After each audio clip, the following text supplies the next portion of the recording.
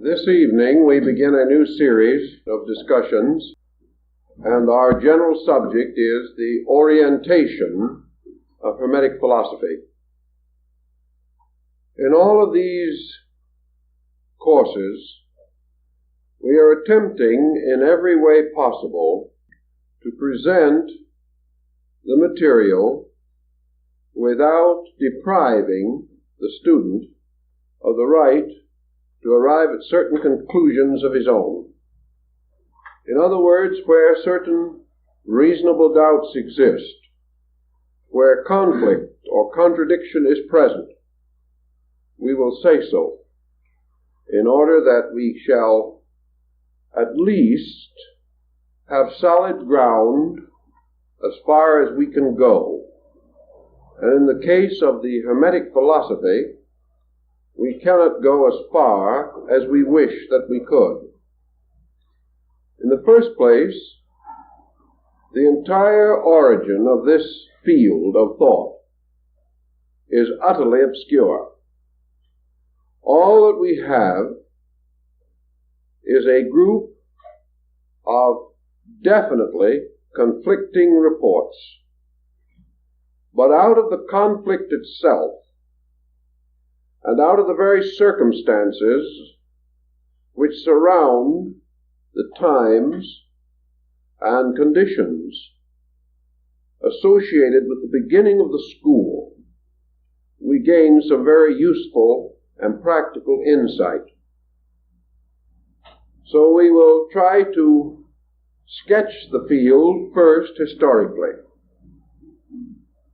It is generally assumed that the only material that we have relating to the general subject of Hermetic philosophy originates in the writings of the ante-Nicene father Clement of Alexandria. Clemens Alexandrinus includes in his work a considerable discussion of a system of Egyptian ritualistic, symbolical, magical metaphysics, which was prevalent at his time. And he wrote with the perspective of the late 1st and early 2nd century A.D. Clement does not, however, actually approach the central problem, namely, who was Hermes. Thus we have to seek in other directions, not nearly as factual or as comprehensive. The standard texts of the present time do not have any general knowledge of how what is called the corpus hermeticum came into existence. The corpus is composed or made up of a series of writings attributed to a mysterious person called Hermes, and often referred to either as Hermes Trismegistus or Mercurius Termaximus in the Latin form. Several efforts have been made to assume that this Hermes was the Egyptian deity Thoth, Thoth, long associated with the concept of wisdom, and considered by many to have become intermixed with the Greek Hermes, particularly during the period of the Grecian pharaohs of Egypt, that is, the dynasty of the Ptolemies, the dynasty immediately preceding the beginning of the Christian era. There is no evidence of certainty, however, that the Hermes of the Hermetic school was actually the Egyptian Thoth. This, however, brings a further matter. Thoth as a deity was worshipped in Egypt for a very long time. It would be safe to say at least for 3,000 years before the beginning of the Christian era. The question naturally arises, then, was this deity a deified human being? Did a being or creature by the name of Thoth actually exist at some remote age? The tendency now has been to suggest or suspect that many so-called deities were originally persons, and that through long periods of veneration and infallibility, a kind of deification was given to them by popular esteem. Plato declares that there were at least 5 persons by the name of Hermes in the Greek system. Therefore, that somewhere along the descent of this name, it was bestowed upon persons. Now, 2 possibilities present themselves under this thinking. The first is that the original concept of Thoth as one of the 5 elder deities of Egypt was that he was a god, and like Osiris, was originally a divine being, the basis of a general worship, at least in certain provinces and areas of Egypt. That later, this name was bestowed upon certain human beings as a title of honor or distinction. They were given names to indicate that they were Thoth-like or Hermes-like. Also, there is something to recommend the idea that early writers, recognizing Hermes as the deity of universal mind, took the position that mind is the author of all works. Therefore, that behind the human author of every product is the universal mind, who might well, therefore, be regarded as the genuine compiler, writer, or editor of the work.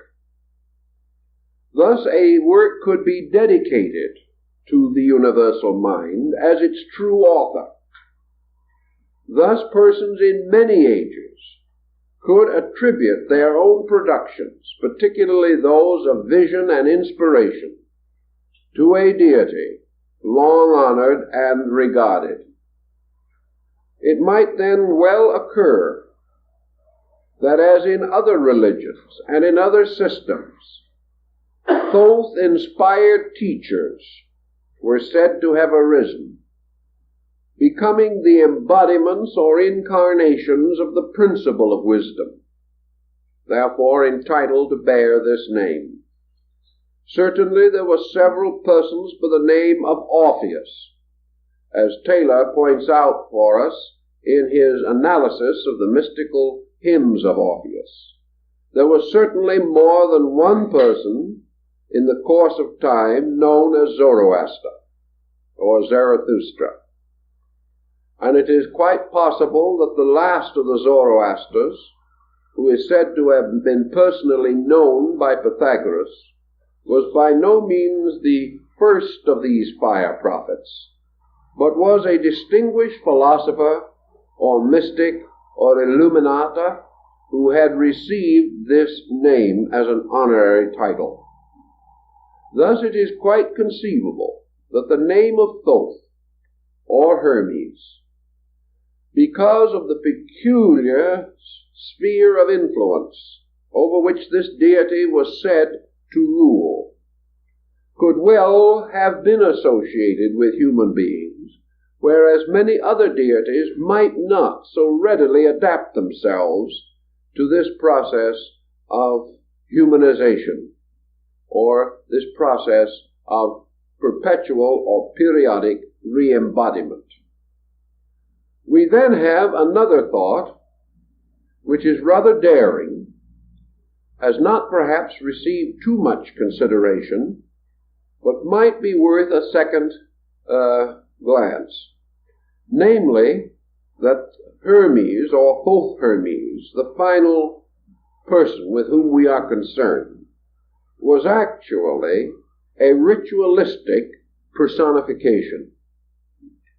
In other words, that this so-called person was the symbolic impersonation of an idea, and that with the gradual passing of time, this person became real, although no one seemed to know where he came from, who he was, or how he departed from this life. If he was a person in a sacred drama, a character in ritualism, a hero signifying universal mind, or even human mind in its noblest and broadest sense, this person could become identified with a story. Ritualism could create a life for him, create situations, but these situations would be essentially symbolical rather than literal, although they might be very well set forth in a rather literal appearing relationship. That such may have been the case in the situation involving Hermes is not unreasonable, for we know that even Clement refers to the Hermetic system as broadly and deeply ritualistic. Wherever ritualism becomes important, we have this tendency for the emergence of a prominent or principal ritual personality who becomes the actual embodiment of the doctrine, the procedure, and all that has to do with a system of religious philosophy or mysticism. We know also that it is quite possible for imaginary or ritualistic persons to gradually gain historical definition. A good example, of course, is the story of the Count of Monte Cristo, who had no existence except in the fertile imagination of Alexander Dumas the father. Yet even today, tourists are taken out to the prison where he was imprisoned, and his cell is carefully and faithfully shown to them. The fact that he never existed is of no particular importance anymore. Now, there have been a number of instances in which imaginary persons have so taken the public fancy that we prefer to accept them as factual. Now, this is on a secular level. If we add to this the aura of divinity, creating a mystery and framing within this mystery a transcendent being, there is every reason to assume that it might be perpetuated as an historical person. So we have, in summary, about three broad possibilities here. One, that we are dealing with a divinity representing a universal state of consciousness, and that this divinity simply descended into the Greek period of Egyptian philosophy and was regarded as the patron of a school or system. The second is that this divinity was represented by embodiments, and that therefore priestly initiates, teachers, authors, and scribes may have received this name and have therefore been regarded as this person. And the third, that he is a ritual figure, as we will find in many other religions and philosophical systems. With this situation, as broadly expressed as we can, we then come to the intricate problem of dating the Hermetic philosophy. Nearly always we must date a subject particularly an unknown work, by context, by a study of the structure, by a study of the internal ideas presented. It is nice to assume that ideas can be born out of time, or that they can appear full-born and full-grown like Minerva from the head of Zeus. But actually this is very rarely, if ever, the case. Every idea of man is set into a framework of time and place. The average person, and even the average highly informed person, cannot be totally unhistorical. He cannot have attitudes that are totally unknown to the world in which he lives. Nor can he develop an idiom or a form of expressing himself that is completely outside of the language structure of his own time. Thus, through idiom, through structure, and through various colloquialisms, forms in grammar, and other instruments, it is nearly always possible to historically establish a work within a very few years. An example of this, of course, a good example, is the early Rosicrucian manifestos. The Famous and Confessio Fraternitatis and the Chemical Marriage of Christian Rosenkreutz. These books are supposed to have been written much earlier than their date of publication. Actually, however, by studying them, we discover that no matter when they were written or how they were written, they could not have been written before the rise of Martin Luther, because there are certain ideas incorporated into them in certain patterns which did not exist or were not known before that date. Thus, the earlier dating must be regarded as largely mythological. Though in the study of the Hermetic writings, as they are preserved for us, we are in the presence of certain elements or factors that cannot be denied. The first is that they do not represent the philosophy of the ancient Egyptian. They are not a bona fide perpetuation of the ancient ammonistic doctrine of the principal Egyptian systems.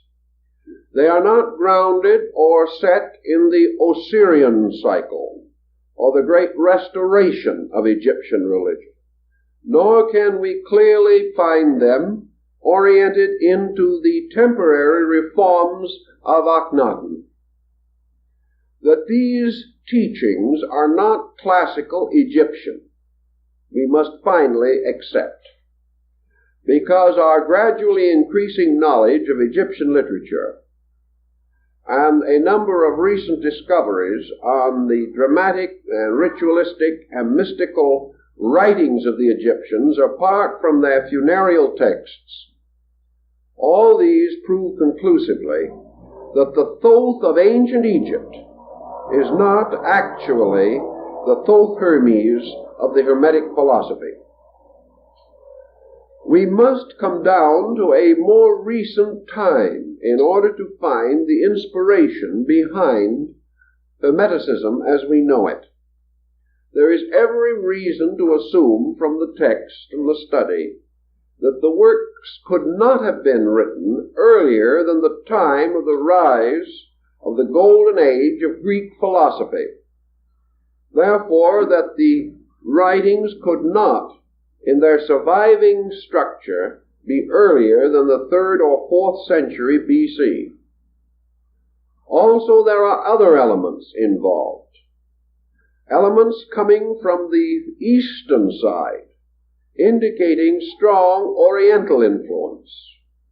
And this Oriental influence is of a type which could not be any earlier than the golden period of Grecian thought, the so-called Age of Pericles. Therefore, assuming this to be the earliest possible date, and remembering always that the earliest known versions of these works are in Greek.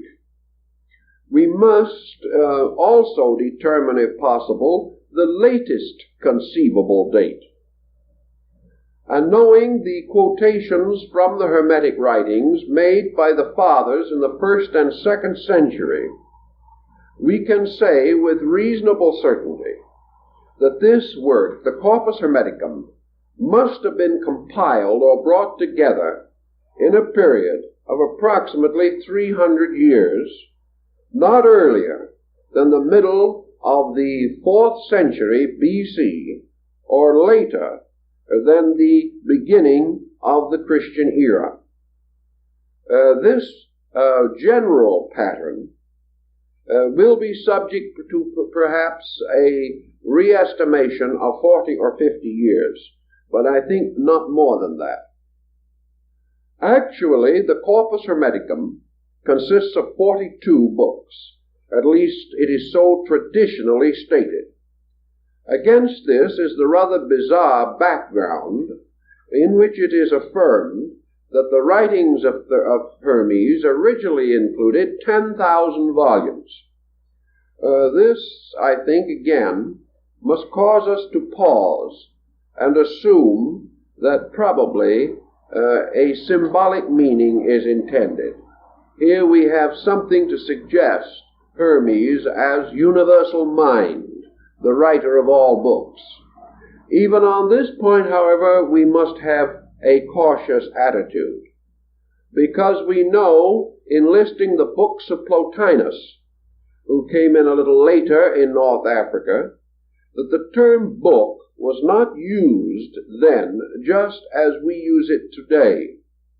It was used with a bit of the Soroyan quality, which was not so well known to antiquity, because some of the books of Plotinus do not contain over 1,000 words. They're comparatively short tracts, but they are still called books. Thus, we are not sure how much actual writing might be involved in the so-called mythological library of the size mentioned. The next point is that the number 42, to refer to the so-called authentic works, is a highly significant number. It is the number of the Egyptian assessors of the dead, the jury that try the soul in the field of Amentet. It is also the number of the provinces of Egypt. There were 42 nomes, or provinces, and that is why there were 42 assessors, one of the jurors being selected from each of the provinces or nomes and their celestial correspondences in the universe. Thus, the number 42 suggests high symbolism of some kind, and also reminds us that the phrenologists of the 19th century, for some reason quite unknown, decided that there were 42 faculties of the human brain. Again, a number appearing which seems to exhaust certain intellectual processes and reflexes within the human intellectual equipment. So we have to be a little cautious on this point, sensing the possibility that we are dealing with an allegory or a figurative concept of some kind, possibly even Kabbalistic. The next point in connection with it, of course, is that up to the present time, very few of the so-called original works of Hermes have been known. We will in a later discussion go into these books, but for our orientation problem, we might say that up to now 42 works are not known. The principal work that is known today is the Pymander, or the Shepherd of Men. Outside of that, there are other short fragments, but the Corpus Hermeticum contains nothing resembling 42 books. Early writers came to the conclusion that it never did. But now we must also pause for a moment and mention the Cannaboscian find at Luxor in Egypt in 1946, when the discovery of a Gnostic library about 30 miles from Luxor also included within this collection of books several Hermetic writings not previously known to exist. This opens the door for the speculation that it is possible that 42 works did exist at one time, that there was a reason for this selection, that it was not entirely arbitrary, or if it was arbitrary, it was a division set up within a group of writing in order to indicate some important sequence or symbolism involved in the work itself. Today, the term Hermetic is perhaps more loosely used than any other in the field of philosophy. We may say that after about the 2nd or 3rd century A.D., this term became gradually the synonym of secret. Anything that was completely sealed, completely hidden, completely locked, was regarded as hermetically contained in some way, and we still use the term to signify a sealed vessel or retort. Actually, as time went on, the term was used in connection with practically every system of unorthodox thinking that developed in the Mediterranean and European theaters from the 3rd century to the 17th. Now that is a long period of time. The word was thrown around and variously applied and misapplied for nearly 1,400 years. During this time, it certainly wandered far afield. A very large literature involving it arose upon alchemical speculation.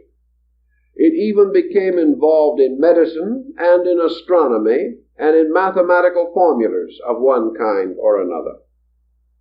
It came in general to represent practically the whole body of a secret or profound learning, particularly such learning as related to causes or to principles not immediately otherwise obvious or available.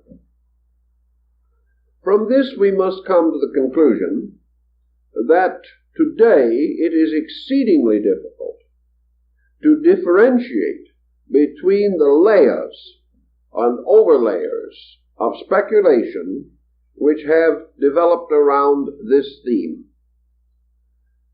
If we study the period most involved in the rise of Hermetic philosophy, say the period from the 3rd century B.C. down through and into the 1st century A.D., this period certainly stands out as a period of extraordinary mental activity.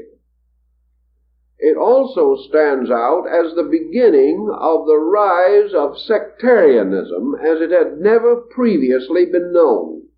And we must pause for a moment to analyze this because I think it is important to us. Our ancient forebears in the North Africa Mediterranean theater usually had their own local religions. They had the religions of their provinces and of their cities and communities. Usually the city or community faith was based upon that of the larger geographical area involved. When a nation conquered another nation, it conquered the gods along with mortals, and brought its own religion which superseded that of the people that had been conquered. Thus there was very little actual change of faiths due to sectarianism. People were not inclined to say, I prefer to worship this way, and you can worship that way if it pleases you. You worshipped according to the land in which you lived. And if anything happened and your land changed proprietors, then it was assumed that if your gods were not strong enough to preserve the country that they governed, then it was a good idea to change your gods and join up with the conquerors. and at least be on the right side of the situation.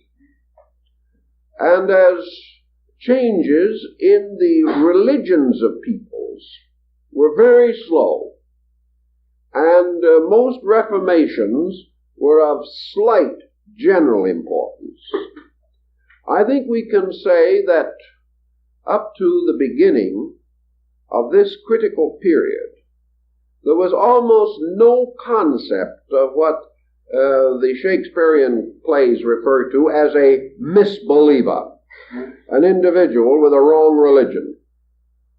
The only way you had a wrong religion was to be in the wrong place, or to fail to change when some other religion took over your country.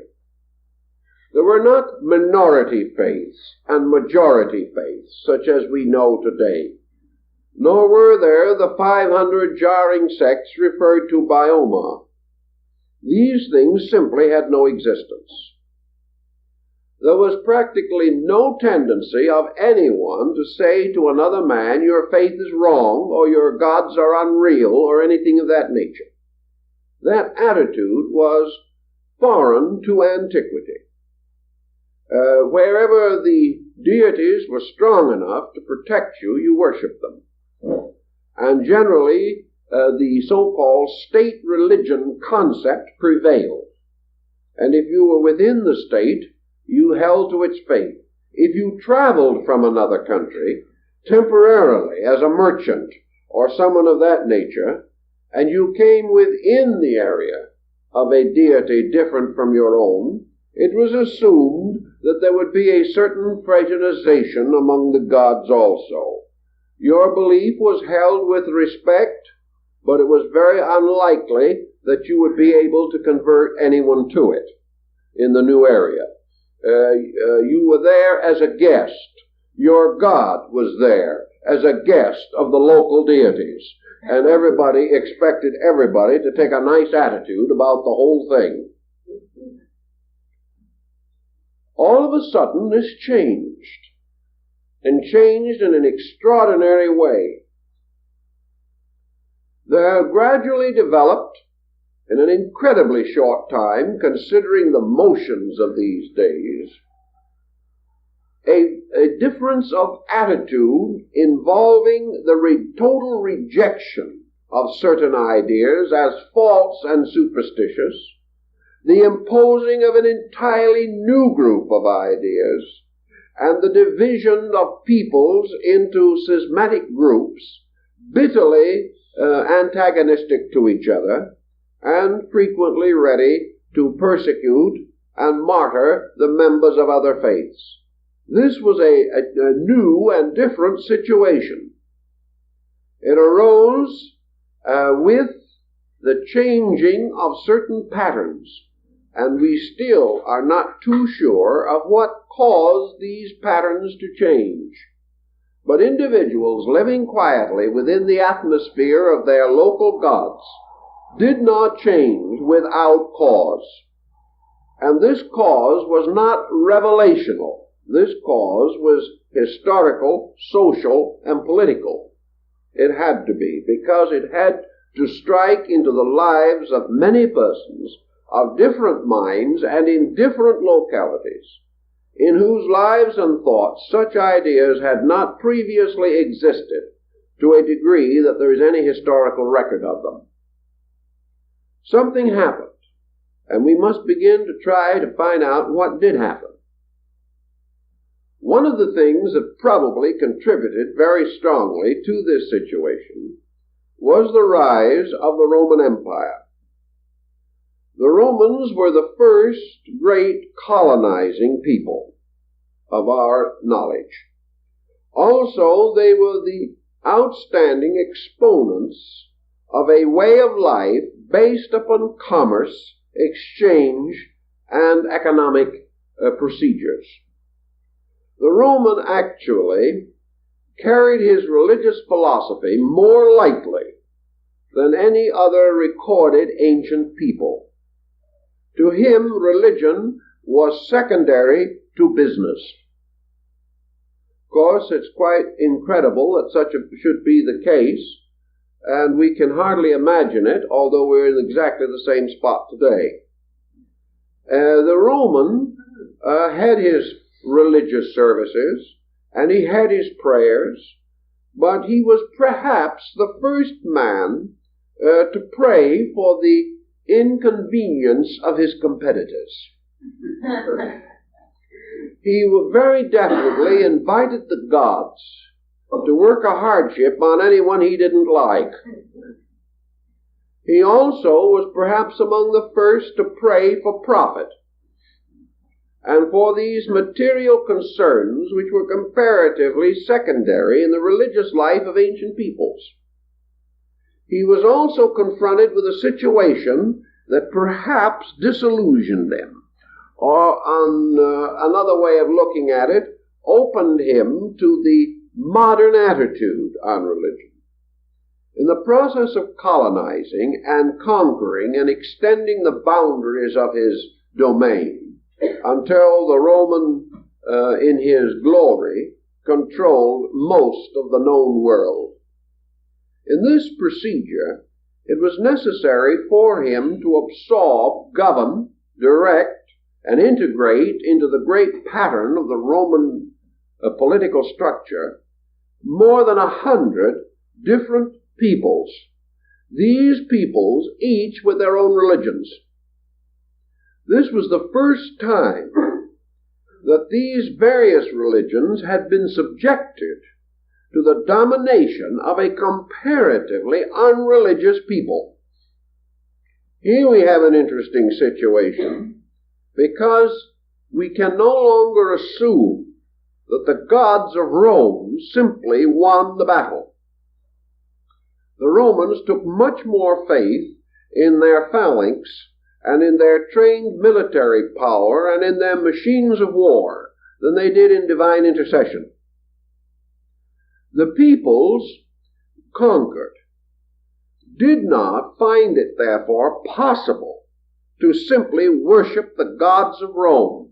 Even the Romans could not tell them how to do so.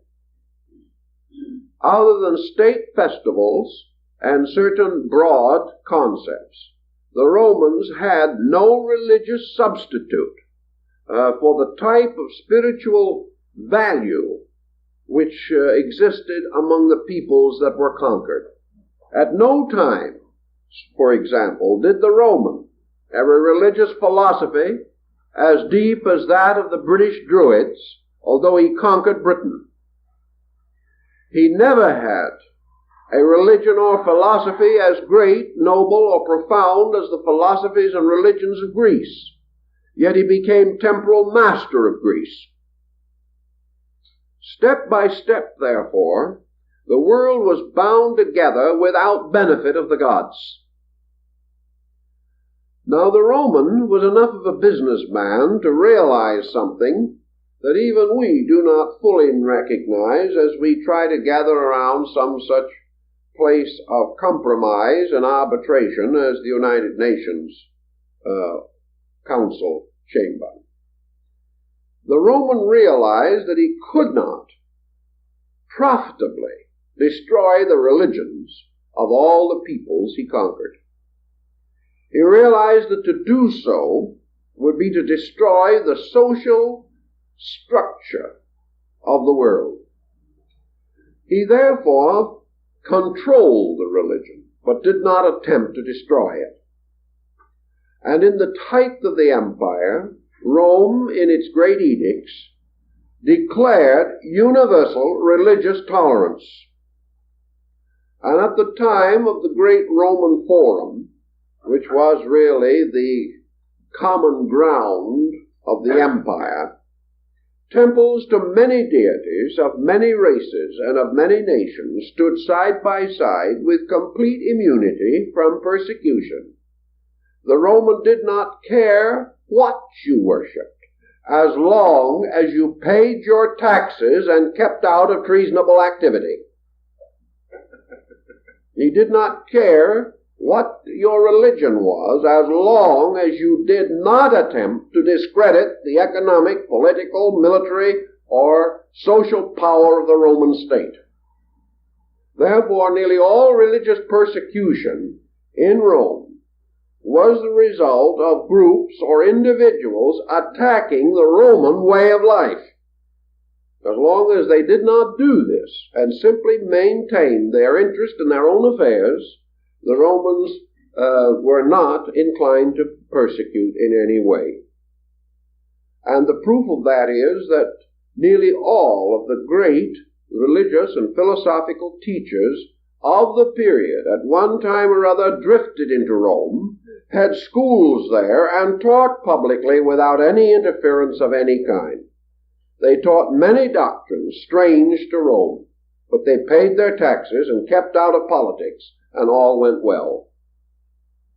This, however, presented for the first time a situation that had never existed in our general thinking. The world, the Roman world, had the spectacle of many gods meeting on a common ground, the temples of many faiths, and to a certain degree, this proximity must have influenced Roman thinking. It must have caused the Roman, and later the members of other peoples that came to Rome for one reason or another, to do for the first time what you might call religious shopping. They began to look around. Instead of simply worshiping the conventional deities of Rome, they learned that a certain teacher was particularly outstanding, so they went to him. We know that because of their attitude, the Roman intellectual would go to the great teacher of rhetoric regardless of his gods. That made no difference. But we can be quite certain that an outstanding master of rhetoric or philosophy, addicted to other deities, would certainly involve his students in his personal philosophies and religions as time went on. So we have the possibility, which did not previously exist, of the average person weighing gods against each other, trying to observe the relative values of things, and coming to the conclusion that this was deeper than that, or that was more shallow than this, and the possibility arose of the individual saying, I believe this philosophy or this theology is better than that. Previously, such comparison was comparatively impossible. This arose also in the building of Roman philosophy. And when we study the works of the principal Roman philosophers, as Marcus Aurelius Antoninus, the Emperor Julianus, and Cicero, and several of the other outstanding men of the time, we know that they were all eclectic philosophers. That is, they showed definitely that each one of them had trotted from one temple to another, and had gained something every time he stopped. And out of this religious circumambulation of the forum, he had come to a new kind of philosophy, with a bit of Egyptian, a bit of Greek, a bit of Persian, and perhaps a few vestiges of old Roman lore, and a kindly thought for the Druids, or the Mithraic teachings, which became the principal religion of the Roman legions. During their period of the conquest of Britain, for example, the Roman soldiers were not even worshipping the Roman gods. They were worshipping the Persian Mithraic deities. The image of Mithras slaying the ox was the principal symbol, and the Roman soldiers left it in England by a little stream, and because of this statue it was later called Oxford, and there the great University of Oxford was built, being built upon a monument or in relation to a monument of a Persian god placed there by Orthodox Roman legionnaires. Now you begin to see that we're in what might be termed a polyglot situation. Rome made possible, in fact made inevitable, that discriminating persons who previously probably had never visited far from their own lands, were now able, within Rome itself, or in Alexandria under Roman control, or in Athens under Roman control, or in Antioch under Roman control, or Ephesus, all of these great polyglot centers being then Romanized politically, that they could go to these centers, or living in them could enjoy extraordinary educational and cultural opportunities.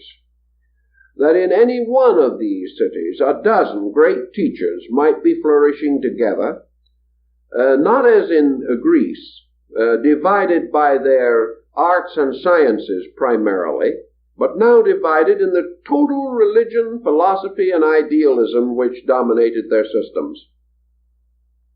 There is no doubt that without such a situation, Gnosticism, a polyglot belief, could not have come into existence. Neoplatonism could not have arisen to the condition of general recognition which it enjoyed. There would have been very little possibility of the ascent of Manichaeanism, which was another one of these polyglot beliefs, nor would we probably have had Hermetic philosophy.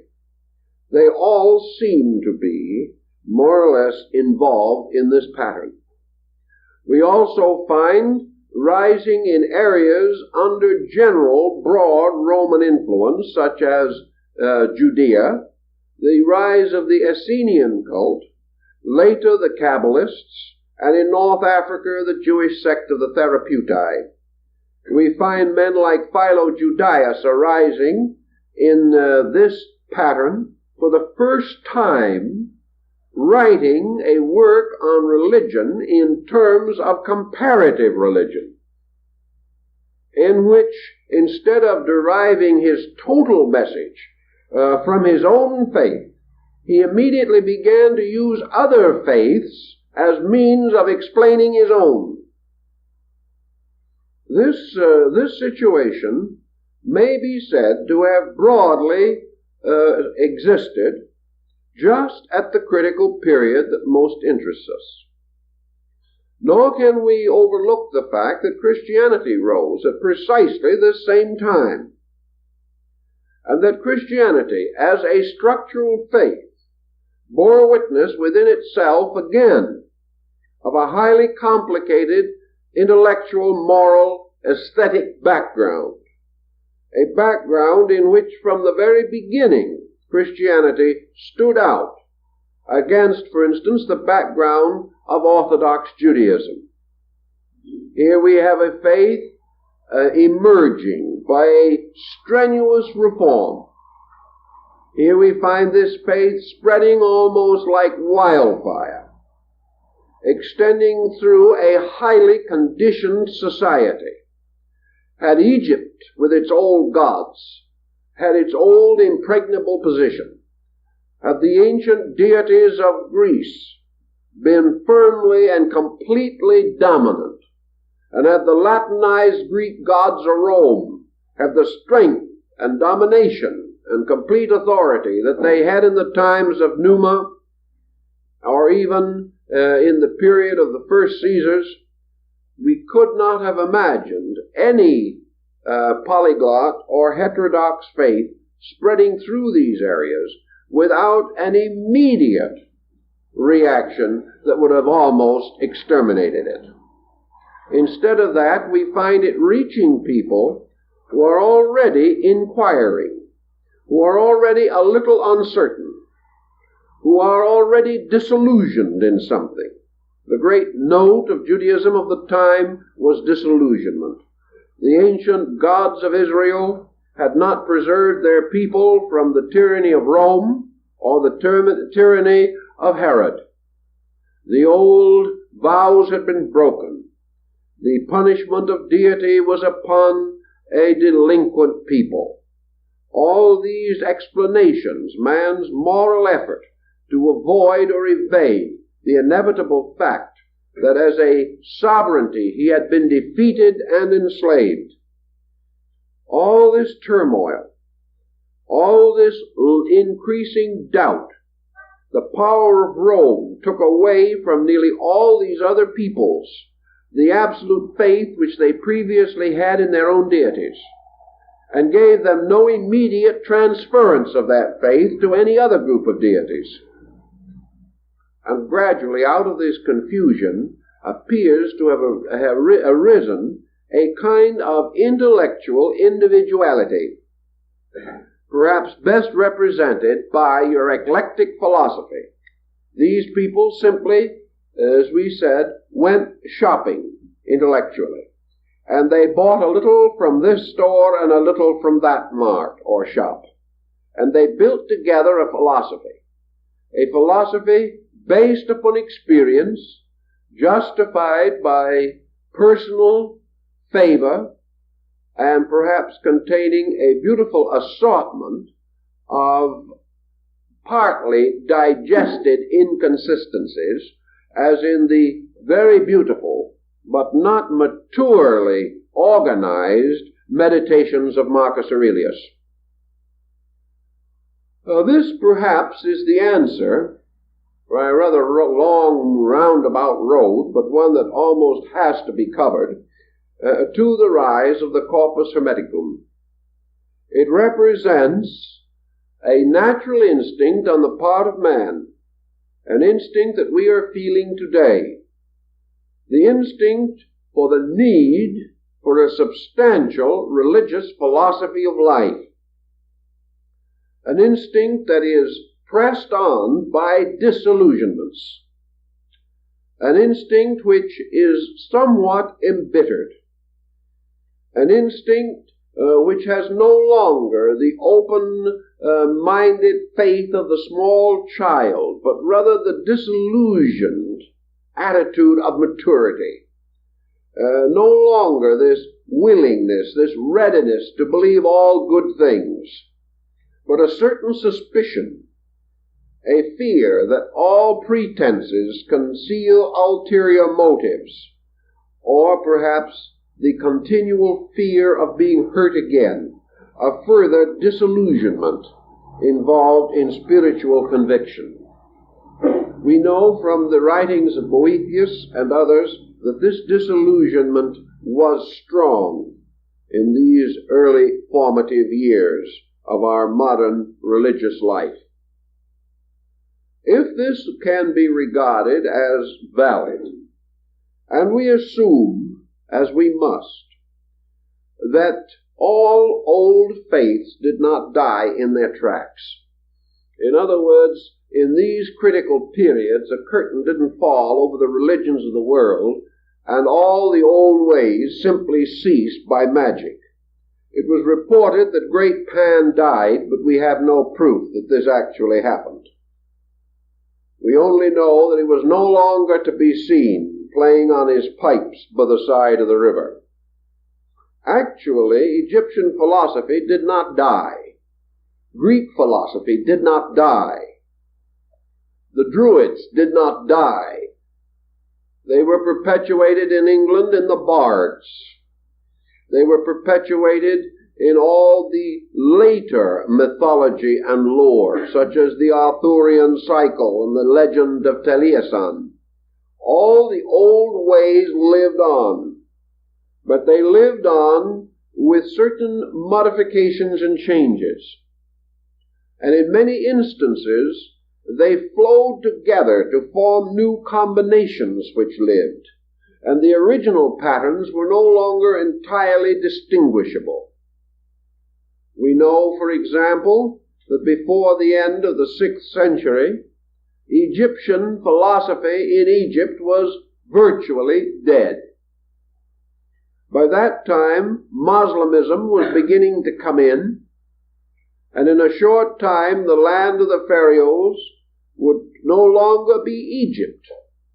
It would be an Arabic state in which perhaps only a few of the old Copt Christians held any real link to the past. Therefore, if Egyptian religion survived at all in Egypt, it survived in Coptic Christianity. And we have reasons to know that this is quite essentially true, for there is much evidence of the survival of Egyptian religion in the Greek Orthodox, the Russian Orthodox, and the Armenian Orthodox churches. So things disappeared into patterns and came out again much later. And because after this decline of the Roman Empire came the Dark Ages, with almost complete illiteracy, a great deal that was carried across this long dark interval was born with half memory.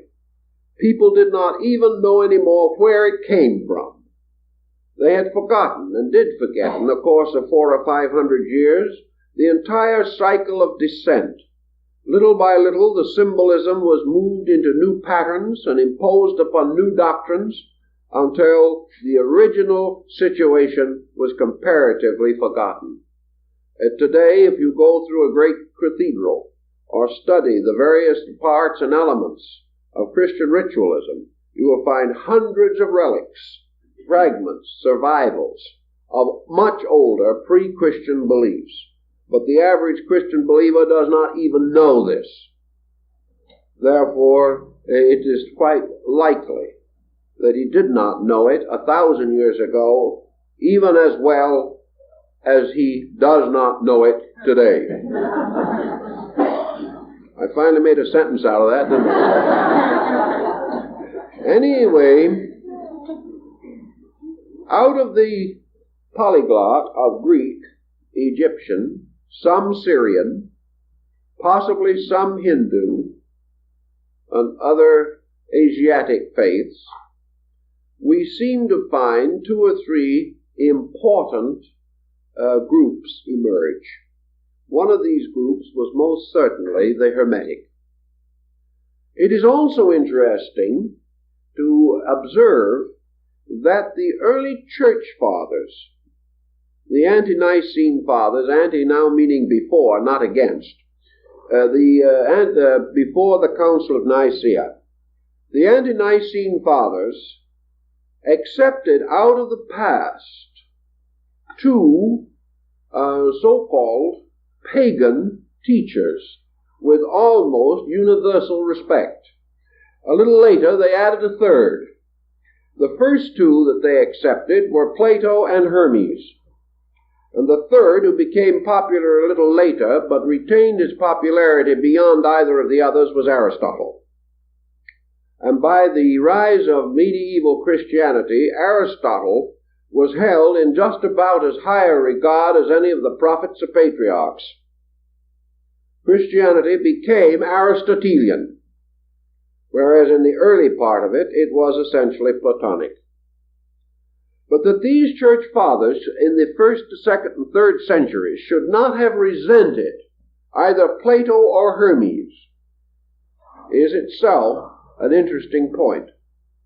It means that they recognized in these systems certain truths or certain realities which could not be denied, or which were so stated that they could be Christianized to the benefit of the new faith. What then was the the basic point upon which so much of this depended? And apparently, this basic point in both cases was the definition of deity. The Gnostics had an entirely different definition of deity, so they were almost completely rejected. The Neoplatonists, with their peculiar mystical approach, also found little favor. But the Platonists and the Hermetists found a very strong favor because of their approach to deity as a purely monotheistic being. Therefore, we must say that Hermetic philosophy introduces strongly, sometime slightly before or at about the period of the Christian era, a totally monotheistic concept of God.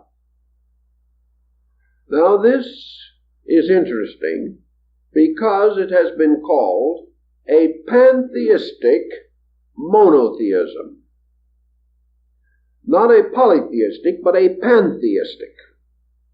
In other words, the one deity of Hermes and of Plato was a deity within creation, not a deity outside of or brooding over creation. The attitude of Hermes is the same as the attitude of St. Paul, the God in whom or in which, and we are told that probably the original of the New Testament statement was also in which we live and move and have our being. Thus, the deity of Hermes was an all-enclosing spiritual principle, and this essentially is also the Logos of Plato. Thus, the belief in one God seems to have endeared these two schools to the early rising Christianity, and to have caused the Christian church, particularly in the period of its great apologists, to assume that these revelations were inspired, and it was some time later before they became more critical and had a tendency to reject certain phases. Then Aristotle came in, because Aristotle, refusing to emphasize the conflict of opinion concerning deity, and building his ideas largely upon naturalistic phenomena, gave the church an opportunity to advance education and science without becoming theologically involved. And this made possible the great enthusiasm that was centered on Aristotle, and later, as Aristotle was involved into the system which we know as Thomism, or the philosophy of St. Thomas Aquinas, who was the Christian Aristotle. Now, in the Hermetic system, we begin to analyze, therefore, a concept which perhaps can be understood in terms of our previous meanderings through the problem of Roman religion. Namely, the concept that for the first time man conceived the possibility that all these different faiths had certain identity. Up to the time when you could actually go through the forum and maybe worship at all the altars, it did not occur to you that all the altars sent their flame into the same air. Nor did it occur to you that the smoke rising from the Mithraic altar might mingle in the atmosphere with the smoke rising from the altar of Vesta. Suddenly, the same air received all offerings, and men beginning to look around observed that the offerings were usually similar. They then went on a little further, and they discovered that the same number of deities were in the different sanctuaries, and that the deities of similar definition had similar appearance and attributes. And we must not assume for a moment that antiquity was essentially stupid. These individuals observing these things could only come to one possible conclusion, namely, that there were strong similarities, even identities, between these faiths. And after all, they had had 1,200 or more years to catch up with the idea that the Egyptian pharaoh Akhenaten had already expressed, namely that there never had been but one God, and that all men worshipped him under different names. The Romans and other peoples under their dominion had the opportunity to see this worshipping under many names. And out of this came perhaps the idea that the basic reconciliation lay in the fact that there was one basic divine principle, and that this divine principle, variously named and defined, was the principal deity in all these pantheons. We observe men like the Emperor Julian contemplating this very thoughtfully and strengthening our belief that such could have been the case when he gave us his two great orations, one to the sovereign Son and the other to the Mother of the Gods. He tells us beyond doubt that his own contemplations have shown him the universality of a divine principle. Consequently, it is not necessary that this should have been imposed upon men, either by the Christianity or by Hermeticism. Already philosophy had acknowledged it, but in the old days, when nations were separate and the commerce between them was very slight, peoples of various nations did not know the beliefs of their brothers and their neighbors. Gradually, as this knowledge improved, we became more aware of these things, the public mind itself inevitably produced this concept of the over-deity.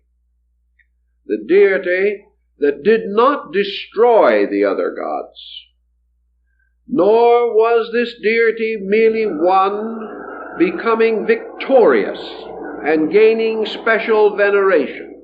It was a new dimension of deity, a permeating, penetrating, universal power, a power in which all things shared, and which was the common life of all living. Thus, it would be inevitable that if this concept arose in the minds of progressive thinkers, that it would be the natural substance for the integration of sect or creed or cult or faith. It is also quite possible, as always is the case, that early rising of such belief would be secret. That men would gather first to mature their own ideas and to escape the eternal stigma of unorthodoxy which has followed thinkers since the beginning of time. Thus these precious discoveries, following in the pattern and practice of the older mysteries, would be communicated only to an elect, only to those who were regarded as capable of understanding correctly this new dimension of things. Which brings us to the next point in connection with the Hermetic philosophy, and that is its relationship to the mystery systems of the world at that time. We have mentioned the state religions. We must always remember that behind each state religion was some kind of a mystical or metaphysical structure. Antiquity did not know of a religion without mysteries. And by mysteries now we do not mean secrets in the general sense of the word, but structures, ethical, moral, spiritual institutions, sacred colleges or schools. And they were called mysteries because they were sealed or closed from the profane, even as though they had been closed by some kind of an hermetic stopple. These mysteries always had a deeper dimension than the general opinions of the people. As far back as the 6th century, when Pythagoras traveled throughout the Near East and the southern parts of Europe and finally into Far Asia, he came back fully convinced that in their esoteric schools all the great religions of the world were already teaching the same thing. The average person hadn't discovered this, however. Perhaps we can suspect that the confusion resulting in the collapse of the outer structure of religion of many of these peoples threw a great and sudden weight upon the esoteric schools. And these esoteric schools were not essentially theological as we know it today and therefore they were not quite as vulnerable as the so-called popular religions. These so-called esoteric schools were actually institutions of higher learning. And even though you might lose faith in your deities, you could not deny the multiplication table. You could not deny the value of herbs and medicines in healing. You could not deny the secrets of bone setting. You could not deny the motion of the heavenly bodies, nor the secrets of navigation. You could no longer perhaps accept certain beliefs, but you were still leaning heavily upon jurisprudence, which was originally taught in these temples. You were leaning very heavily upon the laws and canons of art, of sculpture, and of music. All the great scientific knowledge, which was originally dedicated to the gods and was disseminated through the schools of these gods, this knowledge did not die with the popular faith. Thus, the esoteric schools, or the mysteries, perhaps came forward more rapidly after the decline of the state religions. Men now had a new level of value upon which to pin their faith, and it is quite possible that it was at this time that the gradual shift from a spiritual to a scientific way of life actually began. And as it took thousands of years to create the philosophical religious systems of the ancients, the last 2,000 years has been largely dedicated to the shift from the theological foundation of exoteric religion to the great mystery sciences of esoteric religion. In any event, the learned, the leading minds, those who became the opinion makers of their own days, certainly must have recognized that you could not destroy the school with the temple, that the school had to go on, that man still had to learn. The increasing dignity of the school is expressed in Neoplatonism, Gnosticism, and Hermetic philosophy, and to a degree in the Essene and Therapeutae doctrines, certainly in the Kabbalism of the early Jewish mystics, rising from Rabbi Akiva, who belongs to this same critical period and is just about as difficult to orient as any of the others. All of this seems to show that the universe began to emerge as a great wonder of law. We no longer hear of the gods walking around the earth, concealed as mortals, or riding away into heaven in chariots. We no longer see winged immortals flying in space. We hear no more of nymphs and hamadryads. These things vanish. Instead of that, we begin to hear of the teachers, the great illuminators, those who came with extraordinary knowledge, those who made possible the advancement of arts and sciences, and those who gradually transformed the beliefs of men into a kind of moral philosophy or ethical system, a system based almost entirely upon the philosophic premise of adjustment to disillusionment. Philosophy is actually man's reconciliation with the inevitable.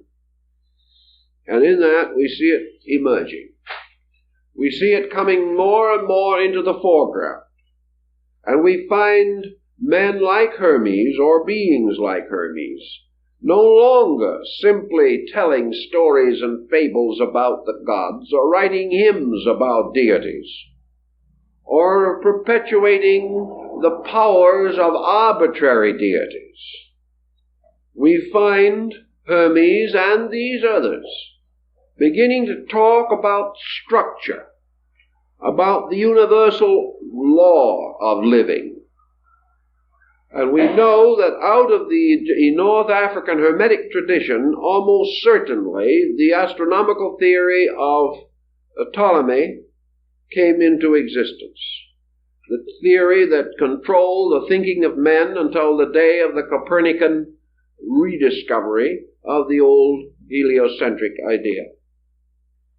We find law, lawfulness, education, culture coming forward very rapidly, apparently from nowhere, and spearheaded by mysterious, phantom-like persons.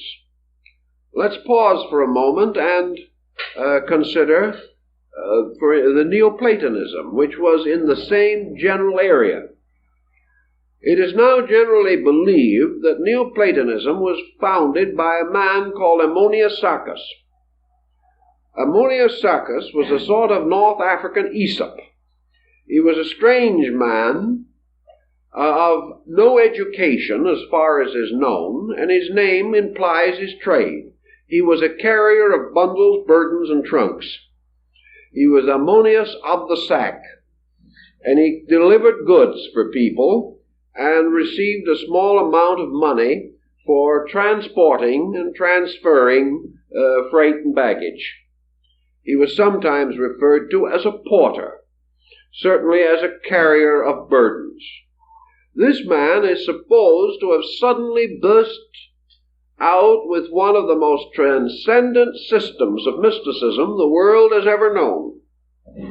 How he received it, where it came from, no one has been able to say.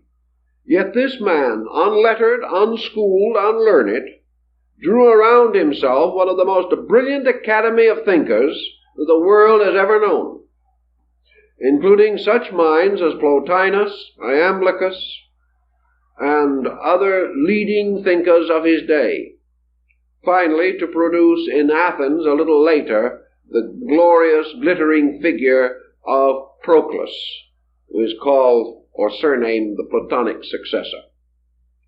The rise of Neoplatonism is a mystery, and has always remained a mystery. Yet there is a dark hint that behind 𝘚𝘚𝘢𝘚𝘚 was another person. That for some reason this other person chose to be represented by the common bearer of burdens. Now, who is this bearer of burdens? Perhaps it is the same bearer of which there is reference in the Bible, of cast your burdens upon the Lord. Also, there are many concepts of Jesus as bearing the burden of the world's woe, or bearing the burden of mortal sin. This burden bearer keeps appearing in many localities, certainly a possible symbolic statement or concept. But who and what was the force behind this?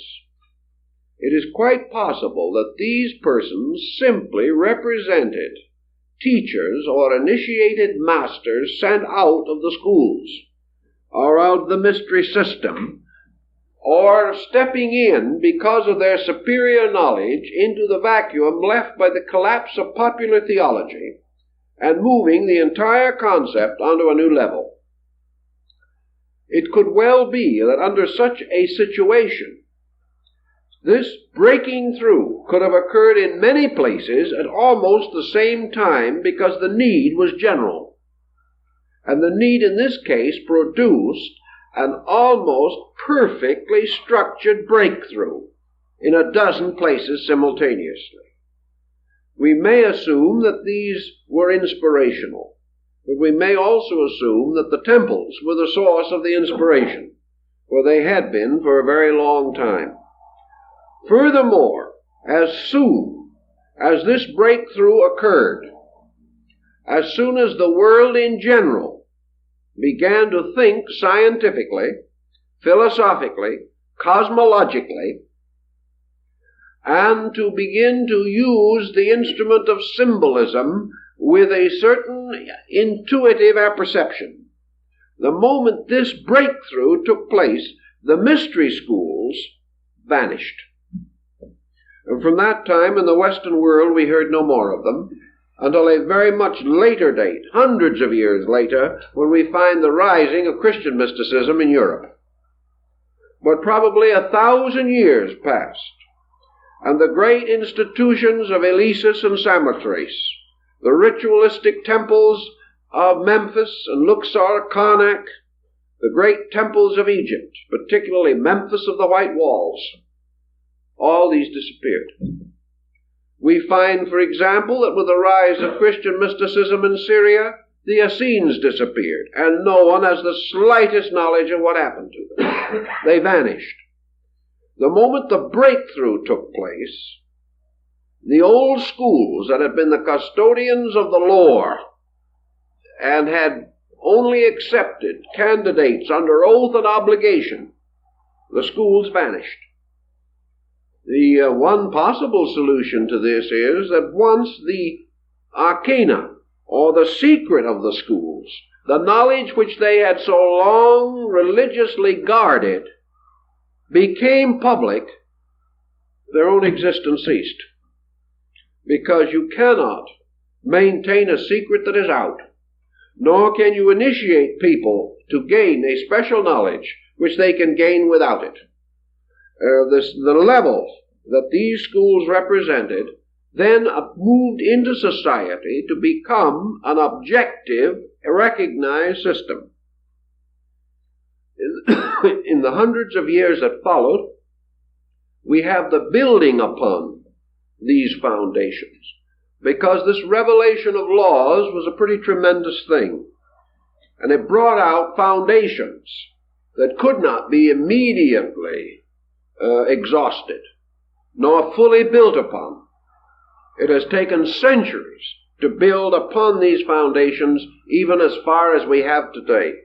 And without the knowledge of the Greeks and Egyptians of 2,500 years ago, modern man would never have advanced his knowledge of electronic or atomic energy, because he is actually making his calculations with the instruments that were given to him by the Greeks, Egyptians, and Arabs. Thus, from the emerging of these things, we begin to see why, out of the ruin of a theology which had failed due to the wars that had destroyed men's faith in the ancient gods, there arose a new object or a new instrument of faith, faith in wisdom, faith in essential value. And this wisdom gradually became synonymous with God. Deity was no longer the Olympian despot. Deity was now the extraordinarily wise Father, the old learned one. Deity was moving gradually into the relationship of the mentor, of the great teacher.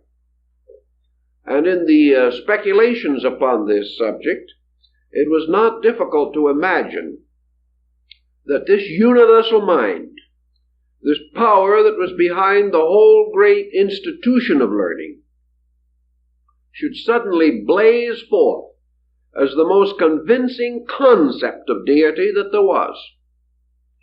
So God became no longer a symbol of power, but a symbol of wisdom. This was something that actually the Greeks did not have. The Greeks had deity as an object of veneration, and in the Mithraic hymns, the Orphic hymns, we find a great adoration for deity. But the Olympian gods were a rather frivolous lot as a whole. They had some other strange and inconsistent practices, and were not entirely admirable, as even Socrates pointed out. There were some scandals among the immortals that were better not mentioned even by the Greeks. Some of these scandals, rather well whitewashed, have descended to us in Bullfinch's mythology of the Greeks and Romans. Whatever scandals, however, were whitewashed by the Greeks were revealed in their full splendor by the Romans. And it was not the state religion. It was the great school of philosophers rebelling against it. Not rebelling against the gods, but rebelling against the literal acceptance of doctrines which they held to have mystical or secret meaning that made possible the rise of Pythagoras and Plato.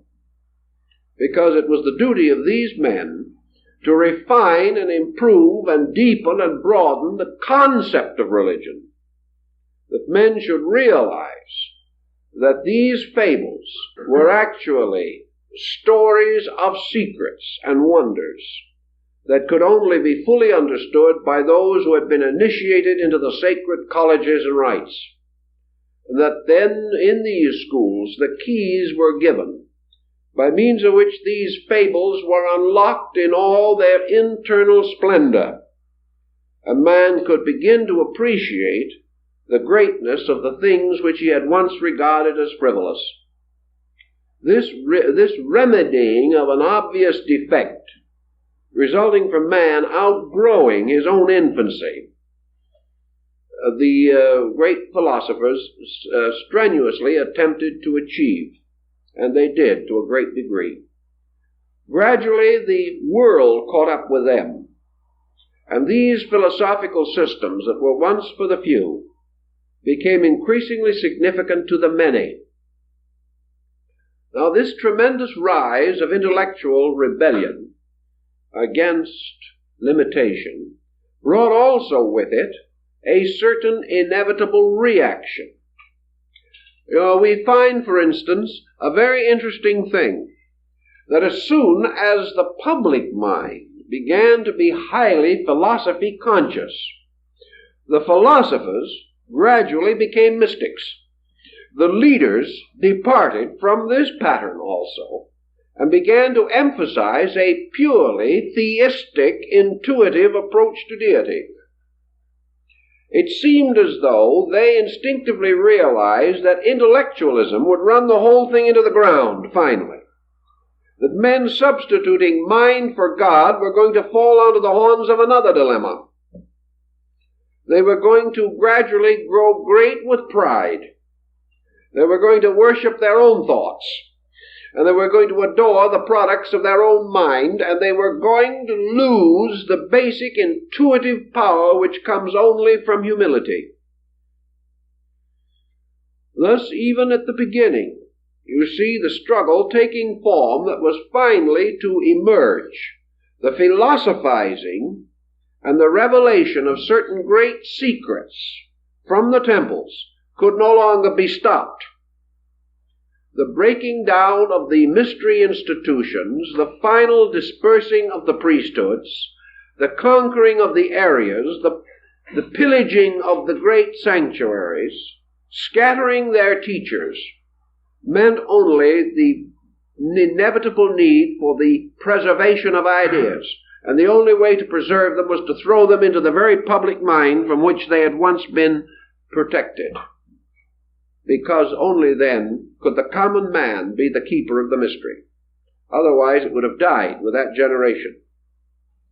But no sooner had this occurred than it became obvious that a great danger was also presenting itself. And this probably was the one great surviving, preserving factor that threw a number of these early important leaders into the Christian camp. Here was an important control or directive against the rising of the wisdom principle to the point of mental arrogance. Here was humility. Here was a simple doctrine of human relationships. Here was a simple teaching of the brotherhood of man and the fatherhood of God, and do good. Serve, love, have faith, and practice the virtues. This coming into conflict with the revelation of exact knowledge seemingly occurs in pattern, in the mingling of the wisdom of the old mystery systems with the emotional, mystical content which was so present in human nature. And these mingling produced the heresies. They produced the conflicts which mutilated the first 6 centuries of the Christian era. Here then we had the beginning of the schismatic difficulties. We had the wisdom principle and the love or emotion principle drawing apart, trying to build a bridge, each attempting to absorb the other, each determined to preserve itself against absorption, and finally, in many instances, parting as foes, and each going its own way, deprived of the most valuable of all factors, that which would have been reconciliation, the bringing of these things together, so that we could have had an enlightened love, and we could have had a truly spiritualized, human, idealized wisdom. The dividing of these two groups has never been completely overcome.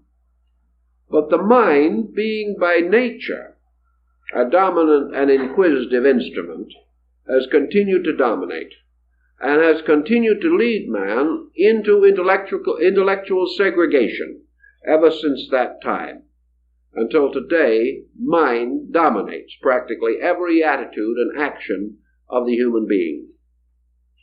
Our Hermetic problem, then, seems to deal with the breakthrough in North Africa of certain secret instructions.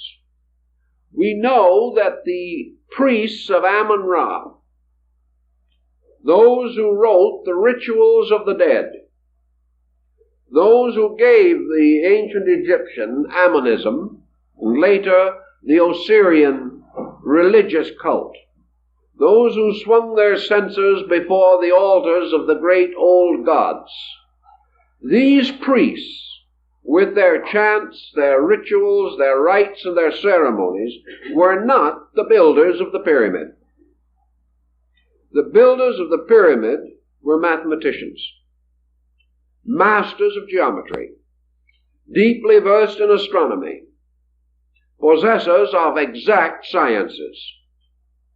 These exact sciences, therefore, moved behind the surface of Egyptian religion. And Dr. Preston pointed out that he told me one day that he was convinced that the Egyptian hieroglyphics have at least 2 different methods of being read. One being a sacerdotal language, a language of priestly process, and the other in some way related to the mystery systems. Dr. Preston was convinced that behind the surface of Egyptian religion was this great wisdom cult, the cult that produced Imhotep, the father of medicine, the cult which made possible the building of these great monuments, and also the gradual regulation of the laws of Egypt, until Egypt became probably one of the most magnificently integrated cultures in the history of antiquity. These things were practical achievements, achievements that could only have arisen from adequate knowledge. The people did not possess that knowledge. The Egyptian lived and died without it. The rulers of Egypt, although initiated into the priesthood, did not always possess it. Actually, it was held by a group, an organization, a secret body of persons. And this secret body perpetuated itself by rites and ceremonies, as described by Plutarch in his Mysteries of Isis and Osiris. This breaking through in Egypt seems to have given us the basic principles of Hermetic philosophy, because these principles deal with certain things, the true nature of deity. The true nature of deity, here interpreted as the eternal mind, which brings all things into existence by the power of thought. Thus, Thoth, thought, Hermes, Mercury, gives us the concept of a world that exists in the divine mind, a projection and manifestation of the eternal thinker. And he tells us that the world is the non-eternal thought of that eternal thinker, that all things are supported on the warp and woof of thought, thoth, for our word thought comes from his name. This being, therefore, which is the creating power, creates by will, creates by the exercise of secret attributes. This deity is not a highly glorified Louis XVI.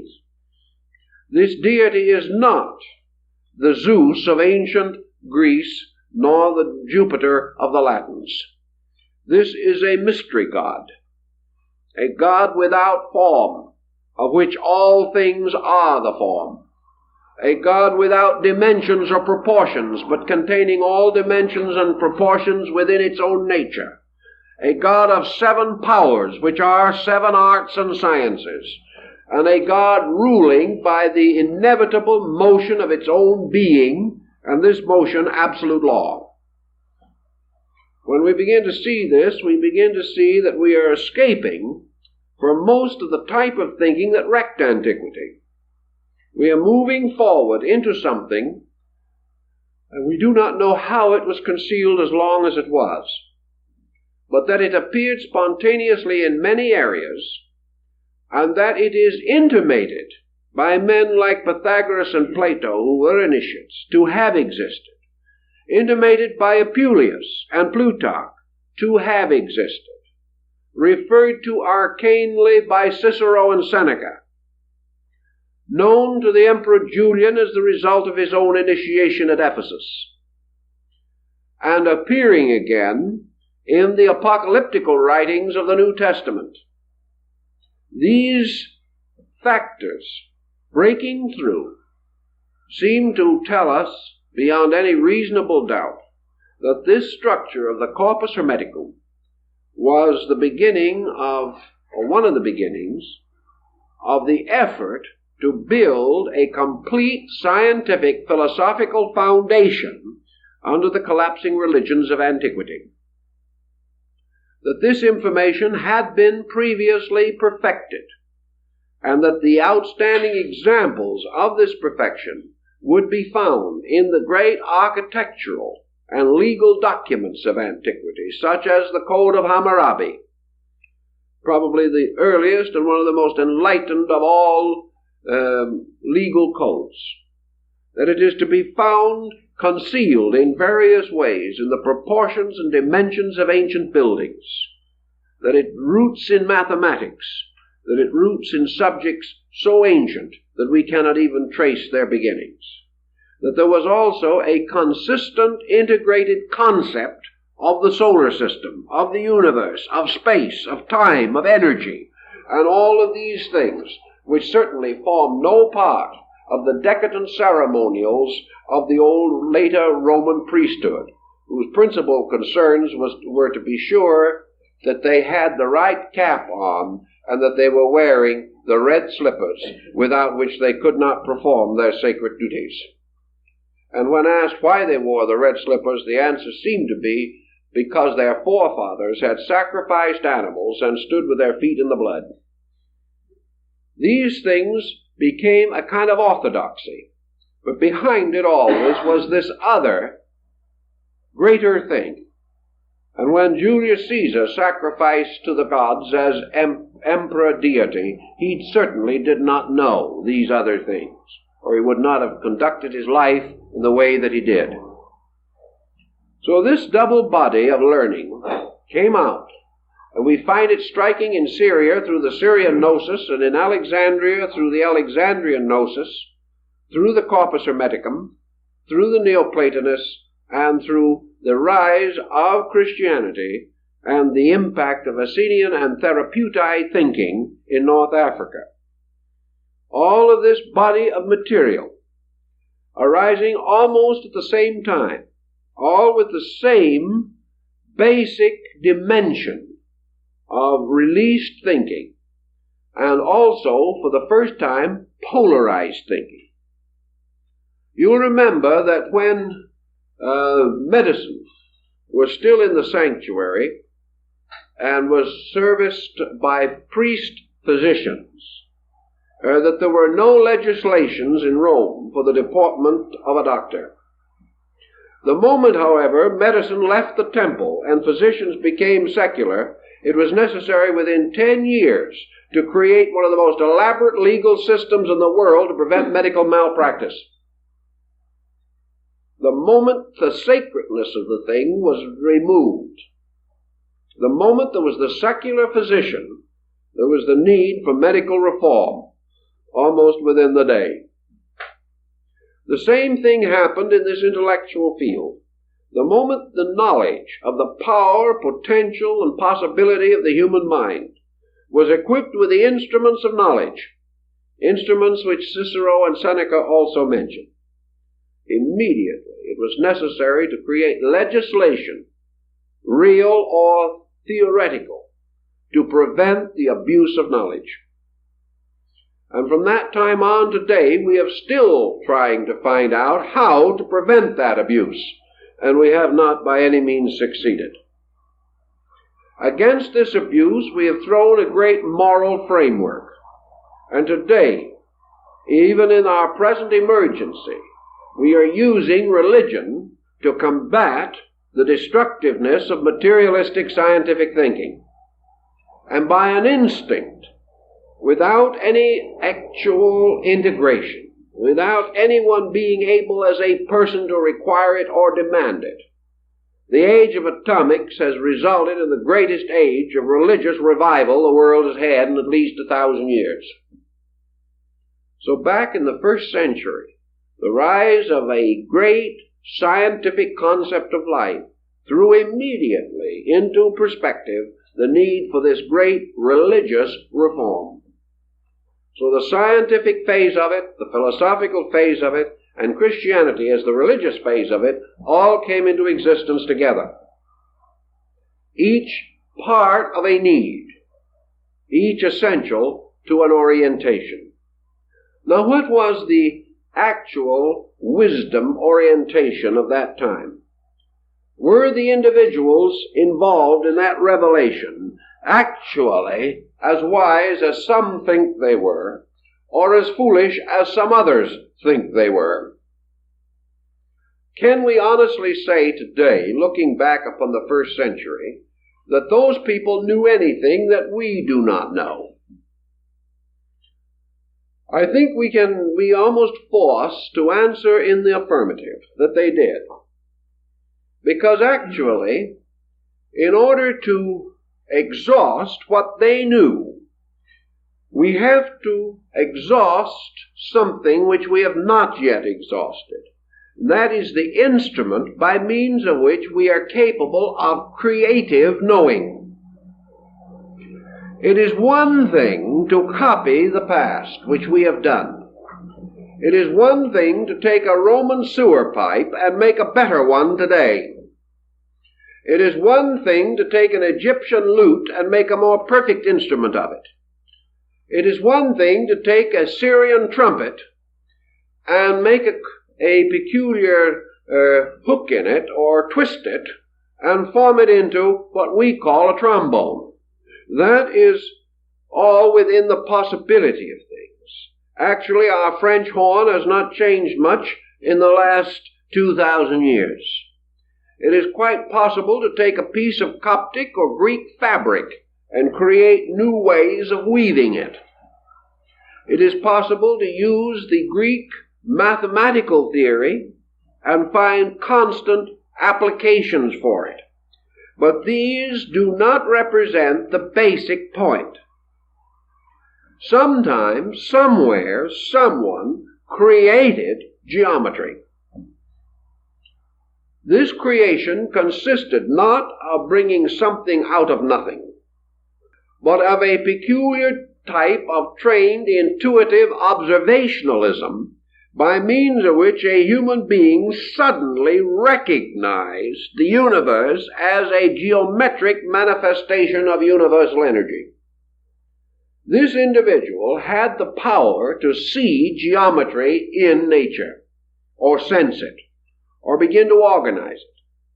Somebody else saw for the first time the analogies between music and number. Another individual saw somewhere, somehow, the basic principle of chemistry and the chemical combinations of elements. Somewhere there were basic thoughts. The basic thought of the 47th proposition of Pythagoras, or the Euclidean proposition. Study your ancient contributions in astronomy, geometry, music, rhetoric, grammar. Somewhere these things had perhaps not a fully developed emergence, but a series of creative impulses by which that appeared which was not previously available. We have not exhausted antiquity until we have reached a point where we can create knowledge rather than merely extend existing knowledge. When the individual of today can create something as absolutely independent as arithmetic, he may then say that he has a creative power to exhaust, and has exhausted, the previous contributions of his people. But as long as he merely uses arithmetic, he has lacked that tremendous creativity which is the basis of the wisdom of antiquity, the power to be the first to know something. Now, we may say that everything worth knowing has already been found, so we can't do it. This is untrue. There are more firsts waiting than have ever yet been revealed. But as long as we are content to use rather than to create, we have lost one dimension of thinking. And that dimension is the very thing that the Hermetic doctrine is concerned with, namely man's ability to become conscious within and of the universal mind itself, so that every individual creates with the mind of God, or with the universal divine intellect. Thus, the end of all knowing, according to the Hermetic system, is that men will not think about God or think of God, but think with God. And this statement still poses one of the most difficult situations with which the average individual can intellectually be confronted, because we cannot even understand fully what this implication actually is. But we do know that at a time less blessed than our own, when the opportunities for knowledge were much less than ours, when the instruments of available learning were far more deficient than ours, men had the creativity which established all of our great instruments of knowledge. Therefore, that this creativity lay within consciousness itself, was not acquired but was innate, and that the solution to all things lies in the innate solutional power of the universal mind in man. Now, that someone 2,000 years ago should have sounded this is important, and it is easy to see why this idea could not die, why it had to continue to exercise an influence. And it is also possible to estimate from this why this orientation could have been involved in the corpus hermeticum. The idea of this one consciousness, the author of all knowledge, this one mind, the substance of all good, and of course with it all, the vision of the way in which man, through the development of the special and particular faculties of his own consciousness, might in some way and in due time attain to identity with this mind. We will learn a little later that such is the burden of the divine Pymander, or the shepherd of men. And we know that it is the burden of that department of the Neoplatonic thinking which is called the theurgical part, namely, theurgy, the magic of fulfillment, the magic of doing, the magic not of listening nor learning, but the strange power to be one with truth. So back even in that day, men dreamed of the possibility of bringing their own consciousness in rapport with the universal consciousness. And the secret books of Hermes and the mysteries of the Hermetic doctrine were in one way or another concealed in this, or were concerned with it. Thus, the moment we apply this key to alchemy, we change the entire perspective of these chemists. The transmutation of ignorance, the transmutation of not knowing into the state of pure enlightenment. The creation of the universal medicine, truth itself, which alone can heal all the sickness of ignorance wherever it is distributed. And the principal primary contribution of the Hermetic philosophy was that such a truth elixir was possible.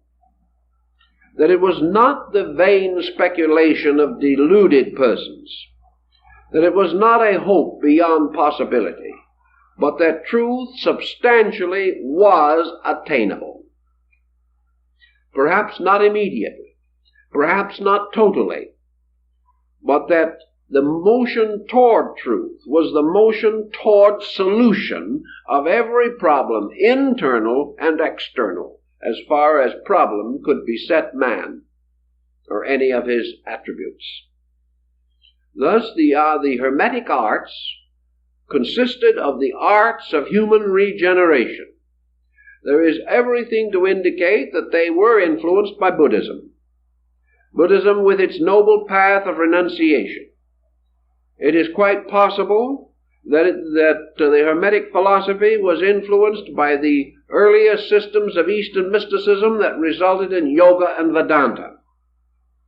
It is quite possible and almost certain that this system was also influenced by the part of the old Sanhedrin, the great Sanhedrin of the Jews, which dealt with the mystery of the Merkava, or the chariot of righteousness, by means of which the prophet is transported to heaven without death.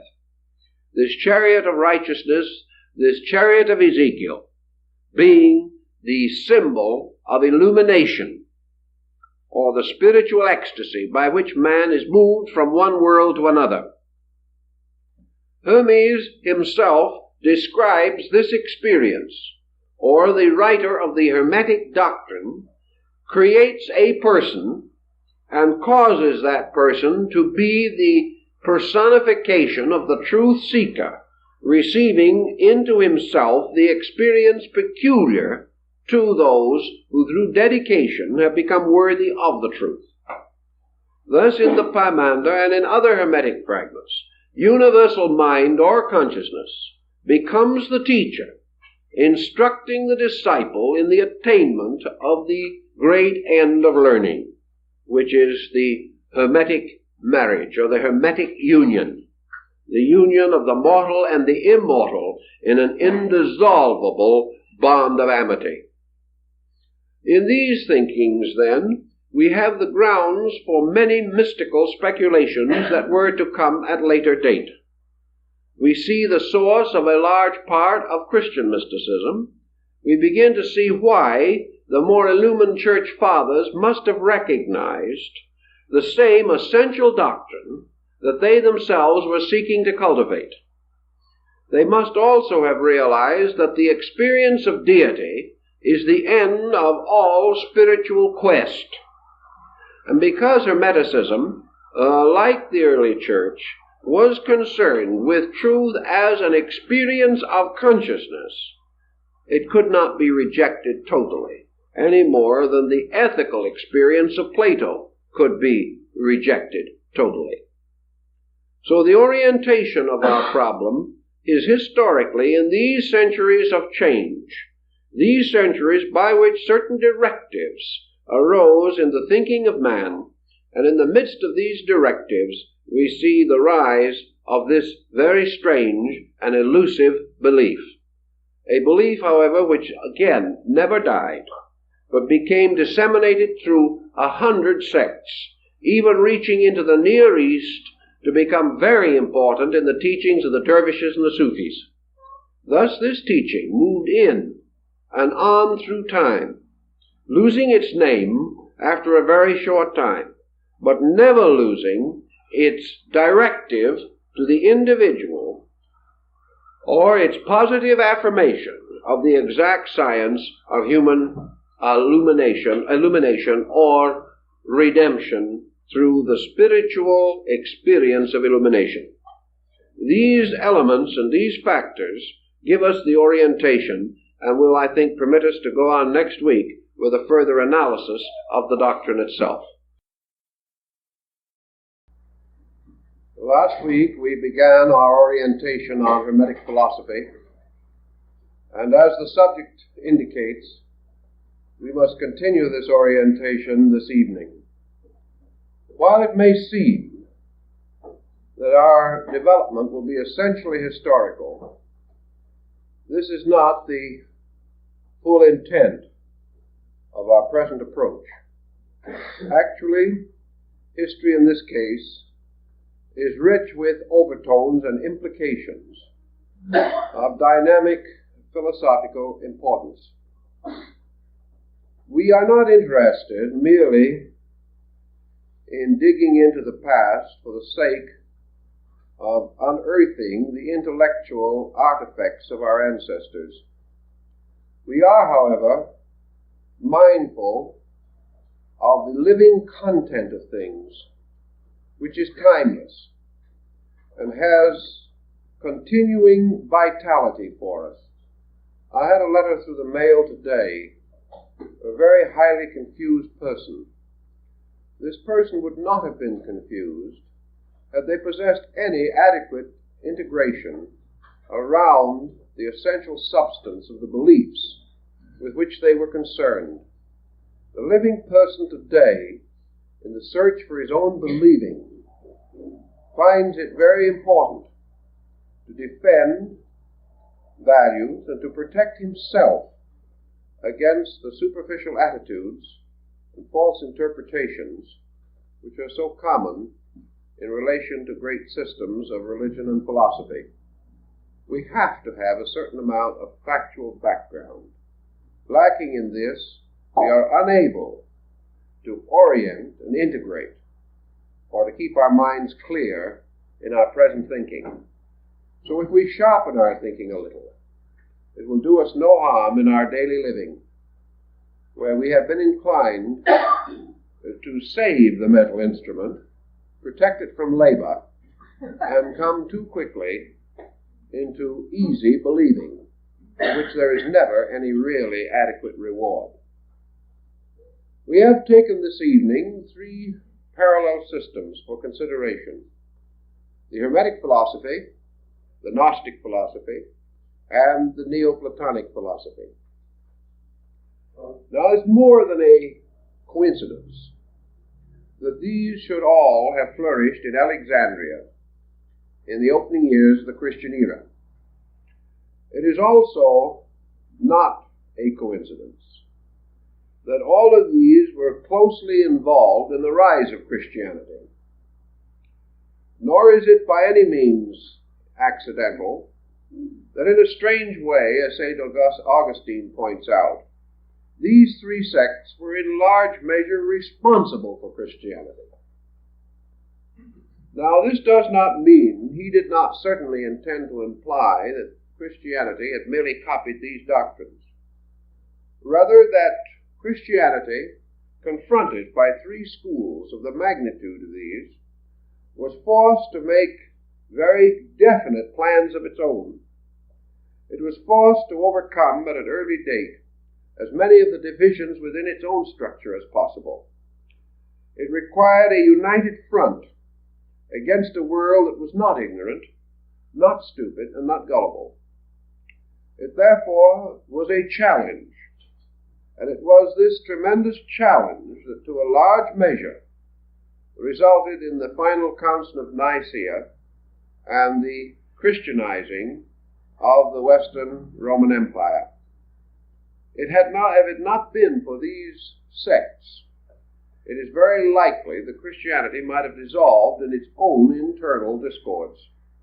But confronted by these large enemies, it gathered its resources, defined its position ever more clearly, and finally came to a condition of ascendancy.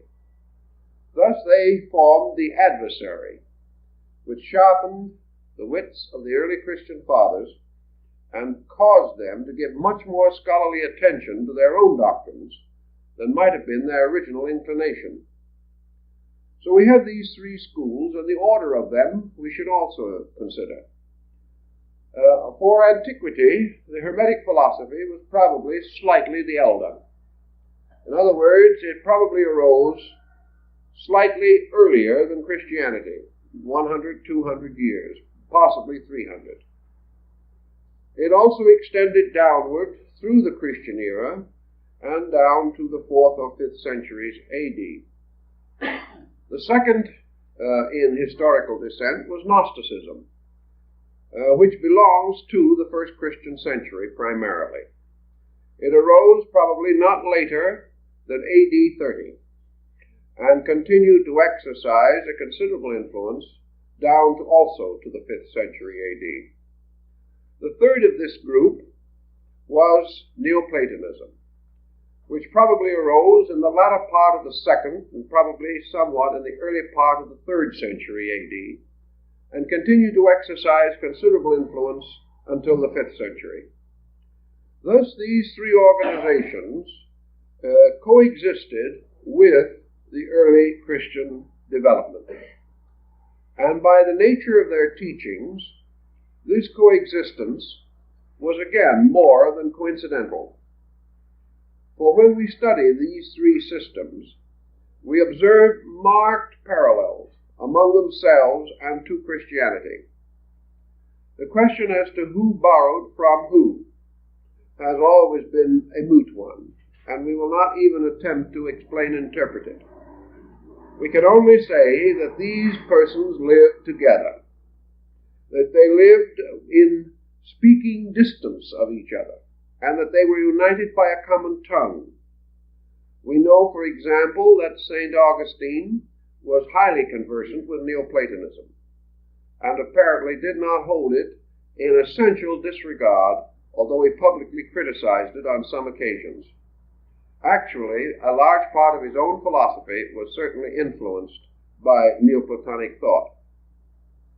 Trying to analyze the structure of these three non-Christian groups, to determine their essential keynote, what was the essential difference between them? The more you read about them, the less difference you observe, until a number of writers have practically given up in despair any effort to distinguish their essential doctrines. These doctrines are so close that they are regarded almost as identical. Actually, they are not identical, because each presents a particular perspective about something in which they all have a common interest. The principal foundation of the Hermetic arts must be regarded as scientific. Hermetism, or Hermetic philosophy, was a science, and as it developed strongly along scientific lines until in the Middle Ages, Hermetic philosophy became the synonym of chemistry. It was based upon a series of exact procedures. It was mathematical, and it made very little use of factors beyond the comprehension of the average person, although it did have certain abstract teachings. These abstract teachings, like Buddhism and Confucianism, were rooted in natural phenomena. They were rooted in familiar things, in common everyday occurrences. In this, the Hermetic school borrowed considerably from the Egyptian. For while the Egyptian had a very deep mysticism. His mysticism was always clothed in the familiar forms of natural phenomena. His after-world state, or after-death state, for example, the Elysian fields. Well, this paradise was very similar to the delta of the Nile. In fact, there was very little difference. Here, the celestial blessed did not rest forever, but had their proper cattle and plowed their fields just as they did on earth. The only thing is that the difference between the terrestrial Nile and the celestial Nile was essentially that the celestial Nile never failed, whereas the terrestrial Nile sometimes did not rise appropriately, and there could be famines in the land. But the heavenly streams, sustained and protected by the gods, meant forever that there would be prosperity in the blessed world, and that everyone would have enough to eat, everyone would enjoy the advantages of good living. Now, there's no doubt that the Egyptian priests and philosophers went beyond this point, but it is also an evident part of the daily religion of the people. And Hermetic philosophy has a relation to this. It also went far beyond materialism, but it never went beyond the concept of a universal law. It never transcended the idea that divine procedures were mathematical, that cause and effect were inevitable, that the progress of the human being came through the mastery of certain sciences, and that, of course, the science of sciences was that of life itself. Therefore, Hermetic philosophy emphasized life as an exact science, a science of human generation and regeneration, a science of human perfection, and the Hermetists believed and affirmed that the keys to this science, like the advanced formulas of mathematics, were reserved to certain persons who had advanced themselves in these subjects and have become entitled to receive the great instruction. Thus, everything moved forward on a very orderly procedure. The Hermetic school was a kind of university in which the students advanced from grade to grade according to their abilities. This was a strong point in favor of the school, but also the secret of its ultimate dissolution. The average human being, having reached mature years, does not want to go to school. He does not want a way of life that is dominated by a procedure of constant learning. He feels when he has reached a certain degree of intelligence that he should go out and enjoy himself. Therefore, the Hermetic science was essentially restricted to those of scientific instinct, not necessarily of scientific attainment, but individuals who like to approach life as an exact problem, a mystery to be solved by the instruments of science. And we must not overlook the fact that the instruments of science available in those days were better than we believe or generally accept. We were not living in as dark a time as the modern historian would depict. The Hermetic philosopher had many instruments. He had already received the great arts and sciences of Greece and Egypt. He was already a master of liberal arts. He already had many instruments by means of which he could attain his end. But there was something much to recall to us the great architects of the ancient world in the Hermetic school. These architects fashioned magnificent structures. And Hermetic philosophy was a concept of a magnificent structure built according to laws, built like a vast college or school, a school of life from which no one could graduate without attaining perfection, a school that challenged the person from the cradle to the grave, a school in which he must continue to learn till the day he died.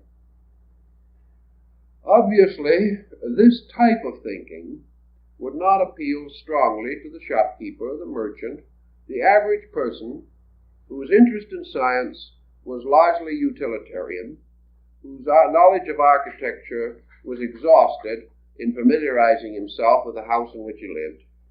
This type of thinking, therefore, did not have glamour. It did not have the magnetic appeal of mystery, finally, because the Hermetic school was constantly declaring that there was no mystery in mysticism, that mystery was an illusion, that actually what we call mysterious is nothing but that part of the universe about which we are ignorant, that there can be no real mysteries, and the person growing up is not a magician, not a wonder worker. He is a scientist, gradually familiarizing himself with laws and keeping them, and gradually developing a great ethical, spiritual code based upon these laws. Therefore, actually, in a sense, an exact way of life, built upon observation, experimentation, reflection, and tradition. As inheriting the sciences of ancient Egypt, the Hermetic philosophers therefore thought in terms of medicine. They thought in terms of legislation, of jurisprudence and common law. They thought in terms of mathematics, astronomy, and music. They were distinctly working with subjects which had to be skillfully mastered, and the real proficient was the person who developed the skill to do these things superbly. And education was to give him the skill, not only to practice the daily sciences known at the time, but also the skill to reorganize, redeem, and perfect his own life. Everything was therefore rather a highly educational program, intensely directed toward the person who, having gained what education he could in the world in which he lived, desired to go on and learn more about how to perform specific tasks, learn how to build a better ship, learn how to rediscover and use the lost secrets of Tyrian dyes, learn how to perfect chemicals and drugs, learn how to perform delicate surgery on the human body, to learn chemistry and physiology and anatomy. All these things came as part of the Hermetic doctrine, overtoned, however, by the great concept that all knowledge was sacred. Therefore, that the physician and the judge and the lawyer were actually priests of a universal mystery. And the Hermetic philosophy points out that the end of all of this knowledge is to discover the wisdom and the exactitude and the goodness of divine providence. Thus it is quite conceivable that the Hermetic position could be of interest and value today to a great many persons.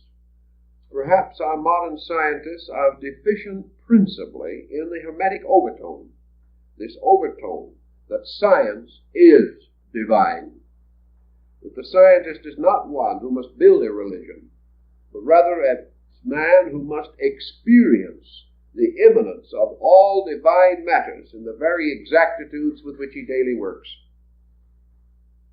Now this, in substance, I think, is the perspective of Hermetic philosophy as distinguished now from these other groups that we wish to discuss. Now, what is the perspective of Gnosticism? Not long ago on Sunday morning we gave a discussion of the Gnostic ideals of Valentinus. Therefore, we will assume that many of you heard that. We will digest it a little, but try to cover the ground for those who did not hear this lecture. Gnosticism, which arose in both Syria and North Africa in the first century, within the first 30 or 40 years of the Christian era, had one peculiar disadvantage from the beginning. It was never a completely united system. Gnosticism was always at least a three-pronged instrument. Gnosticism was broken up at a very early period into sects. In fact, what we know as Gnosticism altogether is practically a union of sects initially divided. Thus, instead of having a system strong around a central core or a central teacher, or a central leader, we have a dozen or more groups with various backgrounds and various religious doctrines with which they were attempting to create the Gnostic position. We know the word Gnostic from gnosis, to know. It was a search for knowledge, but essentially the Gnostic was a religionist. Instead of being a scientist, he was a theologian. He was attempting the same principle that dominated the Hermetic philosopher, but he was working upon an entirely different concept, namely that through the extensive interpretation of, clarification of, the theological and religious structure of the time, he would find the true, actual, eternal, and universal faith. That he would come into possession of the true religion, the one religion. Early in his experience, therefore, by the very diversity of his background, the Gnostic began to be a student of comparative religion. He began to think not of one faith alone, but of many faiths. And in the schools of Gnosticism, there were followers of many beliefs and many religious systems. The only answer to this, therefore, was the recognition of the unities underlying spiritual revelation. The Gnostic believed in revelation. He believed that the final source of knowledge was the power or grace of God bestowed upon him, so that he might know, as an inner or spiritual certainty, those things which could not be comprehended by the intellect. Therefore, he practiced visions. He practiced certain forms of magical rites and ceremonies. He invoked deities, and he sought to gain the intercession of divine powers and the advancement of his material state, or the continuance of his spiritual growth. The three great schools of Gnosticism that have descended to us, the Syrian under Simon Magus, the Egyptian under Basilides, and the other Egyptian school under Valentinus, constitute only three of probably nearly a dozen branches. These represented again, however, a very peculiar level of thinking. If the ancient was not inclined to be scientific in a large way, he was not also inclined to be theological in a large way as the Gnostic understood the term. For example, the average Roman, the average Alexandrian, the average Egyptian or person of the area certainly could not discourse learnedly on comparative religion. Western man could hardly do it until the last few centuries. It was not common for the believer in those days to have any interest in beliefs other than his own. As we mentioned last week, the state religions, the various gods ruling areas and provinces, formed the background of the theologies of local groups. They seldom went beyond these. And had it not been for Rome, probably the whole concept of comparative religion would have been greatly delayed. But the Roman Empire, by conquest and colonization, forced this study upon the dawning mind of European man.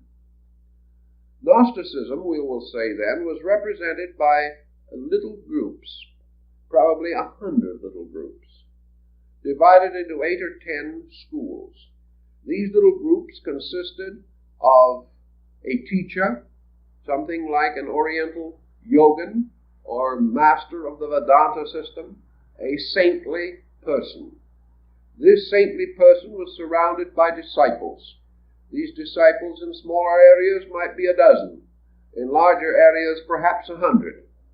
But it is very doubtful if during the rise of Gnosticism that the total body of the Gnostic order ever reached more than 2,000 or 3,000.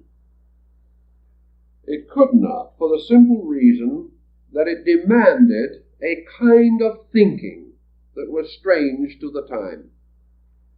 It demanded the individual devote a great deal of personal labor to the contemplation and interpretation of things. It made it necessary for the believer to examine the various aspects of the deity he worshipped, as these aspects were found in the religions and beliefs of maybe a dozen other nations. This kind of contemplation was not for the marketplace. It was not for the individual who was busy in the merchandising of his daily profession or trade. Thus the Gnostics almost immediately became ascetics, wandered into the wilderness, separated themselves largely from the communion of other persons of other interests. They were content to be devout, content to contemplate and to meditate, to pray and to examine the secrets of religion as they understood these secrets. Naturally, under this pattern, they did not have the staying power, because they could not touch the popular mind. They could not touch the majority of people. It's probable that even in their own day, the Gnostics were regarded as mysterious, as being persons set apart, strange, perhaps even mad. Their thinking was not in the terms of prevailing orthodoxy. The Syrian Gnostics had trouble with the Orthodox Jewish religion. Later, the Christian Gnostics had trouble with Christianity. The one link between the Gnostics and Christianity that remained strong for a considerable period of time was the link of the teachings of St. Paul. The Paulian group was very close to the Gnosis, and many of the Gnostic teachers quoted St. Paul as being the outstanding example of the teacher of their time relating to the mystery of Christianity. Now, the Gnosis moved toward Christianity, and Christianity certainly enveloped phases of the Gnosis. But there was always a conflict there that could not be completely reconciled, the nearest point of reconciliation being in the works of Paul. In Gnosticism, for example, the principle of redemption was an eternal principle, ever functioning. The principle of redemption in Gnosticism was unhistorical. It was known to the first man, and it would be known to the last man, because redemption was an attribute of eternal deity itself. Redemption, therefore, did not center upon any historical time or historical person. Gradually, in the Christian Gnosis, an effort was made to apply this redemptive principle exclusively to the person of Jesus.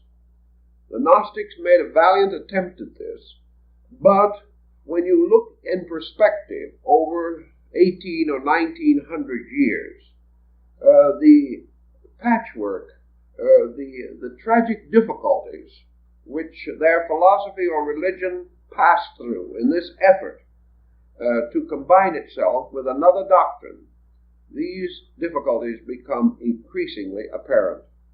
The historical redemption concept was not Gnostic, and the Gnostics who attempted to follow it did so with a good spirit and a good heart, but never consistent with their own original teaching.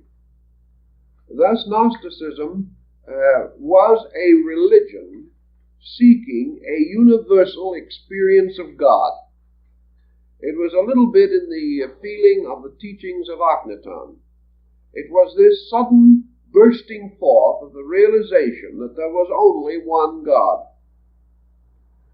and that this one God was the God of the friend and the enemy, the God of races and nations, and had an existence beyond all attributes, all terms, and all names that could be bestowed upon this divine principle. immediately the Gnostic deity begins to emerge, and we are in the presence of a universal, eternal, unchangeable principle of mystery. Mystery, however, which is penetrated primarily through religion. A mystery which is approached by utter humility and complete devotion, seeking always that mysterious hour which no man knoweth, the hour when the grace of God shall richly descend upon the individual. Now, Gnosticism, having created a perfect God, or having conceived one, found itself upon the horns of a dilemma, because from this perfect God it must explain an imperfect universe. It must proceed to develop the idea of how this God could produce less than itself, how this deity, forever wise, forever good, forever beautiful, could be responsible for the confusion which existed even in Alexandria in the first century. Because, after all, man's confusion, like his living, has been eternal.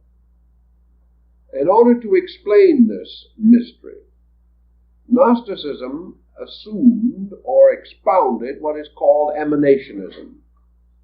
This emanationism is of Platonic origin, but its relation to Plato gradually vanished as a factor in thinking. This emanationism is to the effect that as this resplendent and magnificent divine power, perfect and effulgent in all its parts, is the radiant core, source, and heart of things, its radiance extending outward forms a kind of halo or nimbus. And this first brilliant nimbus surrounding the mysterious, unknowable core of things, the Gnostics called nous, or mind. They declared, therefore, that mind was the revelation of that which was beyond the mind and above mind, and that the creative works of the world were accomplished by a mind suspended from a consciousness, that this mind was subservient to that consciousness, and that this mind ultimately returned to that consciousness, either in the form of the individual mind or in the collective universal mind. Then this effulgency, continuing to radiate outward, like the streamers of the corona of the sun, gradually radiated further and further into darkness. And as it radiated, it became weaker and more diffused, until these emanations of light became less and less powerful, and were ultimately absorbed, dissolved, or eaten up by the darkness of space. Therefore, imperfection constitutes that part of existence or creation in which the rays of the central consciousness are not strong enough to control or to blaze through and reveal themselves. And the absolute circumference of existence is matter. And matter is that part of life in which the light has been absorbed until it is no longer obvious or apparent. The Gnostics, being essentially dualists, then affirmed that what we call matter is essentially the principle of evil. That evil is this darkness. Evil is the victory of space over spirit. This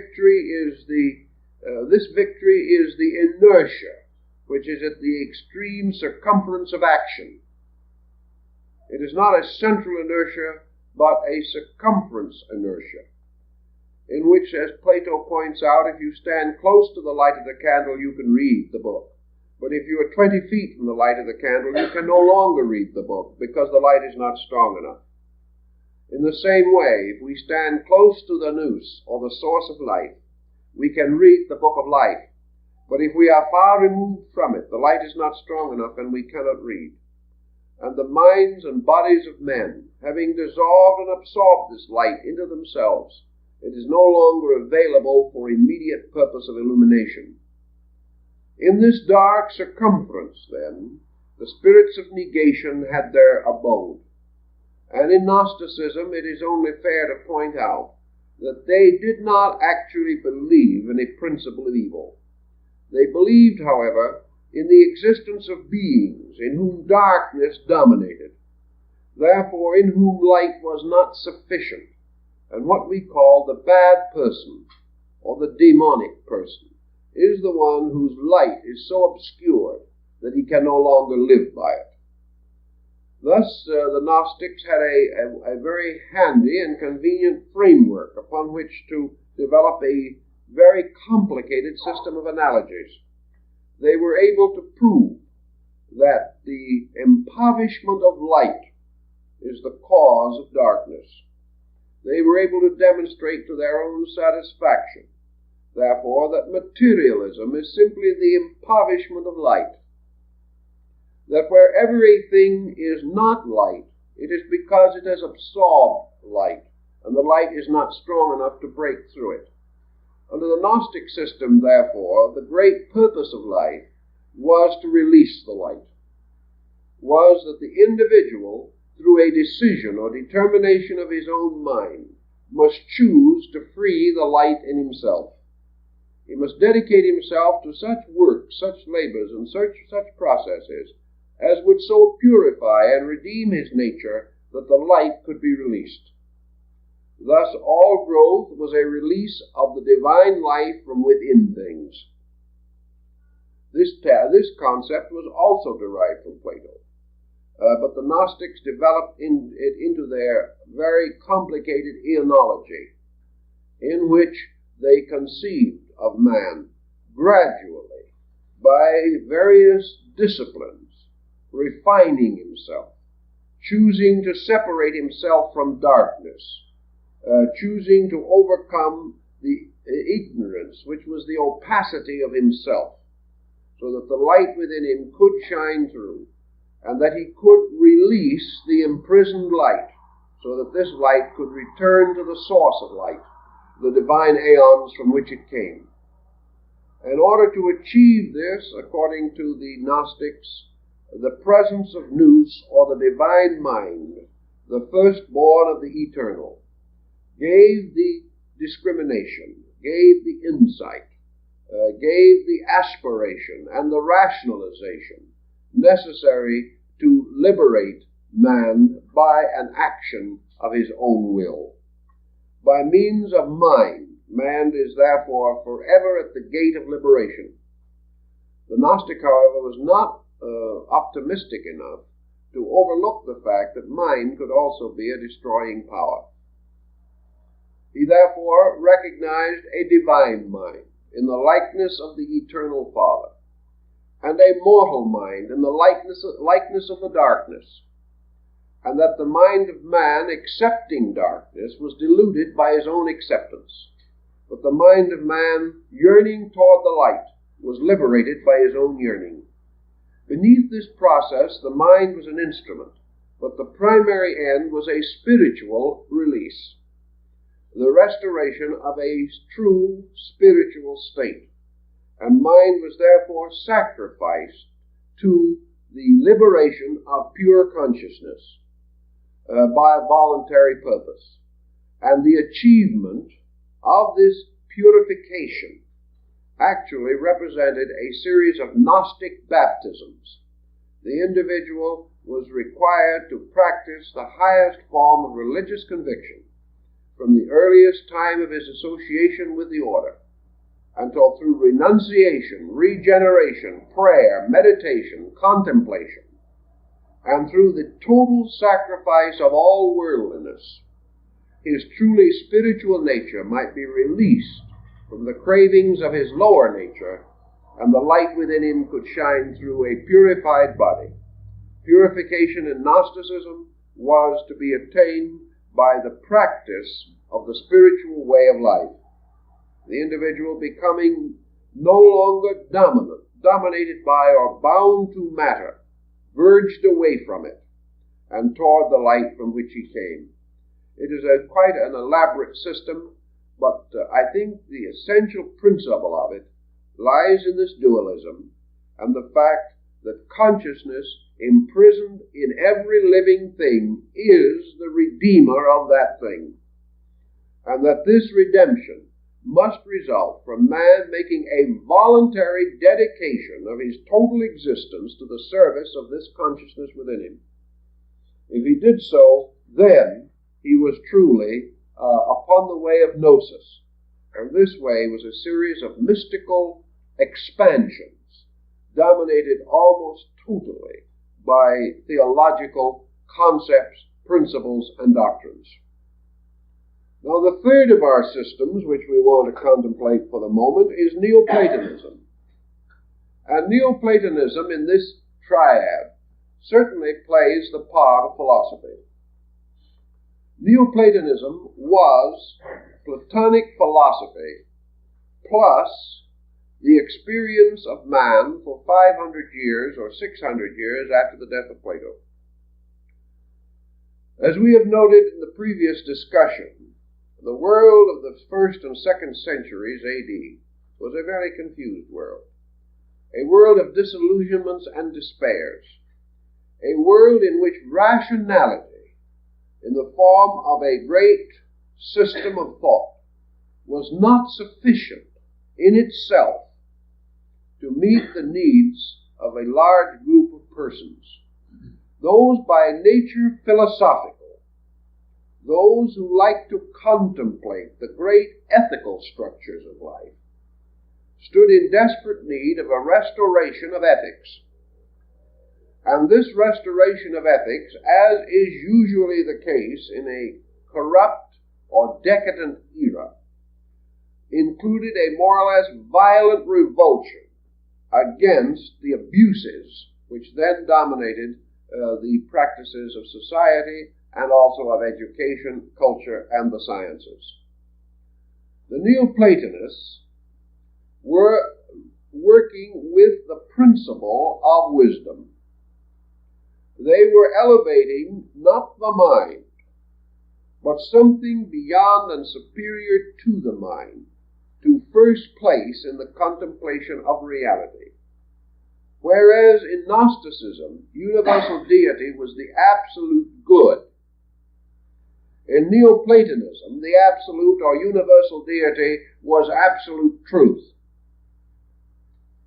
And in this, we have an entirely different premise, although the words in practical experience often seem to become synonymous.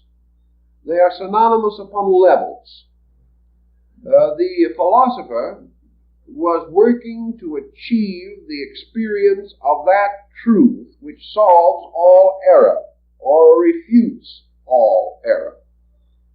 He assumed, therefore, the existence in space of a quality known as truth. He was perfectly willing to assume that this truth was an attribute of deity. But in some way, the Neoplatonic concept of deity was this all-truthfulness. And he would say that if a thing is all-truthful, it is also all-good. Therefore, a thing that is truthful is good, whereas the Gnostic might have reversed it from the religious position and said, a thing that is good must be truthful. It was a different approach, with the postulation of a different end. The mystic of the Gnostic school seeking this end, which is the all-embracing love of God, whereas the Neoplatonists sought that end as the all-embracing understanding, by means of which he himself might experience the state of total truth. Now, he sought truth not from the selfish intellectual desire, as Plotinus very clearly points out. He did not wish to be assumed to know more than other men. He was not of the type who wanted to get up and say, this is the truth. His truth was beyond articulation, in word or even in thought. His truth approached a mystical experience in itself.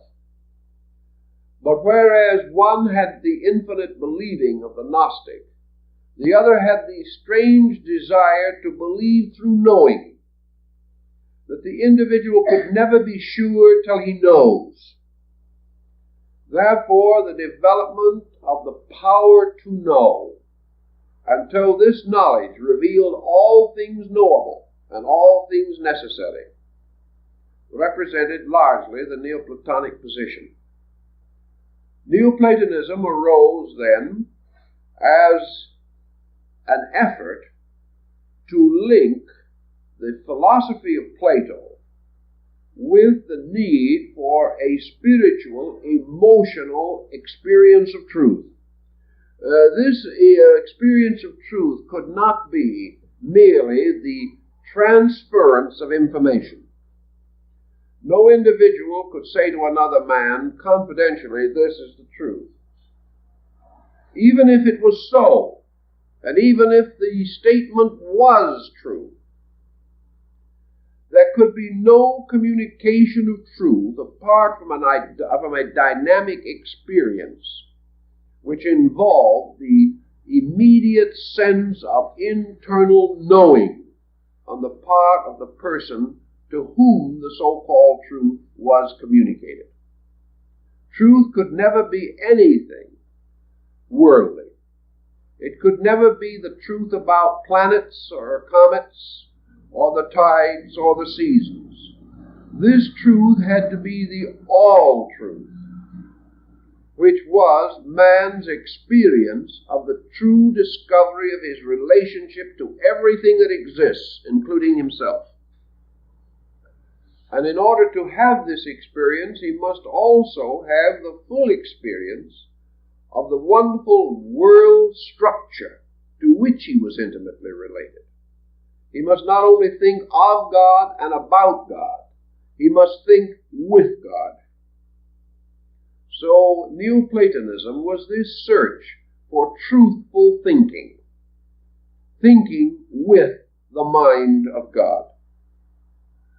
Thus, as the Hermetic philosophers might have assumed God to be absolute law, and the Gnostic school absolute good or absolute virtue, so in the Neoplatonic school, God was the continuous state of absolute knowing.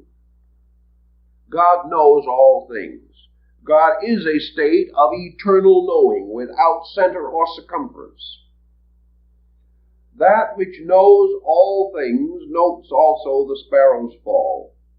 God is a universal knowing beyond mind, a knowing which is seated in the heart-mind structure of every creature, so that man is capable of a kind of knowing that is without mind.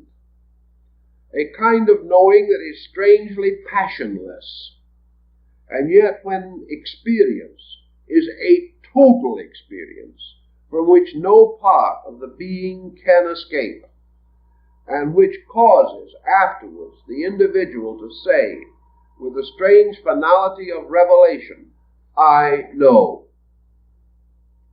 Yet this same person could not say what he knows, because his knowledge is not of things, but of the eternal value which lies beneath all things. Thus, knowing in Neoplatonism is practically and functionally this internal power to know value, to apperceive or apprehend essential essence in things, and to experience identity with essence.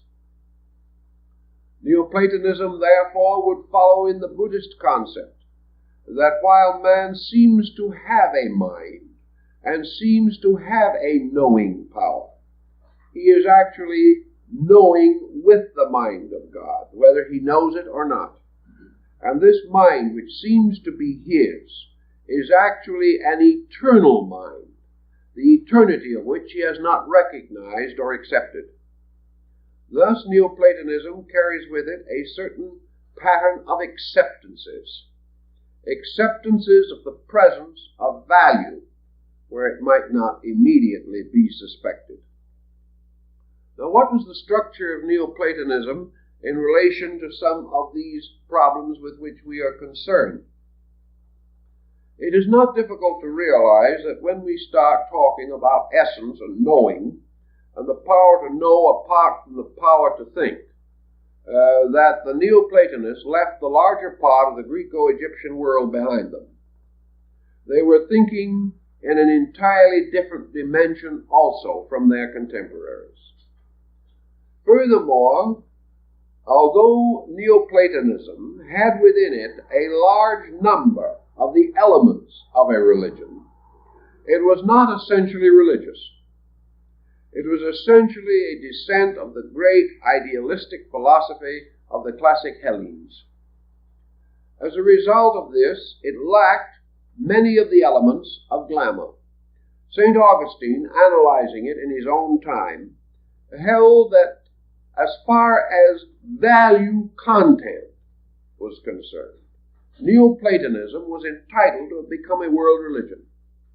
It had a tremendous contribution to make, and even Augustine admitted it. But he declared that it could not accomplish this. First of all, because it did not have anything to focus the public mind. It had no appeal. It lacked, as Augustine pointed out, the first essential of a religion, namely an heroic personality, preferably a martyr.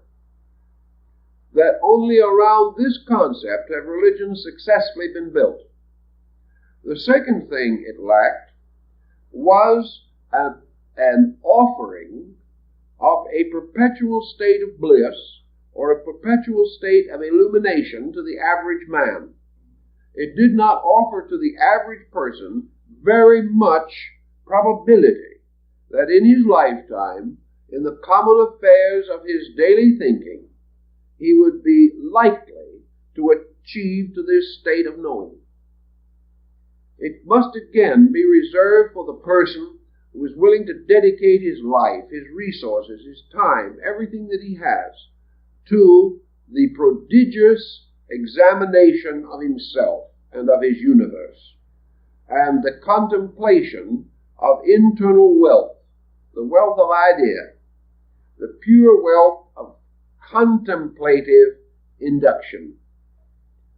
This type of thinking certainly could not be popular. Also, again, not only was Neoplatonism a minority group, but it drew around itself only a limited number of scholars, most of them not glamorous, very few of them understood, and all of them inclined to express their ideas on so abstract a level of dissertation or of oration or of writing, such as the Aeneads of Proclus or Plotinus, that they simply were not comprehensible to the average person. Thus we had three schools, all of them essentially deep, all of them descending from old footings, each one of them strangely and wonderfully practical, but all of them deficient in popular appeal, and all of them deficient in obvious simplicity. Too complicated, too recondite, not suitable to move masses. Now, at this time, and under these conditions, the relationship between these schools and Christianity can be more clearly understood. Christianity moved into this great focus with an extremely simple moral ethical code. Actually, in spite of the various writings of the early church fathers, who some of them were rather vitriolic on the subject, there is no real indication that Gnosticism, Neoplatonism, or Hermeticism ever actually assailed the teachings of Jesus. They did not. They were quite aware of the ethical integrity the simple and tremendous vitality of these teachings. Each one of them, perhaps in its own way, could have proven these teachings far better than the church theologians could have proved them. Each one had a deep sympathy for the essence, but each was composed of a type of mind that also belonged in a minority group. First of all, these three groups were made up of persons living out of time in a strange way. Perhaps the Neoplatonists were born 500 years too late. Perhaps the Hermetic philosophers were born 1,000 years too soon. And perhaps the Gnostic had the unfortunate misfortune of being born at a strategic moment when other things were more important than his own ideas.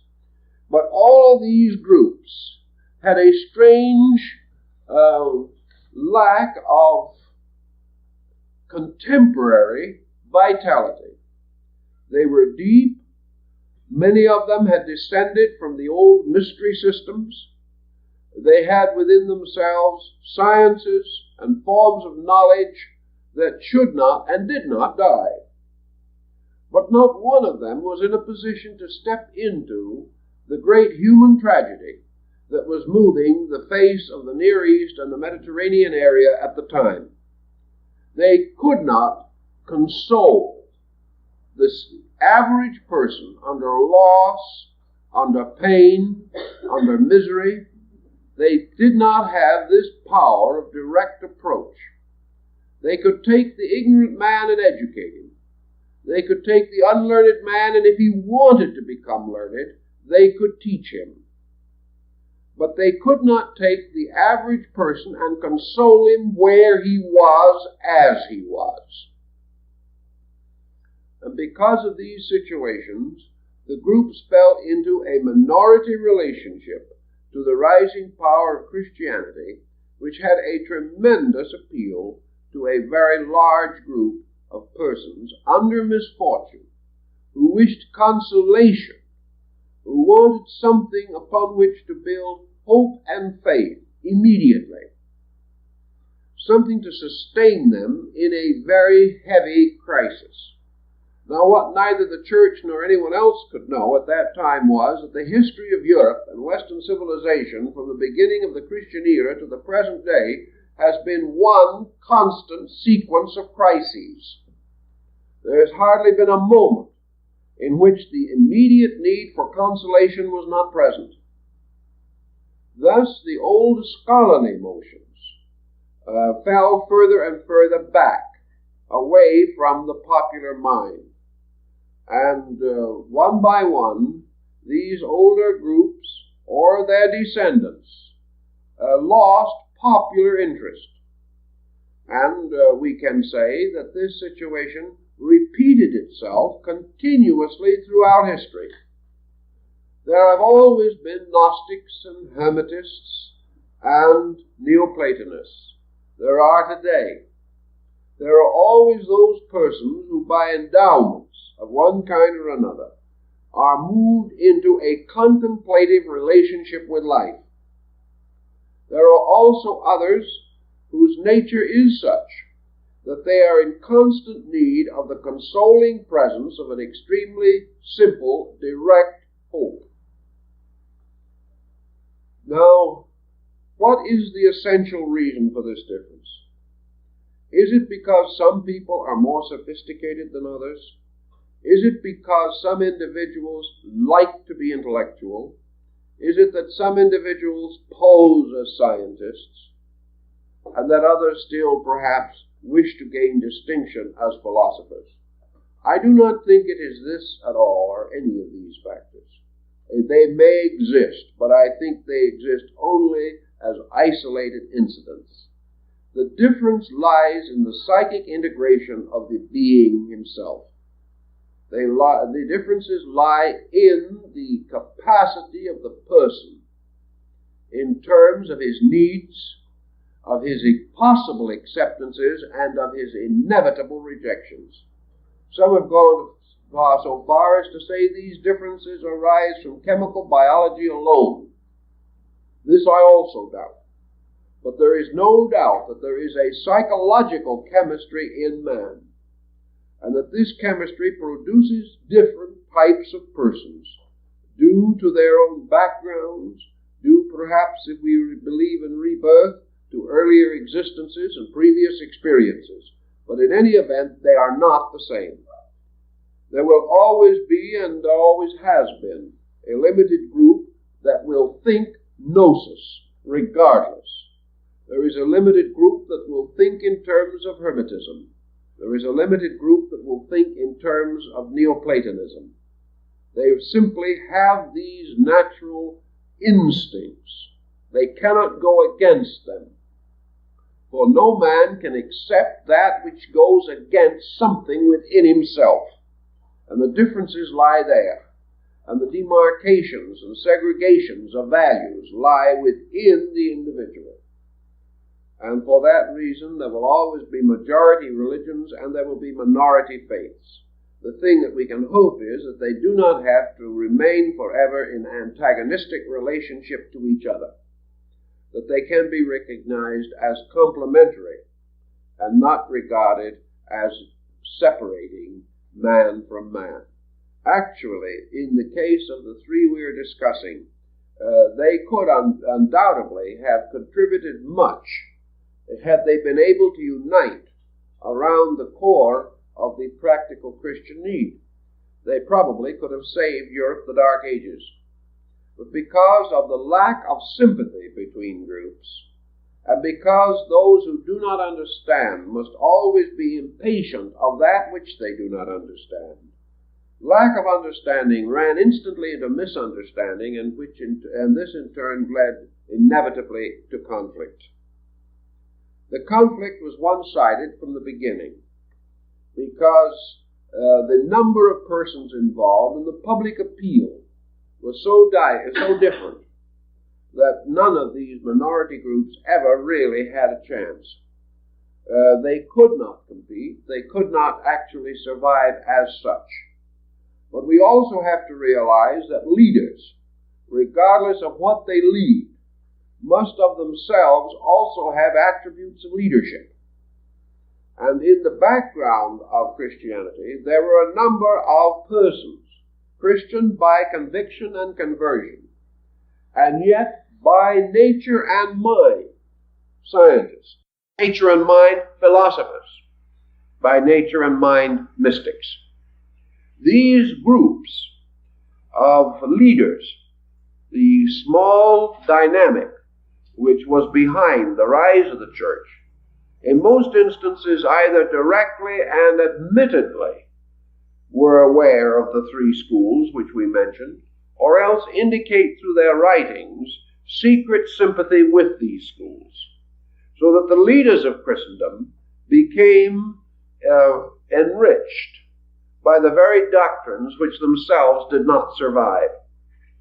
The leaders, those minds possessing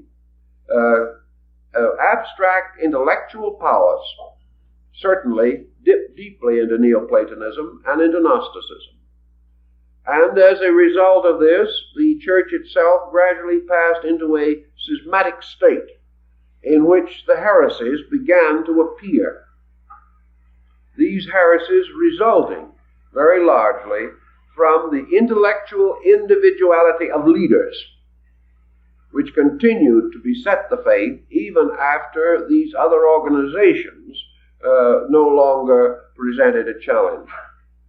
Actually, therefore, we must recognize that these three great systems, and several others, to lesser degree, have influenced the rise of Christianity. They have influenced its doctrines. And as we have said, the uniting of the Christian front against these non-Christian movements hastened the rise of hierarchical Christianity. That is, the rise of a strong central church government, capable of clearly stating its own convictions. And this in turn called up the councils, the various gatherings, the synods, and the assemblies in which the great ecclesiastical principles were variously debated until gradually the Christianity that we know took form and appeared. Now, if we have these patterns a little bit familiar to us, we can see essentially that even in our own thinking, as in those days, the individual is not united. Synesius of Alexandria was a Christian bishop, a Neoplatonist, a Gnostic, and a Hermetist at the same time, and found no difficulty, no conflict, no contradiction, and no heresy, simply because he had not the kind of intellectual capacity that pigeonholed various concepts within his own nature. He was perhaps more able to build a magnificent faith upon the total reconciliation of the inconsistencies between these doctrines. He was also able, by the grace of God, to retain his orthodox standing, in spite of all of these modifying circumstances. He therefore represents, in a sense, the synthesis of these beliefs, and to our thinking today, a rather outstanding example of the possibility of religious reconciliation. Now, reconciliation in our time does involve very strongly the problem of these three schools, and still, to a measure, the prevailing orthodoxy in which these schools function. Today, for example, we have in the world a prevailing orthodoxy. Whether it be a Christian orthodoxy or a Hindu orthodoxy is not important at the moment. We have the majority of the human beings of this world religiously integrated around certain simple, basic beliefs. These beliefs include certainly the reality of the existence of God, the immortality of the human soul, and the victory of good over evil. These beliefs are disseminated even throughout the so-called Soviet Union, and every effort of materialism in that area to overthrow these beliefs has notably failed. These beliefs exist in China, they exist in India, and in all parts of the world. Thus we have a tremendous body of belief in fundamental spiritual value. And yet, just as we had this tremendous body of believers in those days and in these times, we now find ourselves in the presence of the long shadow of a highly exaggerated Hermetic thinking. We have in that the rise of science. We have the gradual recognition that we live in a scientific universe. We have man exploring the exactitudes of space, depending completely upon such sciences as mathematics for the possible calculations by which he seeks to attain his ends. And mathematics, as Pythagoras pointed out, is the first science of God. Thus we have an excessive intellectualism which has not yet achieved the Hermetic position, namely that knowledge is suspended primarily from God as fact, the inevitable thing as it is, that God is total reality, and that this reality is the totality of all things known and unknown, and that no matter what we can ever know, we can never discover that which destroys the fact of reality. For all knowledge is the triumph of reality over superstition or ignorance. Thus, the infinite universe of realities, of facts, of scientific procedures, this universe is held within the tremendous principle of all fact, all reality, all procedure. And this principle is alive. This principle is a dynamic, not a static. And this principle permeates all other things with itself, so that everything that exists bears within it the stamp of reality. And man's search is the search for this reality in things, or in space, or in self. Now here we have then science rising, and even in our modern world, science is a minority group, very definitely a minority group. It lives in the same world with a dynamic religion, yet it is not reconciled with that religion. Yet its essential discoveries and principles are not irreconcilable with religion. They simply stand apart, much in the same way that Hermetic philosophy and the early rise of Christianity, these stood apart. They had more in common than they ever knew, but they were never able to cement this common understanding. They were never able to bridge across between faith and fact. They never could recognize faith as another name for a scientific procedure. They were never able to recognize that the ways of faith are as scientific as the ways of atomic research. Because of this same division between two systems of thought, we are producing a generation of human beings in whose natures there are strong, irreconcilable, or at least unreconciled divisions. The person of today, growing up in his world, is in the presence of a constant pressure of conflicting conceptions and conflicting convictions. Going to school, he is confronted with them. And at the present time, our policy is, if this person is potentially the type of material that we hope will become an intellectual leader, is to pass him through 4 years of college. The purpose of this being primarily to destroy his idealistic convictions. We might just as well face it. That is what it amounts to. The purpose of it is to make him worship knowledge, and never to reveal to him that knowledge is merely the manifestation of the knower, and that without the universal knower there could be no universal knowledge to challenge him. So we have this conflict, which inherited from the past, from little minority squabble 19 centuries ago, could very well, and does very often, land the modern young person in the juvenile courts because of conflict. Therefore, we cannot say that this long problem should just be allowed to drift, nor should we overlook the examples and the wisdom and evidence of the past relating to these things. Now, as we go along in this, we find there are other minority groups.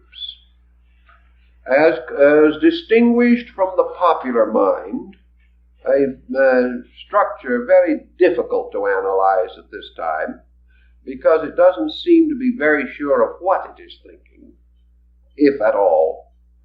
In distinction to the popular mind, we have what we term the intellectual. Now, the intellectual, or the mental type, the individual who is searching for knowledge per se, he is not necessarily searching for mathematical formulas. He is searching for the power to know, and the end of knowing, of course, is the knowledge of good and evil. The knower, the intellectual, also presents a problem.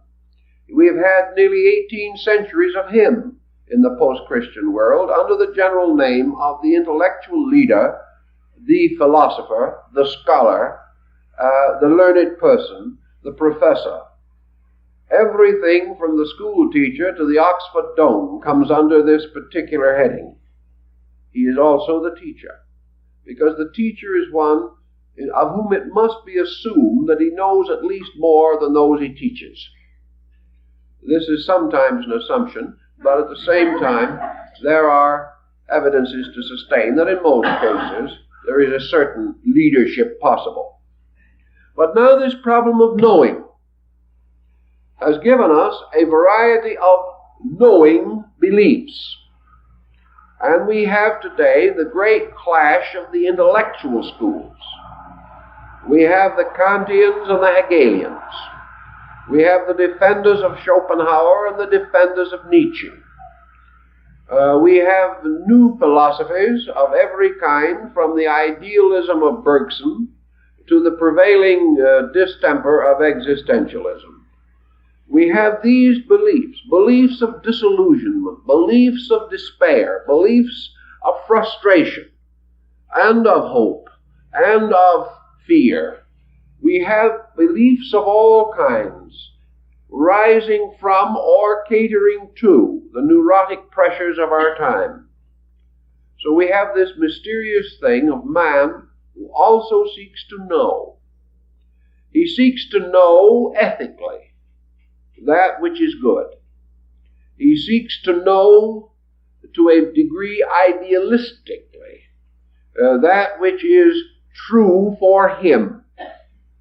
He would like to live well if the effort is not too great.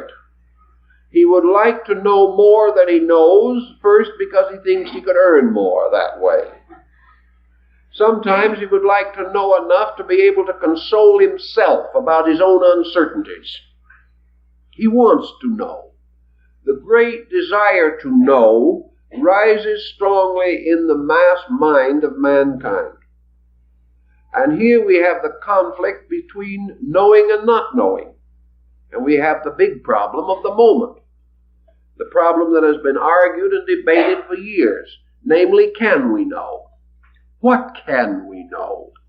Can we know anything that we will not have to unknow at some later time? Is all knowing relative? Is knowing merely the collecting of the traditional belief of our race? Is the physician a true knower after he graduates from medical school? Is the lawyer a true knower after he has read Roman law and British jurisprudence? What is knowing? Is it the individual familiarizing himself with the past, with other beliefs, with the statistical material available on the subjects that interest him? Is this knowing merely the handing on of report? And we have this very strongly in education. And Neoplatonism points out that the fallacy here is that all knowing must ascend, that the end of knowing is that man shall truly know the truth, and that the truth is something that is apart from particular knowledge. A man may discover something of truth by learning to play the piano, but if he does not add this concept to something else, he will become a musician, but he will not become a truth knower. That truth is something total, and that all education must in some way strive for this totality, but it does not know how. Thus there has to be this truth that sets us free, instead of this neo-truth that keeps us in bondage. The Neoplatonist answers very simply that the only solution to this problem is to recognize that man partakes in his own nature not only of the attributes of truth possibility, but the very substance of a living truth fact.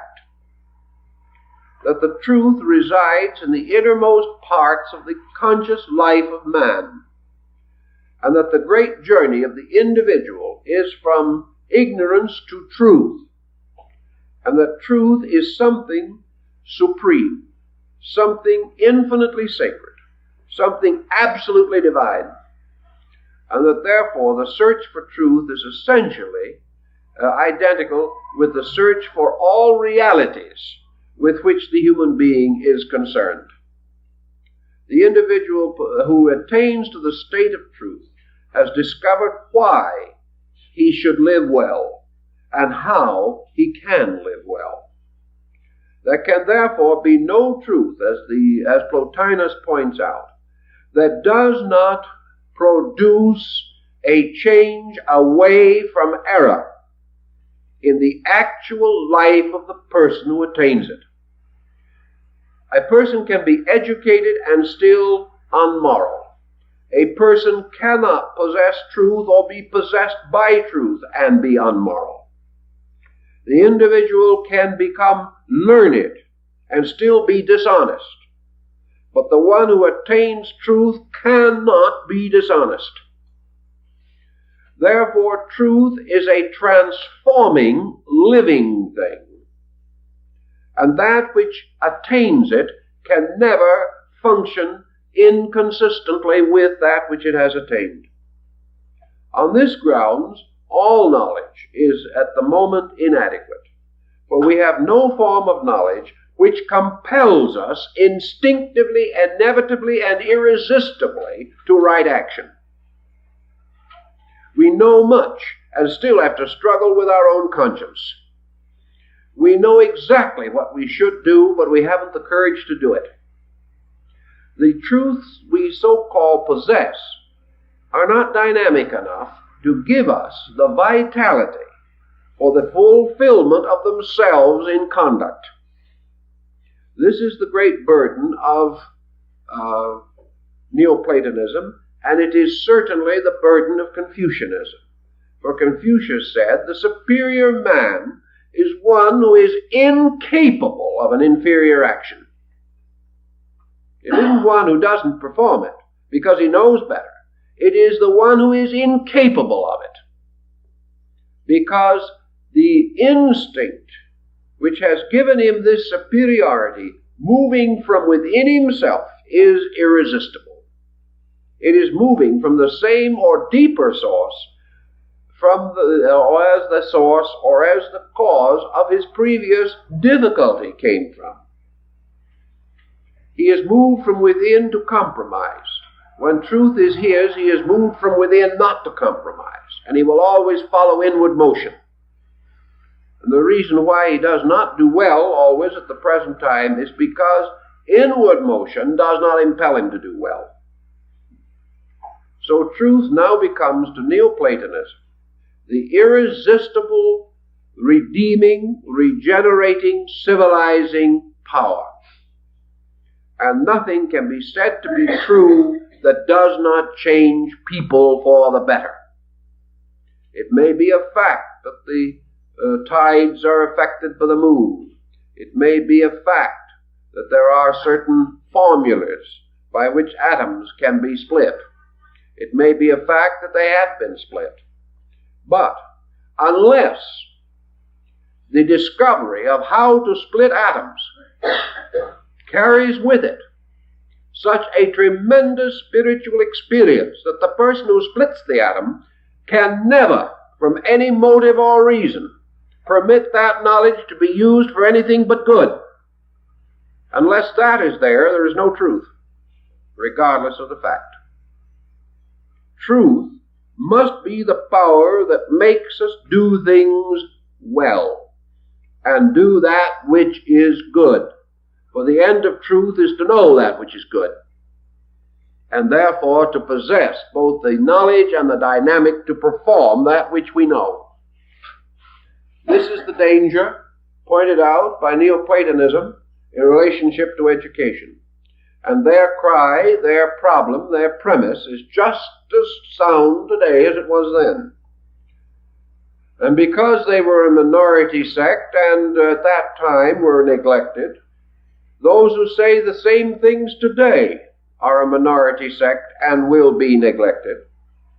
But that which is said is nevertheless true. And whether it is accepted or rejected, as Neoplatonism points out, truth is unmoved, like the old American Indian proverb that is said to have been inscribed around the walls of the study of King George V of England. The moon is not frightened by the baying of wolves. That which is does not change, regardless of whether it is accepted or not accepted. Thus, Neoplatonism has its offering of today. Man searching for the dynamic of truth. And if he searched for the dynamic of truth as industriously and as patiently as he has sought other things, for instance, his knowledge of atomics, he would today not only have a great science, but a great morality to control it, which he does not have. Now, what is the contribution of Gnosticism to this little pattern? Here is the third group. This group working on an essentially religious level. The purpose of Gnosticism is the direct search for good. And in this search for good, we come to another problem that confronts the modern world. And that is that with the Gnostics, and certainly with the attitude that they took, we have a large proposition confronting us to find out what is meant by good.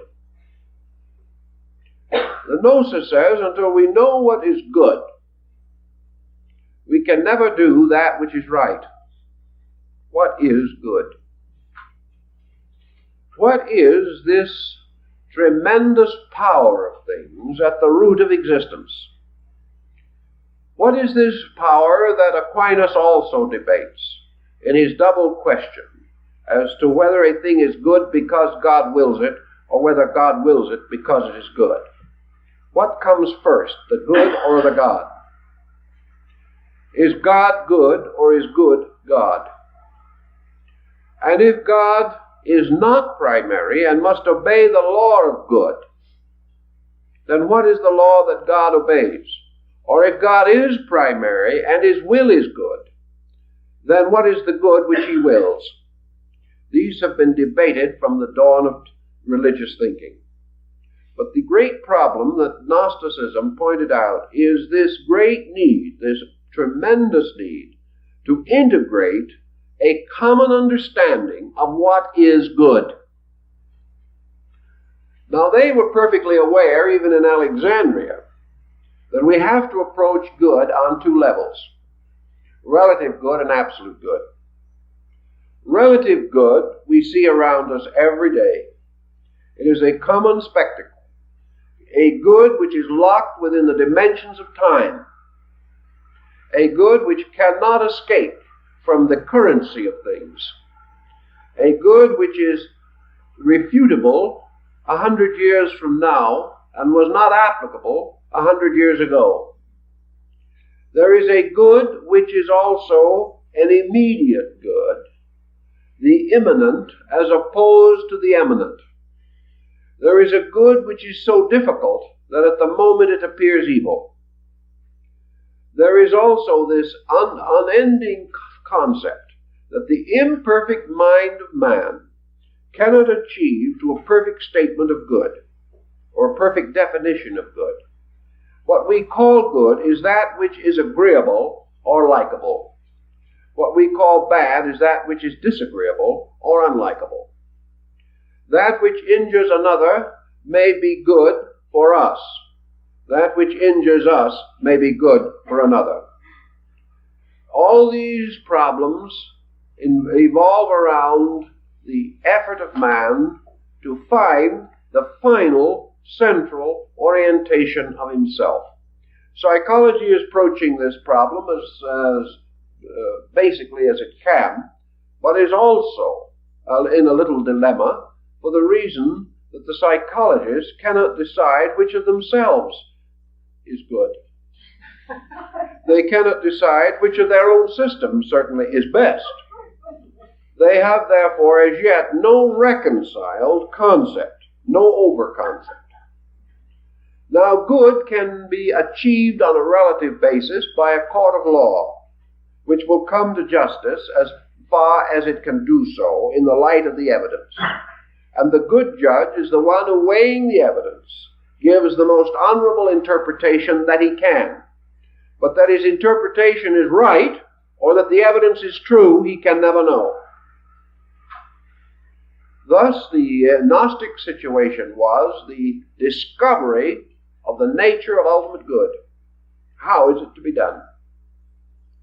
And because Gnosticism was essentially a mystical tradition, it came to a very simple concept, namely that good cannot be known as a process of the mind.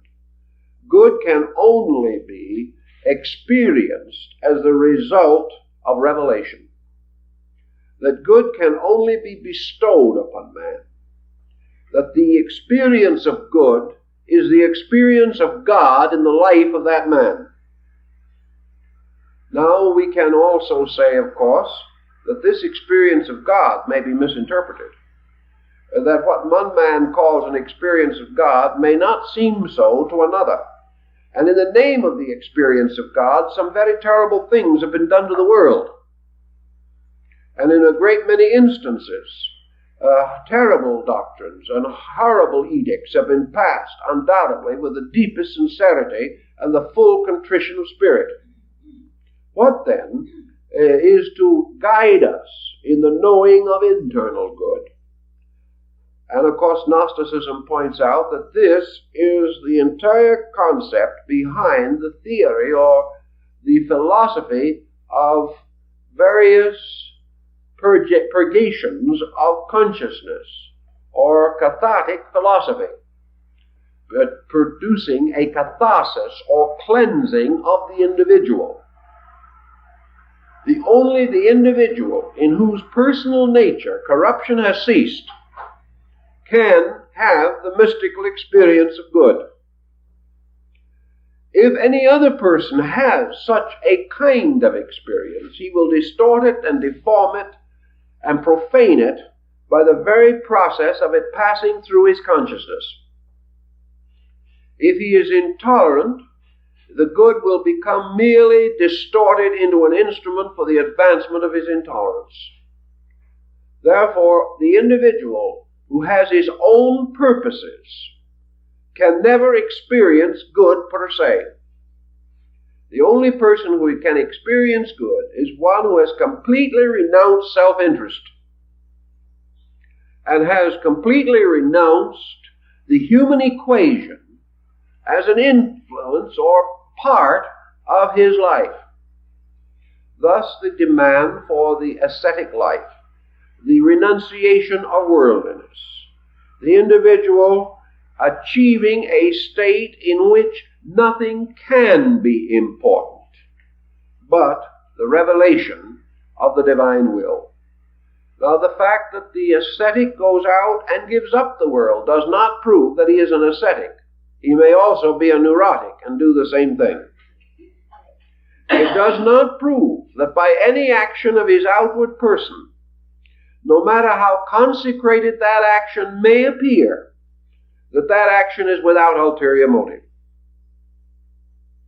Thus, in the Gnosis, the point was very clearly made that only through years of testing and of trying, only through the most diligent application of principles, the most total and complete analysis of self, and the final renunciation and rejection of everything that is ulterior within the self, can the individual come to the point in which he may depend upon the purity of revelation. But revelation, again, is a relative thing. And revelation, or the experiencing of the good, can come to many kinds of persons. We will not say necessarily that it is complete, any more than Gnosticism affirms that it is complete. But it can be an extension of our present realization of good.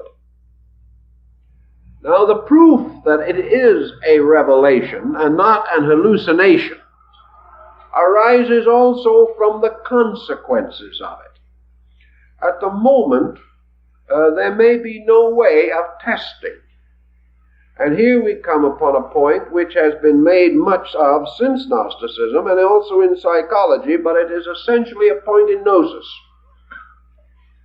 And that point relates to the individual who receives a revelation of some kind. Instinctively, he falls under mechanisms.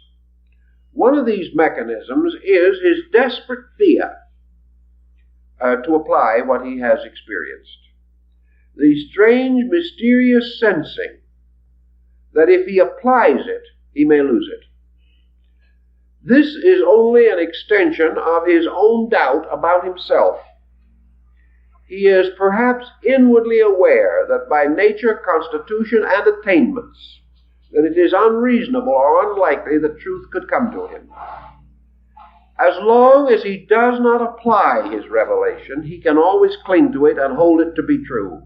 But if he applies it objectively and observes that it does not function correctly, if by application it disproves itself, then this individual is deprived of the support of a spiritual conviction within himself. So he is inclined to be careful not to apply.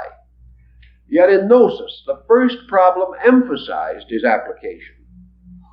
The truth is revealed, it must then be applied. And if it is true, it will operate.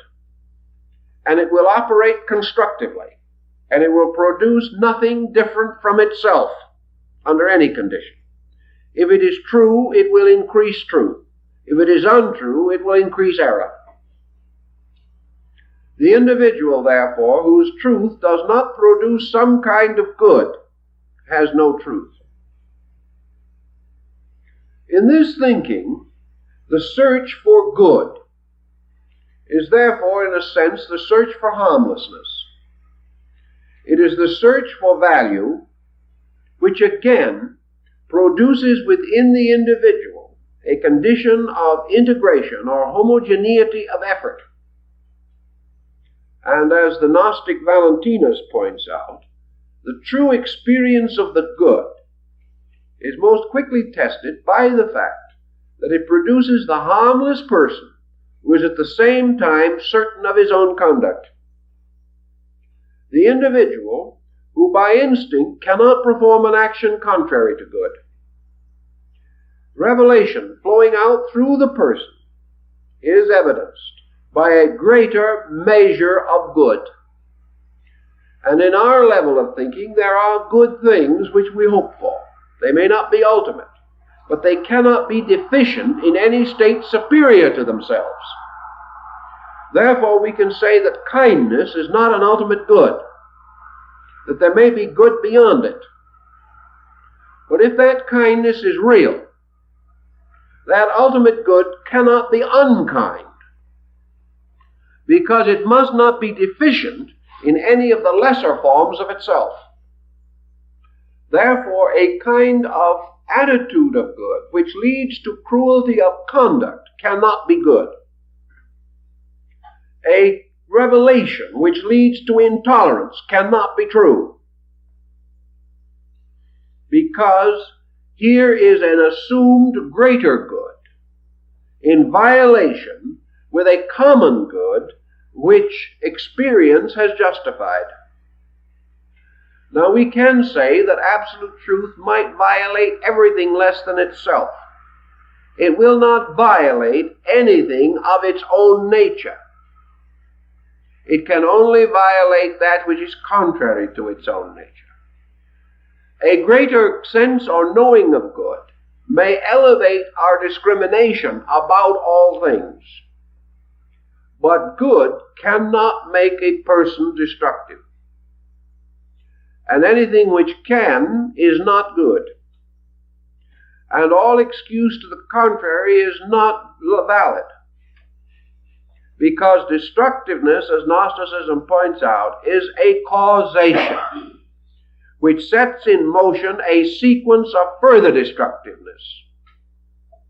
And that all of this destructiveness must ultimately be washed out by ultimate good. That therefore this destructiveness forms the adversary which opposes good. In our daily thinking, which must be on the moderate level, we also, all of us, have some intuitive, conscious sense of good. And this good has been for the most part sustained whenever we have been able to practice it.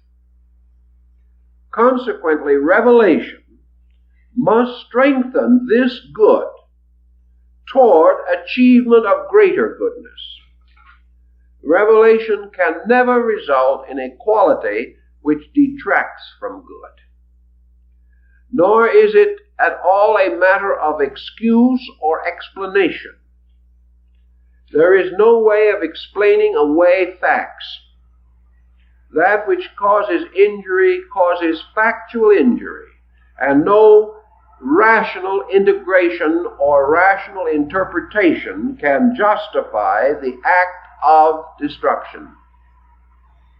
Therefore, in Gnosticism, the purpose always is to measure the achievement of the gnosis in the terms of the unfolding harmlessness of man. Now, wherever we have had religious intolerance or harmfulness caused by sincerity, we have nearly always found that it is associated with too limited a perspective towards values. Wherever the effort to be true and to be right has led to trouble, it is because the troublemaker was devout but not intelligent. Therefore, good must also indicate or prove the presence of increasing ability to administer the power of God.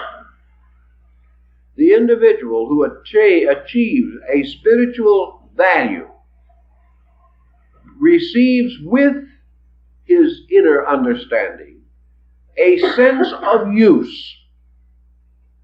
It is not possible for an individual to say, for instance, as people have come to me and said, "I've just been illuminated, what did it mean?" You can't have such a situation, inasmuch as an extension of consciousness is an extension of meaning and cannot exist apart from it. And any extension apparently of strange phenomenal circumstances not accompanied by an appropriate extension of understanding must be regarded as delusional of some kind. The individual cannot grow inwardly without improving his total nature. Though the Gnostic pointed out that the search for good becomes the supreme career of the truly devout person, for in his effort to serve God, his only protection is his own enlightened understanding. It is the only way in which he can preserve the honor of deity. For if in a benighted, fanatical manner he even tries to serve God, he will disgrace that which he serves. So all service involves man's growing ability to comprehend the good and to act according to the comprehension of the good which he possesses, thus opening the way for the increase of this factor within his own experience consciousness.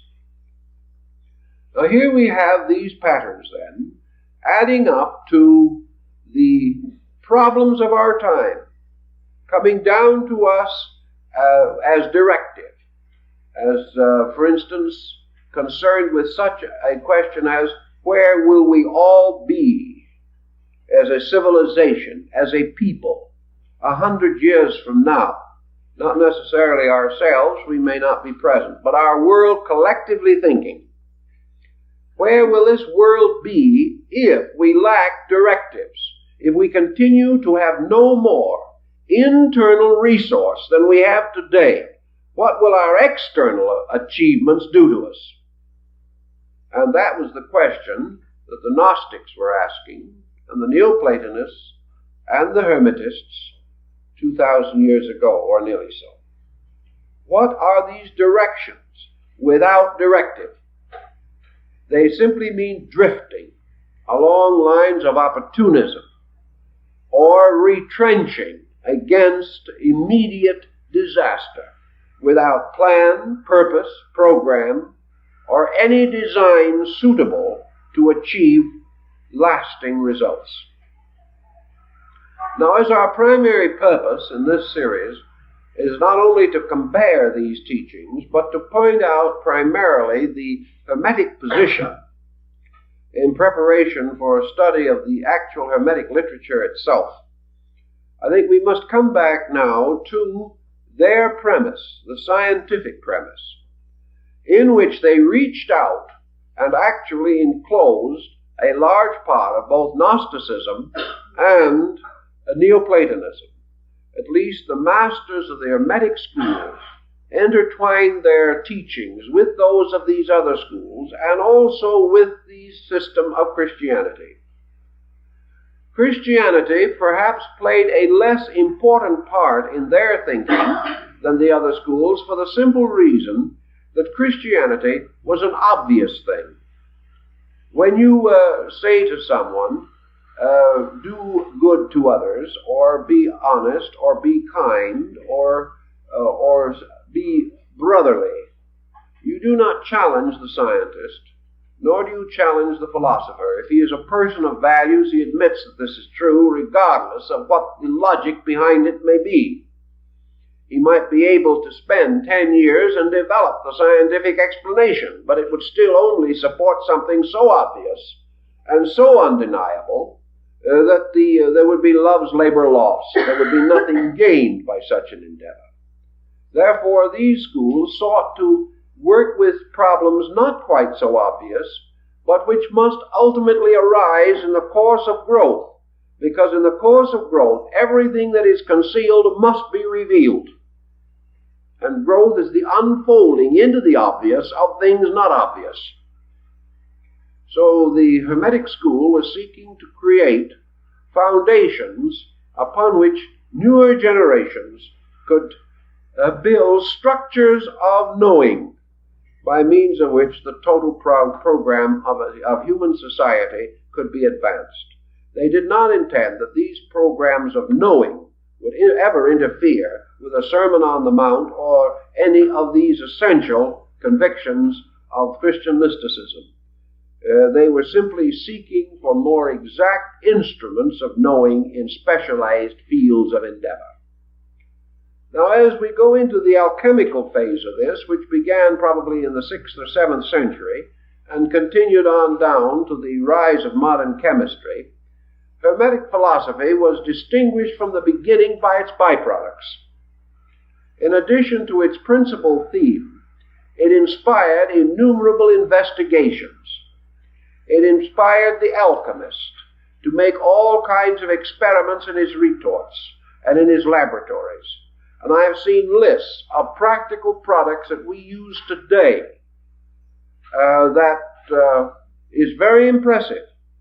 A very long list, hundreds of items, every one of which represented a disappointment to some alchemist. He was searching for the elixir of life or the mystery of the transmutation of metals, and he came up instead with a new formula for soap. It didn't quite work out as he intended, but he did make a valuable contribution. They locked one alchemist in a basement and fed him through a hole in the door of his cell until he was able to make gold. He never managed to make gold, but he discovered the formula for Dresden china. All kinds of things have been found by those looking for something else. And Hermetic philosophy has therefore indirectly contributed a great deal, practically all of the basic knowledge of chemistry that we possess, and hundreds of byproducts arising in early chemical research. However, the alchemist was more than this.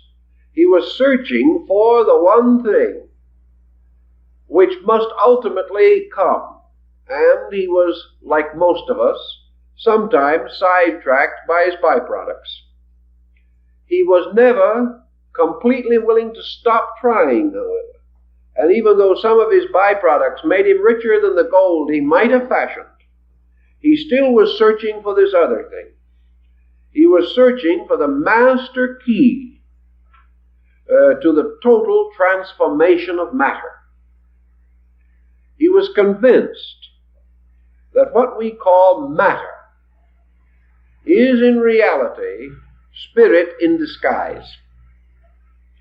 He knew from his own experiences that everything that is not spiritual is a kind of spirit, limited, blocked, or impeded in some way. Therefore, every error is some kind of a truth. that we have not yet mastered. Every delusion is a fact out of focus. Every failure tells us something about a success that lies within nearer grasp because of the reverse we have passed through. Thus man, with all his humanity, and it is a broad statement covering a wide variety of attributes, man in his total humanity is God itself, with its divinity locked within this strange casement of base metals. And the effort to find the science for the release of this divine factor, the science for the release of reality, of fact, of the total Hermetic mystery, was his challenge, and it has always been his challenge. His challenge was not to conquer nature, but to release nature. As one of the great alchemists, Bacillus Valentinus, said, the end of alchemy is man becoming the voluntary servant of nature. That nature must be obeyed, and that wisdom is not the ravishing and ravaging of nature. The wisdom is man achieving a subtle, sensitive, spiritual rapport with nature, in which man can cause nature to open her wonders, reveal them without fear to the being who is without fault. This is almost exactly the wording of Valentinus. And it is the idea, the concept of man persuading, man inducing the universe to give up its secret. And this secret to be won only by man's love and not by man's strength. Won by the wisdom principle, by the principle of obedience, the acceptance of the challenge and the acceptance of the responsibility, both together. So in the Hermetic philosophy, we have this pattern outlined, gradually unfolding through the Hermetic books, which conceal it under allegory and legend. But what the Hermetic philosopher was seeking for was this wonderful, mysterious powder of transmutation, the red lion, the mysterious power which changes all things instantly. And that mysterious power was, to his way of operating, some way locked up in the mystery of universal or divine mind. That this mind had some way within it the power of the spontaneous release of itself. That mind as the bridge between nature and God can be crossed. And that this mind can, in some mysterious way, open a blazing core of facts by means of which the individual becomes master of the world. Not because he becomes its ruler, not because he becomes richer than someone else, not because others honor him, but simply because he has achieved mastery over illusion. That he stands in the full awareness of the glory of the creating power.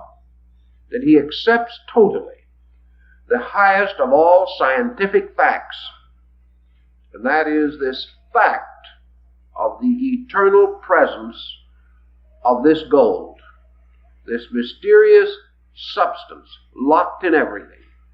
The alchemist says, and I remember the work by Weidenfeld, The Secret of the Adepts, in which it is stated that the alchemist does not manufacture gold. He does not create gold. He discovers it. He finds it where it is, He causes it to grow. He feeds it the nutrition that is necessary for its survival. And when he has brought it forth into birth, then this gold will transmute a world of base metals, 100,000 times its own weight, into the purest gold. This is the great golden key of science. Science which can transmute and transform all need, all inability, all lack into an abundance by drawing upon the universal principle of truth, or gold, that is locked in everything. And man, having discovered the perfect science of sciences, can then transform or transmute 100,000 times the weight of truth in ignorance, and transform it immediately into pure gold. For wherever this touches, it is like the fabled king of Crete.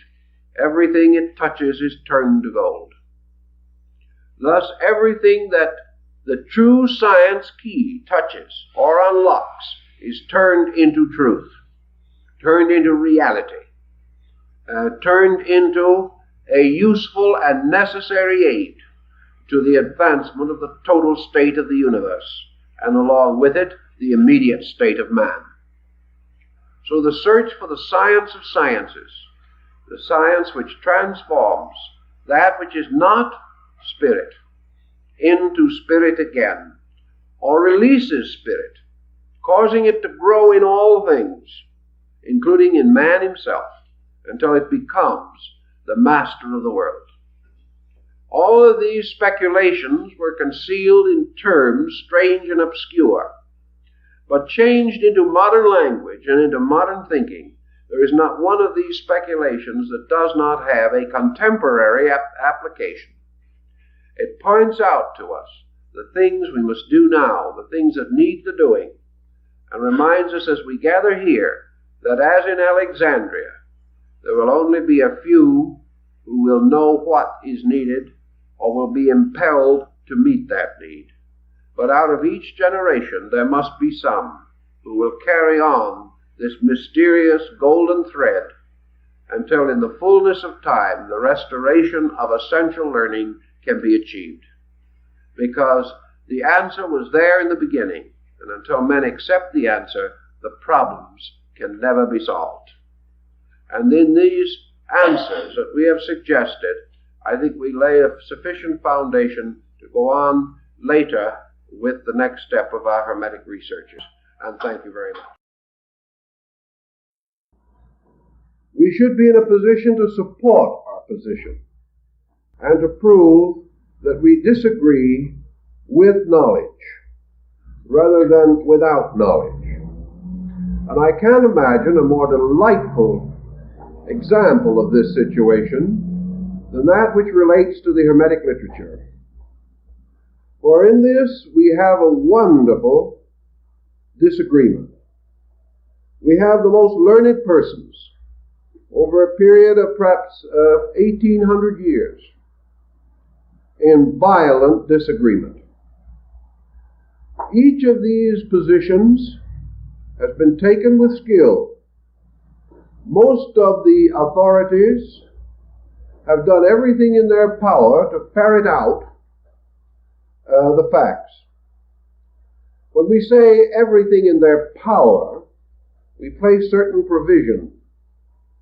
For it is not in the power of any person to go completely against conviction. And most of the erroneous opinions that we have in life arise from prejudice, from some bias or limitation by which it is impossible for us to think clearly and freely and to examine all facts upon their own merit alone.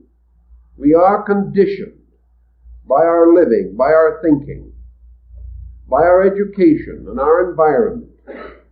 And these conditioning factors move in upon our thinking and frequently distort it.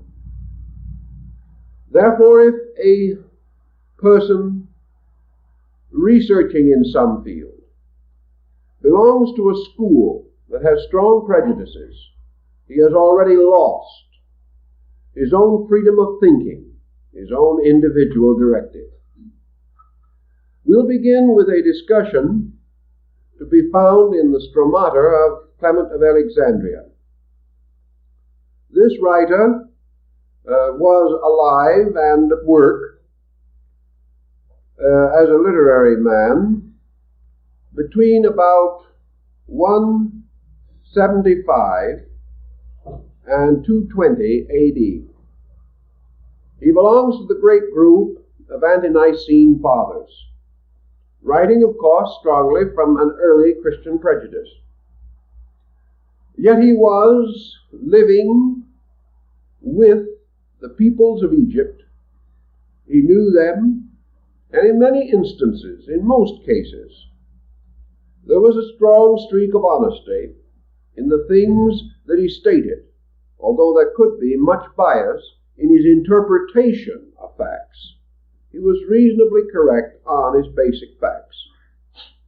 He describes a procession in Egypt, which apparently he had seen, a sacred ritualistic processional involving the custodians and bearers of the books of Hermes. He describes how a procession of priests and savants, teachers, moved in very sacred ritualistic order, each with an appropriate symbol and wearing certain insignia indicating the department of learning over which he presided. Clement also says that to earn these distinctions of learning, it was necessary for these scribes, scholars, and priests to have memorized certain books of Hermes, some 3 books, some 4 books, some 10 books. These various religious and philosophical teachers also carried emblems relating to the branches of learning over which they presided. Therefore, some of them had become masters of the medical books of Hermes, others of those books dealing with statesmanship and law and the government of peoples, others still of astronomy, mathematics, navigation, and the secrets of the heavens, and the geography of the earth. Still others, in turn, of philosophy, of the deeper mysteries of the mind, of those sciences which are speculative, inductive, or theoretic, and still others, bearing those books and insignias which indicated that they were students of the divine mysteries, concerning the nature of God, of deity, of the state religion, of the secondary deities and tutelaries, and all things which had to do with theology. Adding together the books specifically referred to by number, but not by name, by Clement, we find clear statement of 42 books, divided apparently into a wide variety of subjects. In short and simple, covering practically every field of knowledge known in the ancient world. Now we have here several facts of importance. The first is that Clement writes apparently as an eyewitness to these rituals, taking them for granted, and his contemporaries must have known whether he was correct or not, and it is unlikely that he would have perpetrated a fraud. It would have been too easy to detect it, and some other writers would certainly have come out violently against him. The second important point is dating, namely that this procession occurred probably not later than 220 AD, and possibly as early as 150 AD. This gives us a kind of orientation which brings us violently into conflict with one of the greatest antiquarians of his time, Fabricius. He declares it to be his most solemn and sincere conviction that the Hermetic books could not have been written prior to the year AD 300. Now here we come head on into one of our least minor problems. Is it conceivable that Fabricius was not aware of the statement by Clement? This is almost impossible. Had he not noted it himself, someone else would have brought it to his attention. He was working at a time when literature was not as abundant as it is now. Men did not overlook source books centuries ago, when these constituted practically the sum total of authority. Therefore, we try to understand why Fabricius took his position. The answer is obvious from other authorities working in the field. According to this answer, Fabricius assumes that the books carried by the Egyptians in their religious processional could not have been the present books that we now associate with Hermes.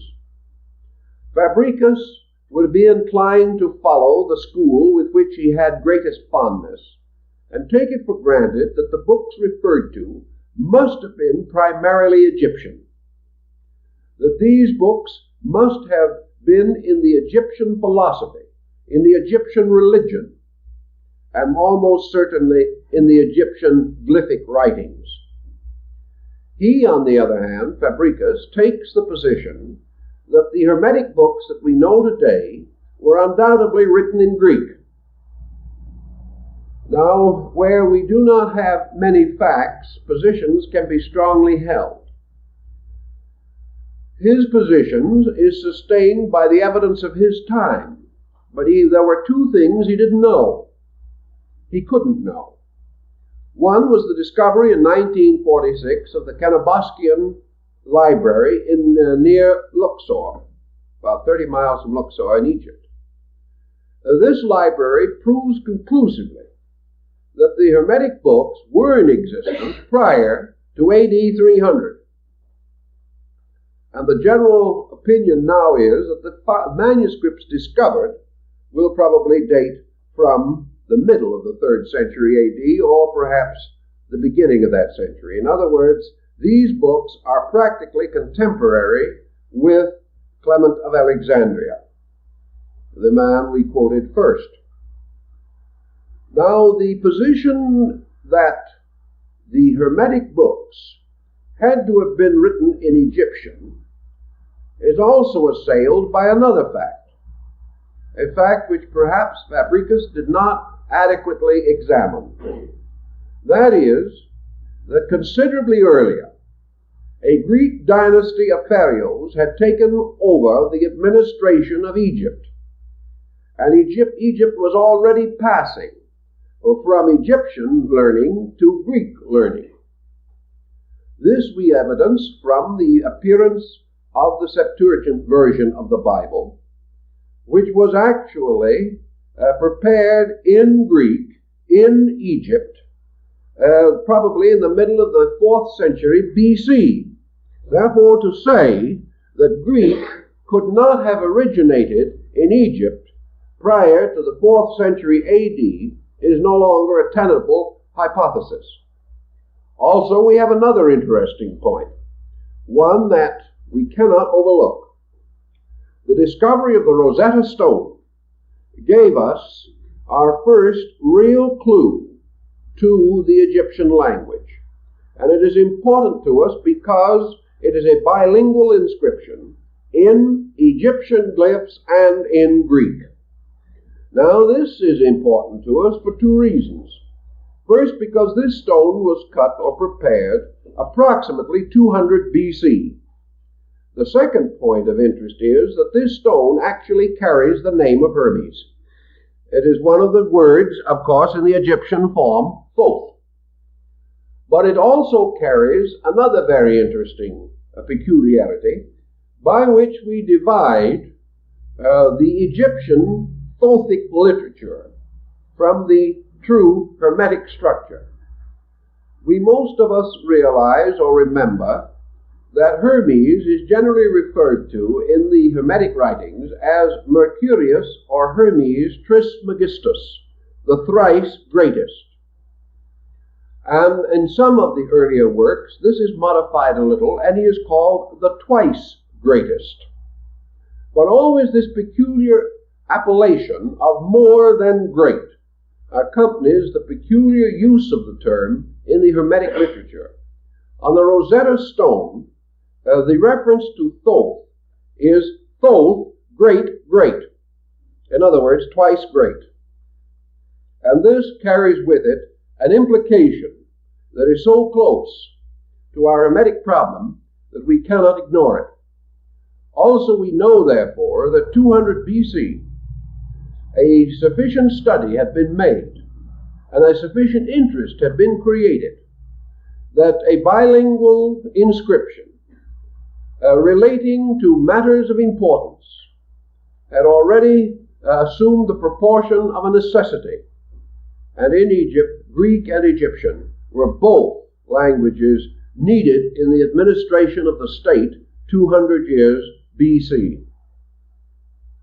This brings the next point that involves itself in our peculiar situation. How early could these books have been compiled? Here another group of authorities move in. The effort now being to collate or to relate certain words and structure in the writings of Hermes with the existing versions of the Bible. This opens an interesting problem, and it is now generally regarded as likely, from a peculiar use of terms, that the author of the Hermetic works was to some degree acquainted with the Old Testament. The quotations that he appears to use, or the similarities which arise, are clearly to the Septuagint version, or the version that was actually prepared in Egypt. Also, references to the New Testament have been variously traced and implied, and this opens another interesting situation, namely that perhaps the author was acquainted with the New Testament, but the evidence to sustain this is less strong than that he was acquainted with the Old Testament.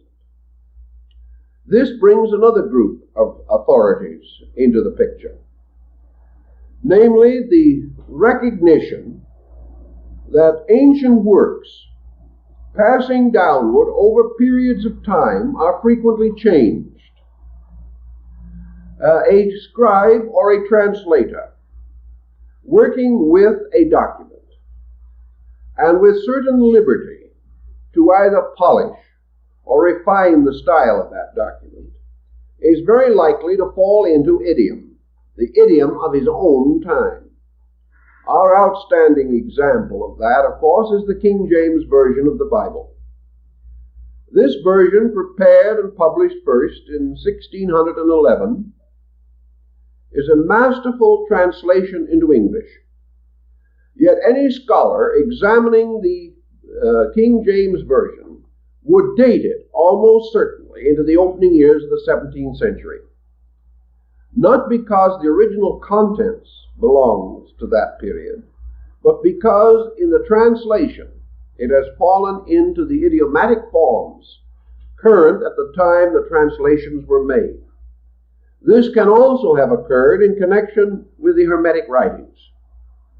It is not at all impossible that versions or variants of these writings may have appeared at several times, and that these various editions might have been some in Egyptian, some in Greek, and that those in Greek, probably made by scholars, could easily be influenced by dominant books in the field of the literature of that time. So out of this entire rather involved and at the same time interesting detective story, we come to a series of rather negative facts. Actually, no authority has as yet clearly proven his point. It is not absolutely certain that words or peculiar constructions paralleling the Septuagint could not have come into the Hermetic writings at a time of their translation or transliteration from the Egyptian glyphs. Scribes and scholars could have polished the work in the temper of their own days. Nor is it at all impossible that other versions of the work may have been tampered with after the beginning of the Christian era. It is quite conceivable that efforts would be made by certain groups and certain sects to twist or move this group of literature into the Christian camp. On the other hand, certain other groups might have done everything possible to delete Old Testament parallels for various reasons. And later, in the period of the heresies, each translation could be changed, even as we observe changes in the Bibles of the various sects of the early Protestant Reformation. We have therefore only one essential fact that seems to be clear to us, namely that Clement was aware of the existence of some kind of a literature which does not exist in Egyptian glyphs in any manuscripts that we know today.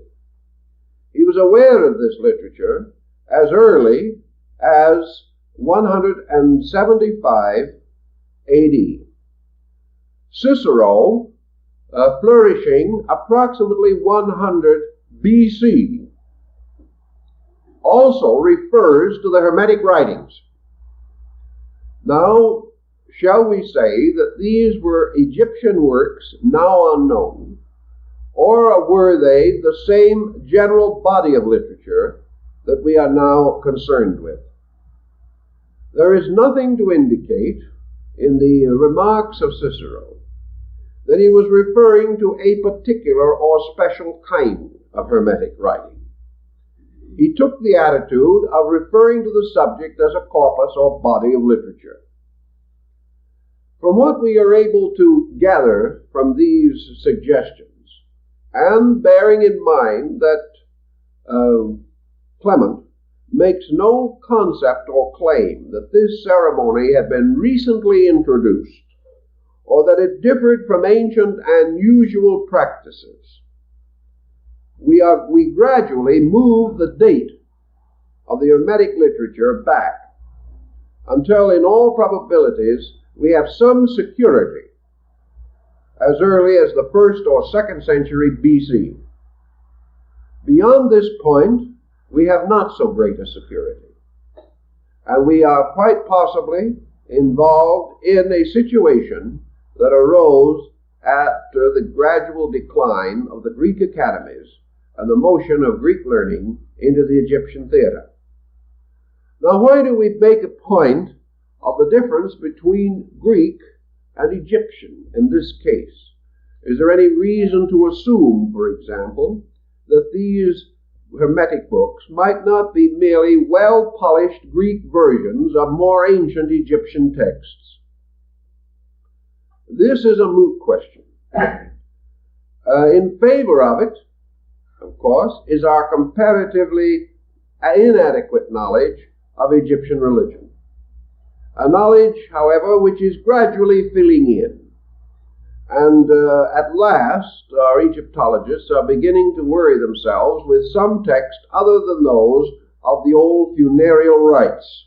We're beginning to sense something of the dignity of Egyptian literature, something that we have not known until the last 25 to 30 years. However, against the belief that these works are simply a translation of earlier Egyptian doctrines, there are certain facts not to be overlooked.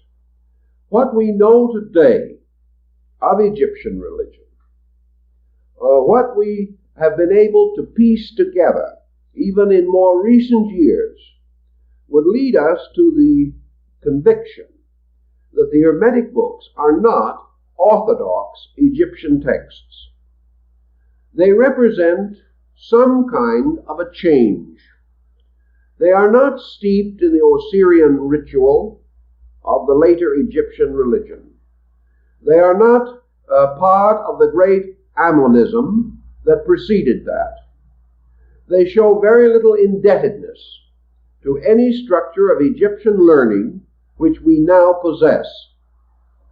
There is, however, as Dr. Breasted has pointed out, and Budge of the British Museum supports this position, there is great possibility that mystical or secret sects existed in Egypt at an older time, and that these sects may already have begun the rationalization of their theological concepts, and that religious philosophy, as philosophy, may have arisen in Egypt at an earlier date than we realize, and has generally been ignored because we have not recovered adequate text evidence. If, as was the case in early Christian mysticism, this lack of adequate text is simply due to the fact it was not written, but was passed on as oral tradition or under obligations, or as Breasted suggests, the glyphs themselves may be susceptible of two complete systems of interpretation. We may then well be in the presence of a tradition long held orally and finally reduced to written form with the rise of the Greek period of culture in Egypt. This would be consistent because the coming of Greek learning to Egypt would have justified a large part of the Hermetic corpus. In other words, for the first time, the teachings of Hermes may well have become of interest to the average Egyptian, who was beginning to be cultured in the philosophical speculations of the Greeks. Egypt was reticent in these matters because, of course, it claimed, as most ancient nations did, that itself it was the cradle of learning. It might therefore well have refused to wish to accept that a foreign teaching such as Greek was of primary importance, and may have attempted to prove that its own teachers and its own leaders of past times had originated this doctrine. Now let us see how that stands up, because we have an interesting point here. We know that in the 6th century BC, nearly all Greek scholars visited Egypt. We know that Pythagoras received a large part of his education from the Egyptians. We know that Plato visited Egypt, receiving the mysteries at Sais. We are perfectly well aware that Solon, in the 6th century, went to Egypt, and there he became instructed in the principles of laws, which he later reformed and applied to the needs of the Athenian states. All of these considerations must cause us to realize that Greek philosophy was indebted to Egypt. Yet in Greek philosophy we do not find the elements of the Egyptian religion which flourished at the time of Pythagoras or Plato. We do not find Pythagoras returning with a hierarchy of Egyptian deities to impose upon the Greek mind. We do not find him returning with Egyptian religious rites, ceremonies, or rituals, although Pythagoras was profoundly concerned with ritualism. From what we can generally observe, the Pythagorean system was essentially derived from the Orphic, which in turn probably came originally from the Far East.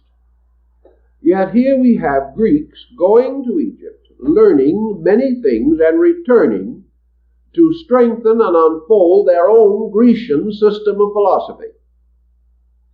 Is it possible then that the return of Greek philosophy to Egypt about the time of the rise of the Hermetic literature was more than a coincidence? is it at all conceivable that Pythagoras and Plato and Solon and others who made the same, at that time, difficult journey, actually received a teaching different from that of Orthodox Egyptian religion, and that in the mysteries of this teaching, they derived the principles of their own Greek system? If this is true, then there is no reason to doubt that the Hermetic tradition in Egypt, which in many ways is similar to the Greek, might well have been older than the Greek, and might have been communicated to those Greeks who later fashioned the Platonic and Peripatetic systems of philosophy, or even the Stoical and Cynical schools. All this gives us something else to worry about, which I think I add as a kind of a novelty, because as far as I can find out, the others have not been worrying about this point. This is a private worry of our own. There is every reason, then, to assume that being without knowledge of the actual facts involved, and having only circumstantial evidence upon which to build, we cannot preclude the possibility that the Egyptians did possess the rudiments of Hermetic philosophy earlier than the rise of Greek philosophy. This would seem to be more probable inasmuch as the Greeks borrowed from the Egyptians at a time when the Egyptians were not borrowing from the Greeks. In those days when Solon visited Egypt, the Egyptian priests referred to the Greeks as children, infants in learning, and Solon was inclined to agree with them and recognize the tremendous value of being allowed to become acquainted with the Egyptian system of law and political structure. All these situations lead together to refute the belief that is advanced by one authority as a pat solution to everything, namely that the Hermetic works were compiled by an individual who was interested in both Egyptian and Greek lore, and therefore, in all probability, was a moderate scholar in these different fields, perhaps living late enough to also indulge in Christian speculation.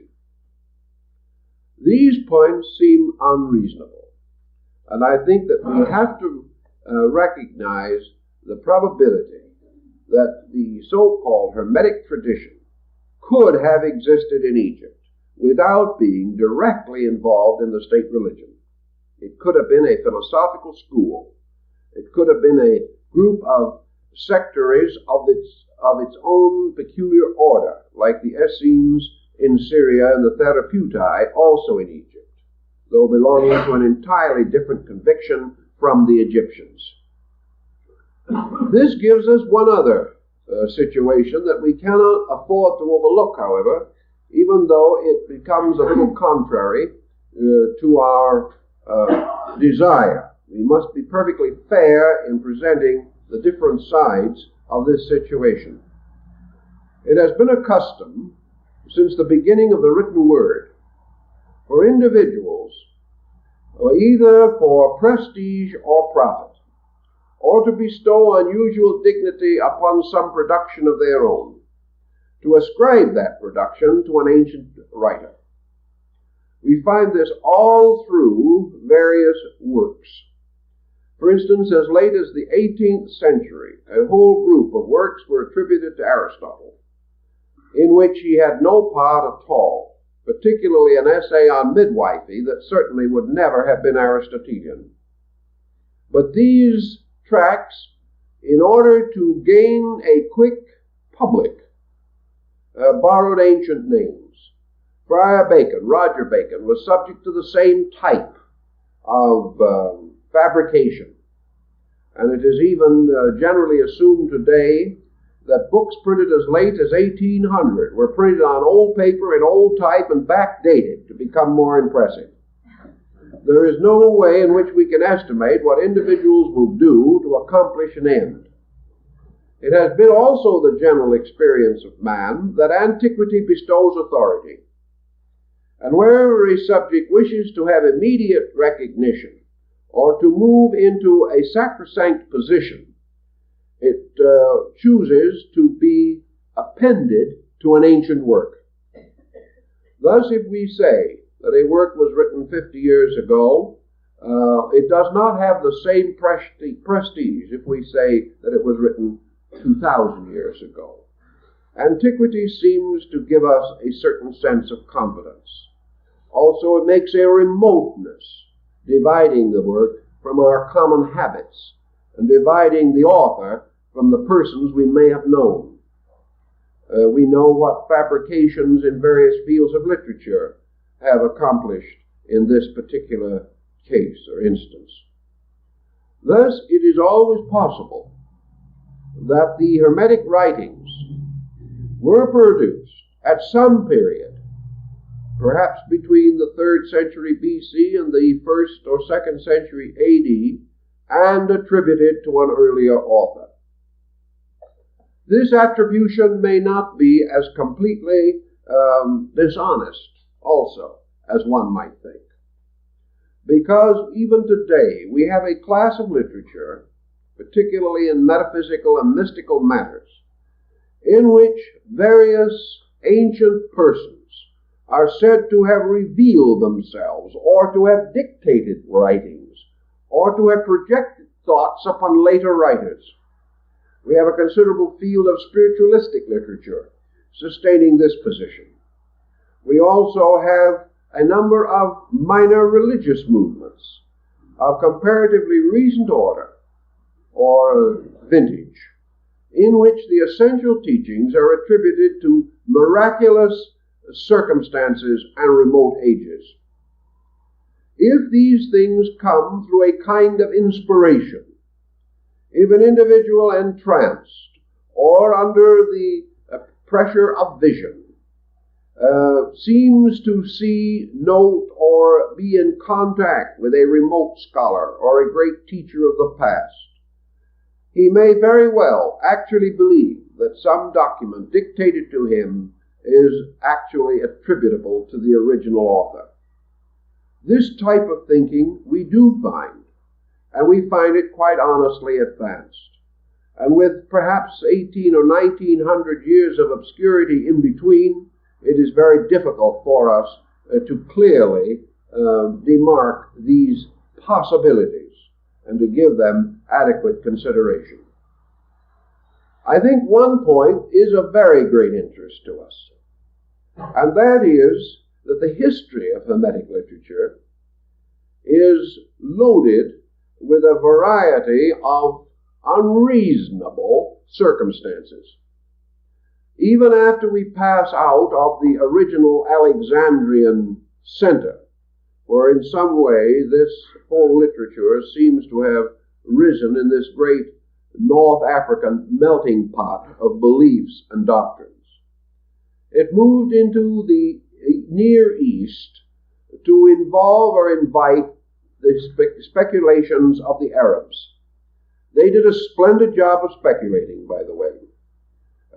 Their extravagances added to the original uncertainty have not done anything to clarify the matter.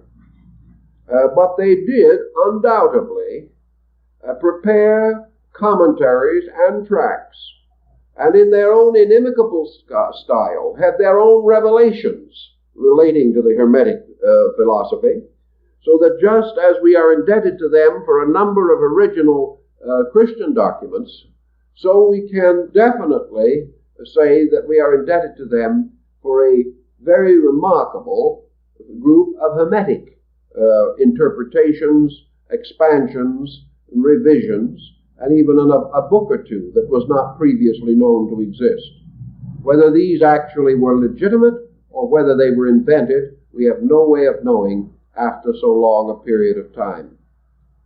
This also meant that the Hermetic philosophy returned to Europe. It returned through the Moors and through the Crusades and through the increasing contacts between the Near East and European scholarship. it came back to Europe, or reached Europe, in a blaze of glory. It became one of the great fashions and fads of the time. And Hermes grew in stature to such extent that he eclipsed even Aristotle for a while. And that was a considerable problem in eclipsing. Actually, however, in the interval, in its slow meanderings from Egypt via Arabia and into Spain, and from Spain up through southern Europe into the great centers of European culture in the medieval period, in this period of wandering, the Hermetic philosophy began to change its shape, change its presentation. Much of its so-called broadness was lost. The original books of Hermes came to be regarded as merely the outer surface of a larger literature, and the entire subject gradually emphasized its scientific import and became practically synonymous with medicine. Thus we have a complete literature dealing with the medical arts, and, of course, one of the prime elements in medicine, chemistry. Chemistry, of course, in those days was without boundaries such as we know now. Chemistry in China, in India, Arabia, was alchemy. And alchemy was a fantastic conglomeration of ancient beliefs and modern experimentation. The alchemists were not by any means a group of quacks, nor were they an assembly of madmen. They were devout persons, serious scholars, deep thinkers. And in their thinking and in their speculations, Hermes became their patron saint. And this ancient philosophical personality ultimately dissolved to become the symbolic figure of Mercury, Quicksilver, a chemical element. So in these long journeys, Hermes passed from a demigod of Egypt to a medieval element. Now that was quite a trip. And in the course of this traveling, another interesting thing occurred. During the 15th and early 16th century, a brand new literature accredited to Hermes appeared. For this literature, there is no history whatever. We know beyond reason or doubt that this literature arose from original sources, perhaps not earlier than 1400 AD and as late as 1500. But the name of Hermes began to appear on the titles, pages, and among the emblemata of alchemy. He became accredited with the preparation of chemical formulas, means of transmuting metals. He was even accredited with the discovery of gunpowder. Now this is so totally different from the corpus hermeticum of ancient times that we must pause. Yet we must also remember the words of Clement of Alexandria in the Stromata, where he tells us that in this procession of priests there were some who carried the symbols of medicine, chemistry, and other arts. Upon perhaps this very slender foundation, Hermes was elevated to become the patron genius of medieval Hermeticism. This Hermeticism divided very definitely into two schools. One was that of the gold makers, whose philosophy was not, however, as superficial as we might think. They were convinced that there were analogies in nature, and that any law or pattern or process by which the regeneration of man could be achieved could also be used for the actual transmutation of base metals.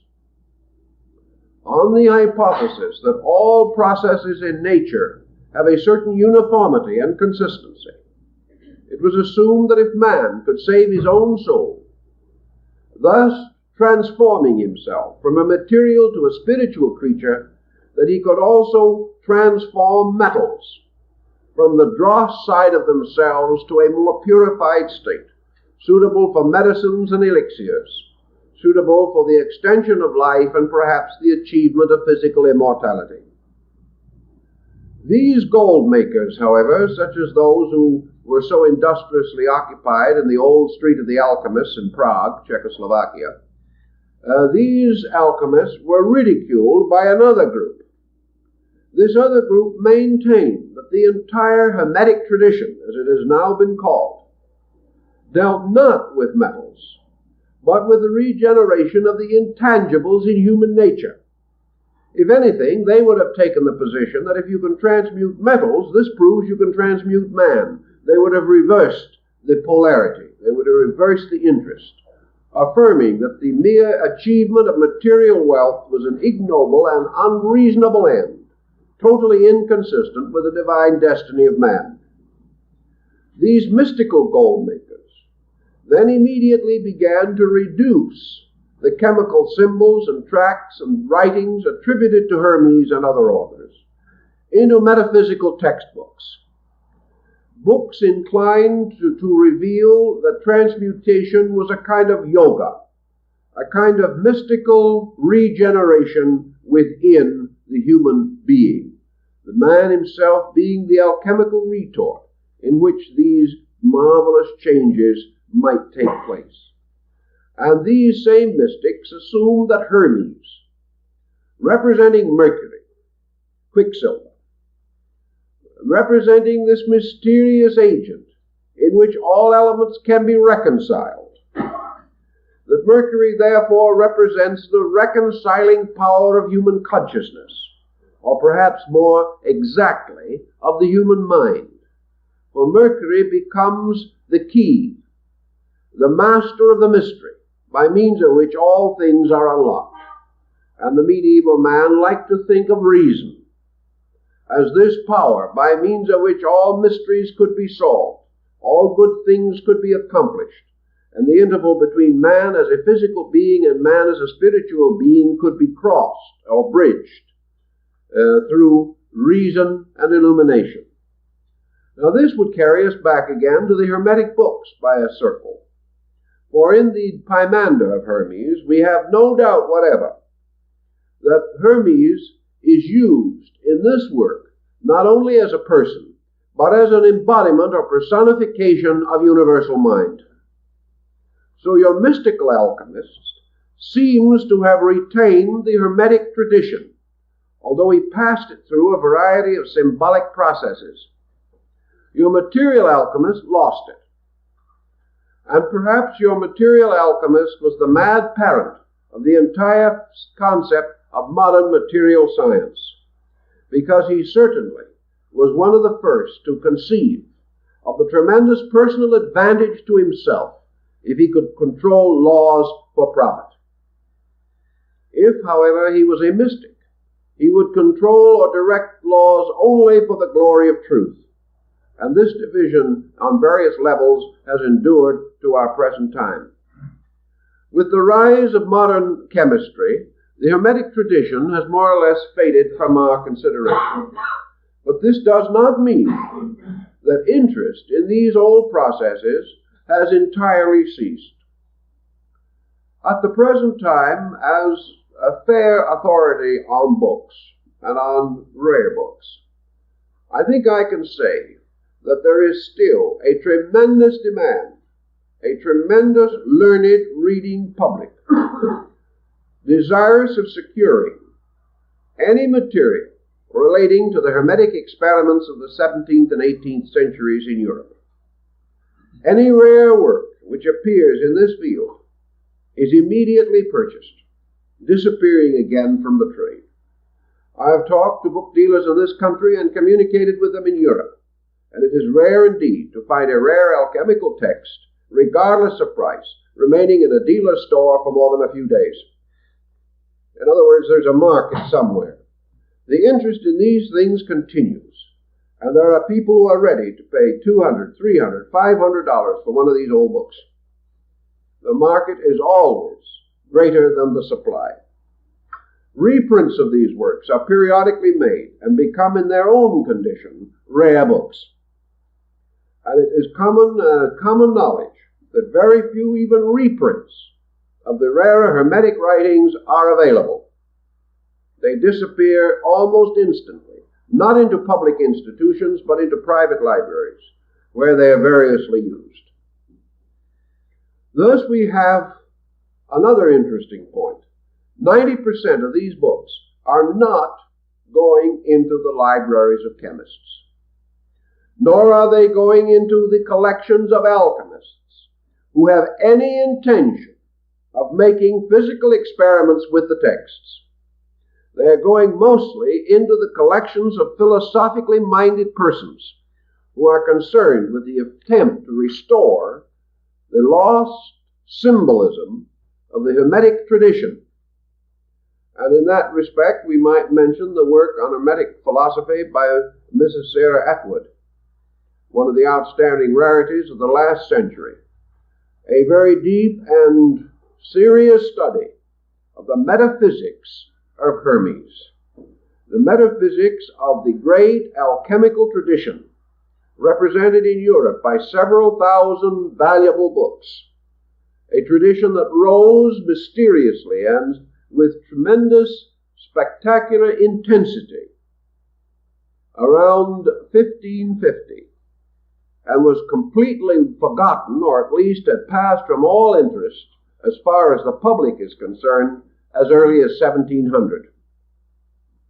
In that 150 years or less, the entire restoration of alchemical Hermeticism had its course. And by the beginning of the 19th century, 1800 or even earlier, these books were rare and almost impossible to obtain.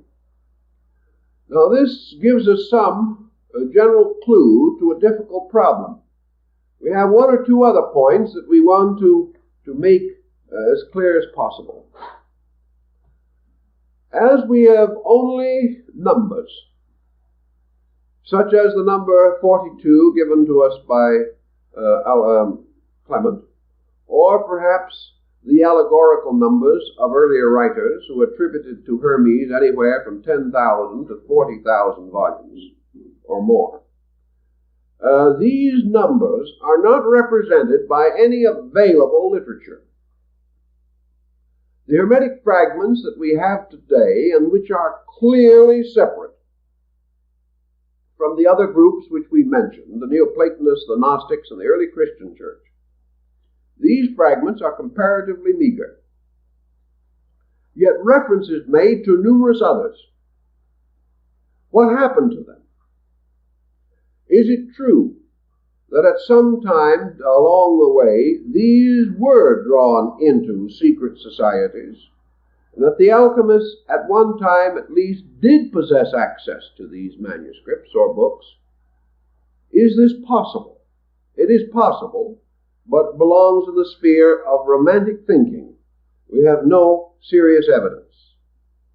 Actually, only a few texts, the Pymander particularly, and the Asclepius, remain, which are completely and unitedly bound up with this tradition.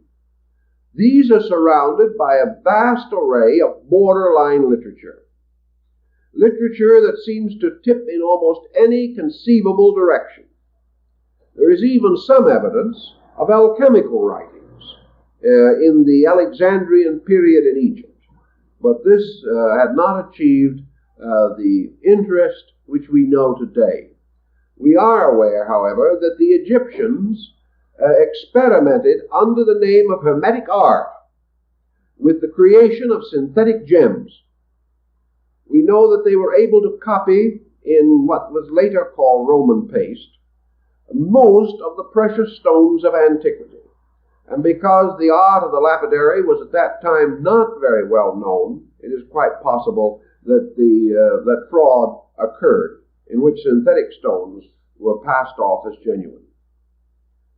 That these creations of artificial stones, the development of certain dyes for textiles, for various purposes, the creation of malleable glass, or glass of itself that would bend.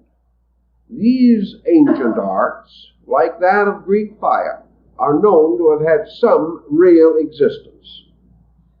They were included in Hermetic thinking at that time, therefore indicating that the Hermetic system was regarded as scientific and having secrets useful on the level of practice and trade. This, again, is represented only by a meager circle of authority or traditional remain. How then shall we examine the books of Hermes out of the knowledge that we have of them? I think the answer lies in one direction only, namely that the Hermetic concept in itself must have had a school of some kind surrounding it. That these books appeared and remained simply isolated fragments of literature is inconceivable in the mind of the time. For in those days it would have been very difficult for any scribe to have remained concealed. It was not then possible to follow publishing procedure. These manuscripts had to have been circulated among at least a small group of friends, devotees, or dedicated persons who were at least partly aware of the facts. Thus, this literature could not have simply appeared and not have had any foundation in realities. In our discussion of the Pymander, which will come later, and which perhaps should have been introduced at this point in the planning of the series, but it wasn't, so we must follow the pattern, we have some interesting thoughts. In the Pymander, we have a general concept of universal procedure, a concept partly paralleling that of the Greeks, perhaps somewhat paralleling that which was later to become Gnosticism, and to a little degree, at least, paralleling the early theological speculations about universals held by the Christian fathers. Very early, the church drew to it a certain number of scholars, and these began to speculate outside of the jot and tittle of the approved canon.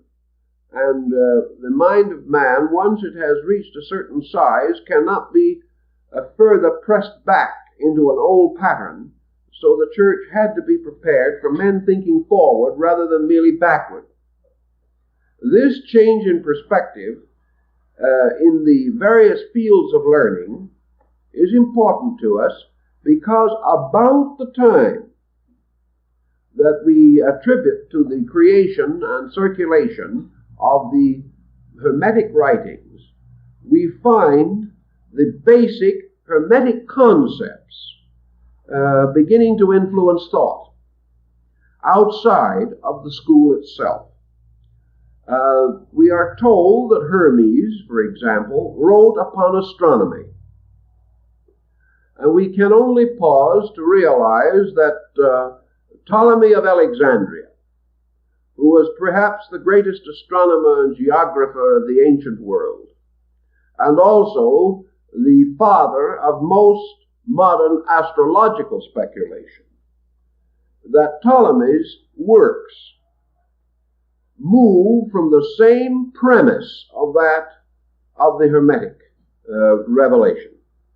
In other words, Hermes' universe is rather closely associated with the later developments of Ptolemy. The concepts of geography and navigation are those of the Hermetic school and not of the other neighboring schools. The changes which took place in concepts of government and in the healing arts, the secularizing of medicine, and a variety of other subjects which moved and changed the face of the Mediterranean culture. These changes followed closely after the so-called original Hermetic period, and they followed even more closely the original ideas and concepts of the Hermetic school. So we'll then trace some of these ideas in an effort to try to show how they spread out into the literature of the time. We can see, for example, the rise of certain powerful intellectuals in the Roman Empire. It is a mistake for us to assume that the Romans were all ignorant. For from the beginning of the Roman culture to the final decline of Roman life under the coming of the Ostrogoths, the king Theodoric, up to this period, we see the continual structure of a Roman philosophy. And we find this moving through the thoughts and meditations of Marcus Aurelius Antoninus, through the great hymns of the Emperor Julian, and finally to Boethius in his Consolation of Philosophy. With this, the school closes. Julian, Boethius, and Marcus Aurelius all show Hermetic influence. They show the type of thinking which was peculiarly associated with that school, a kind of thinking which, while similar to Gnosticism, was not Gnosticism, similar to Neoplatonism, was not Neoplatonism, and with certain Christian elements was distinctly not Christian. Thus it is quite conceivable that down through this technically difficult period to record, when, as is so often the case, historians were interested only with war and not with culture, that a descent of belief and doctrine can be traced. Now we also know that one of the introductions which we find in the Hermetic writings is this important approach to the concept of mind. Now we know that Plato, Pythagoras, and Aristotle seemingly rather well exhausted our concept of the human mind. Yet in the Hermetic writings and in the Hermetic corpus, we find some new aspects of mentalistic thinking. We know, for example, that in most of the Greek schools, mind became an instrument. It was a wonderful and powerful means for the accomplishment of truth. Mind was therefore a kind of channel through which knowledge moved into the individual. But in the Hermetic tradition, we find something that departs from this and gives us a rather different perspective. The emergence of mind as a magical power, the power of creative thinking to change things. Here we have perhaps the beginning of mental magic, and the foundation from which, by perversion, mental malpractice may well have come into our awareness. But we have in the Hermetic teachings mind not only as a way or means for the acceptance of understanding or knowledge, but we have mind capable of objectively transforming the world around it. We have mind as a positive energy. Also, we are introduced to the concept that mind moving from man is an instrument of God moving from man outward into a world of manifestation. Therefore, we have an interesting Hermetic axiom, namely the concept that God moving into creation is creation. God moving into man is man. God moving into nature is nature. namely the identity of the creation and its creating power. We also have Hermes giving to us one of the great principles which was later to influence all our knowledge, and that is the great concept of analogical resemblances. Long ago it is said that Alexander the Great, while king of Macedonia, went out into the desert to visit the tomb of Hermes, a tomb which has apparently disappeared from our present knowledge, although there are reported locations for it even now. Opening this tomb, he gazed down upon the great sage of the past, whose body and bones had moved to ashes. But he saw among the ashes the great emerald tablet, known as the Emerald Table of Hermes, which contained upon it the great Hermetic inscription, which opens with the rule or law or statement, which has since become world famous: that which is above is like unto that which is below. That which is below is like unto that which is above.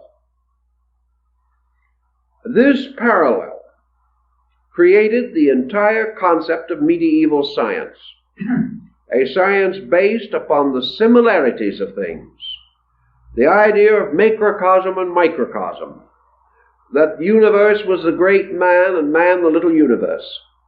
And while we have theoretically outgrown much of this thinking, as Thorndike explains it, it is still true that the law of analogy is operating in our lives every day as a force in our thinking, and is also a powerful instrument of scientific research within certain limitations. So the Hermetic concept of analogy stands out in a strange intensity. We can probably trace the thinking to earlier periods and far places, but the statement, the bringing together of the idea and its clarification seemingly was part of the Hermetic tradition. Thus we have analogy and mentalism coming out.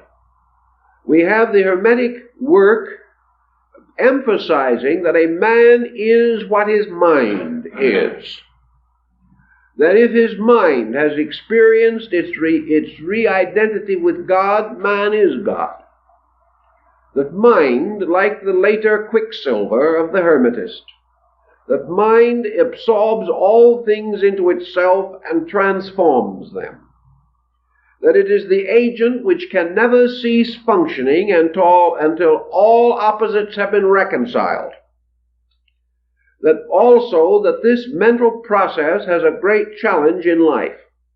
Man's inevitable and eternal instinct of inquiry arises from the great destined end for which he is intended, namely that man can never rest, never cease his wanderings, never settle into any permanent pattern until he has achieved all that is necessary for the reconciliation of all opposites within himself and around himself. That man is therefore the reconciler, that he is the power that brings heaven to earth and raises earth to heaven. Man in the Hermetic tradition is no longer a toy in the hand of destiny. He is no longer an instrument subject to the machinations of unknown forces. He is no longer a pawn of autocratic deities. Man is the master of both gods and nature, not because of his arrogance as a person, but because he possesses within himself the power of reason. And by the power of reason, all things that are divided, broken, or injured can be brought together and healed.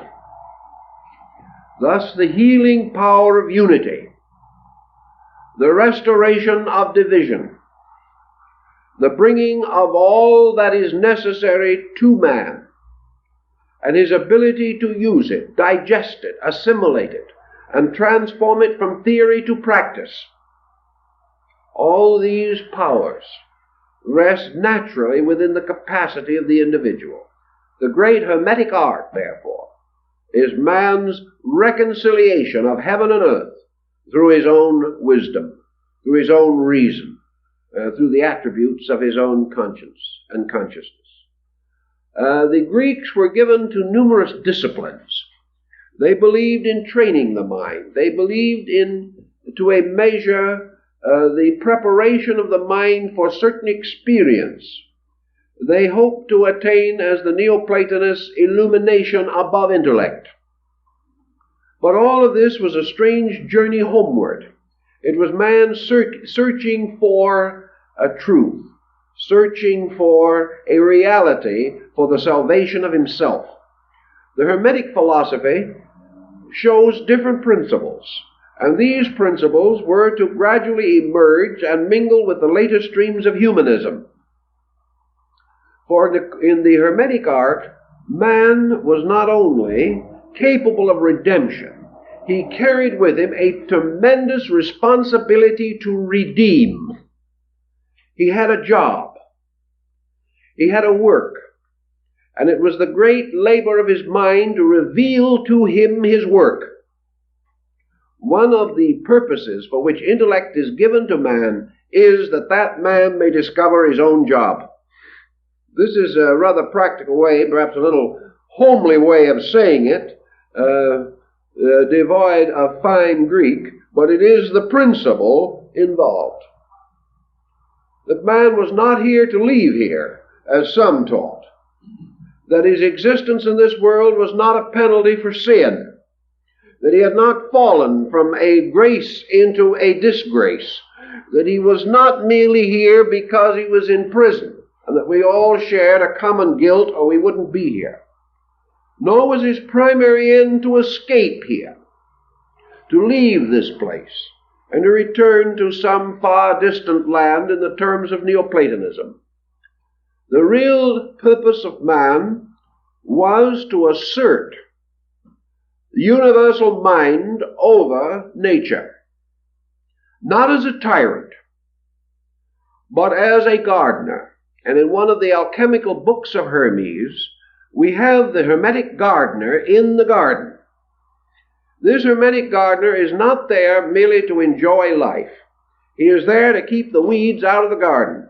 He has a job to do every day.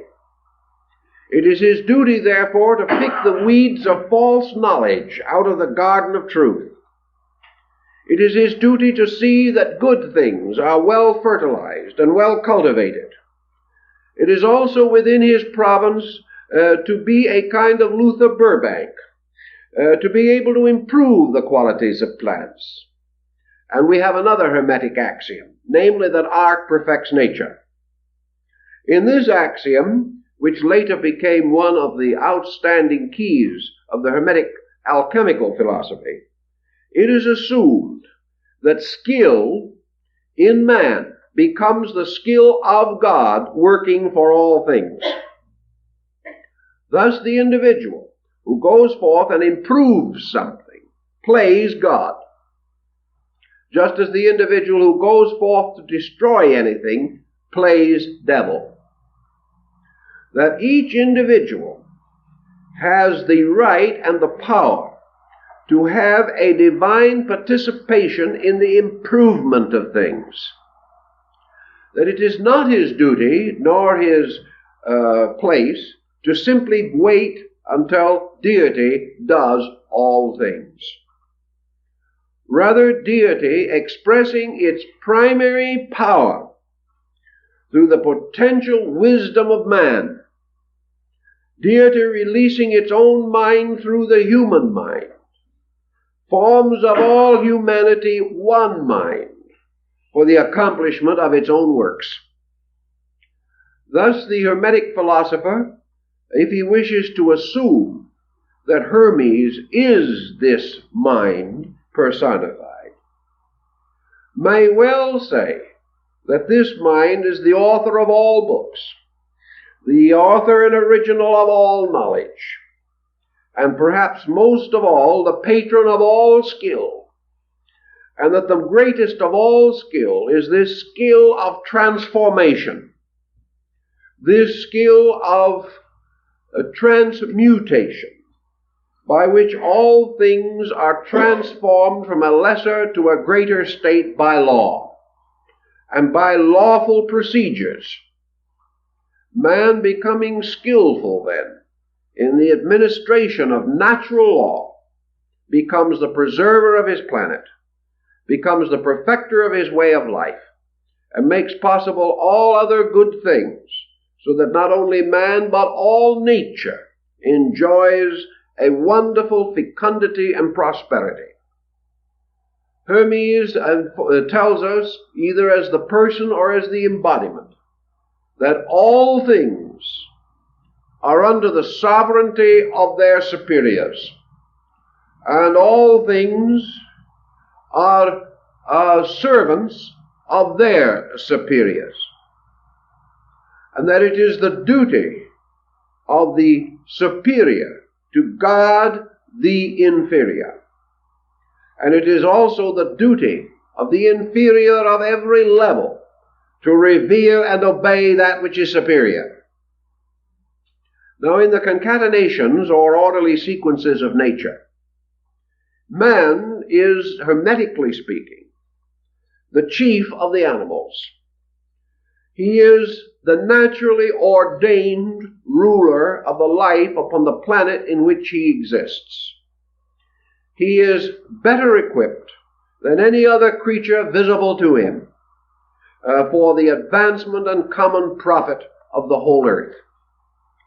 Therefore, man, being superior to the animal, to the plant, to the mineral, to the elemental and chemical organization around him, man's superiority gives him the right of service.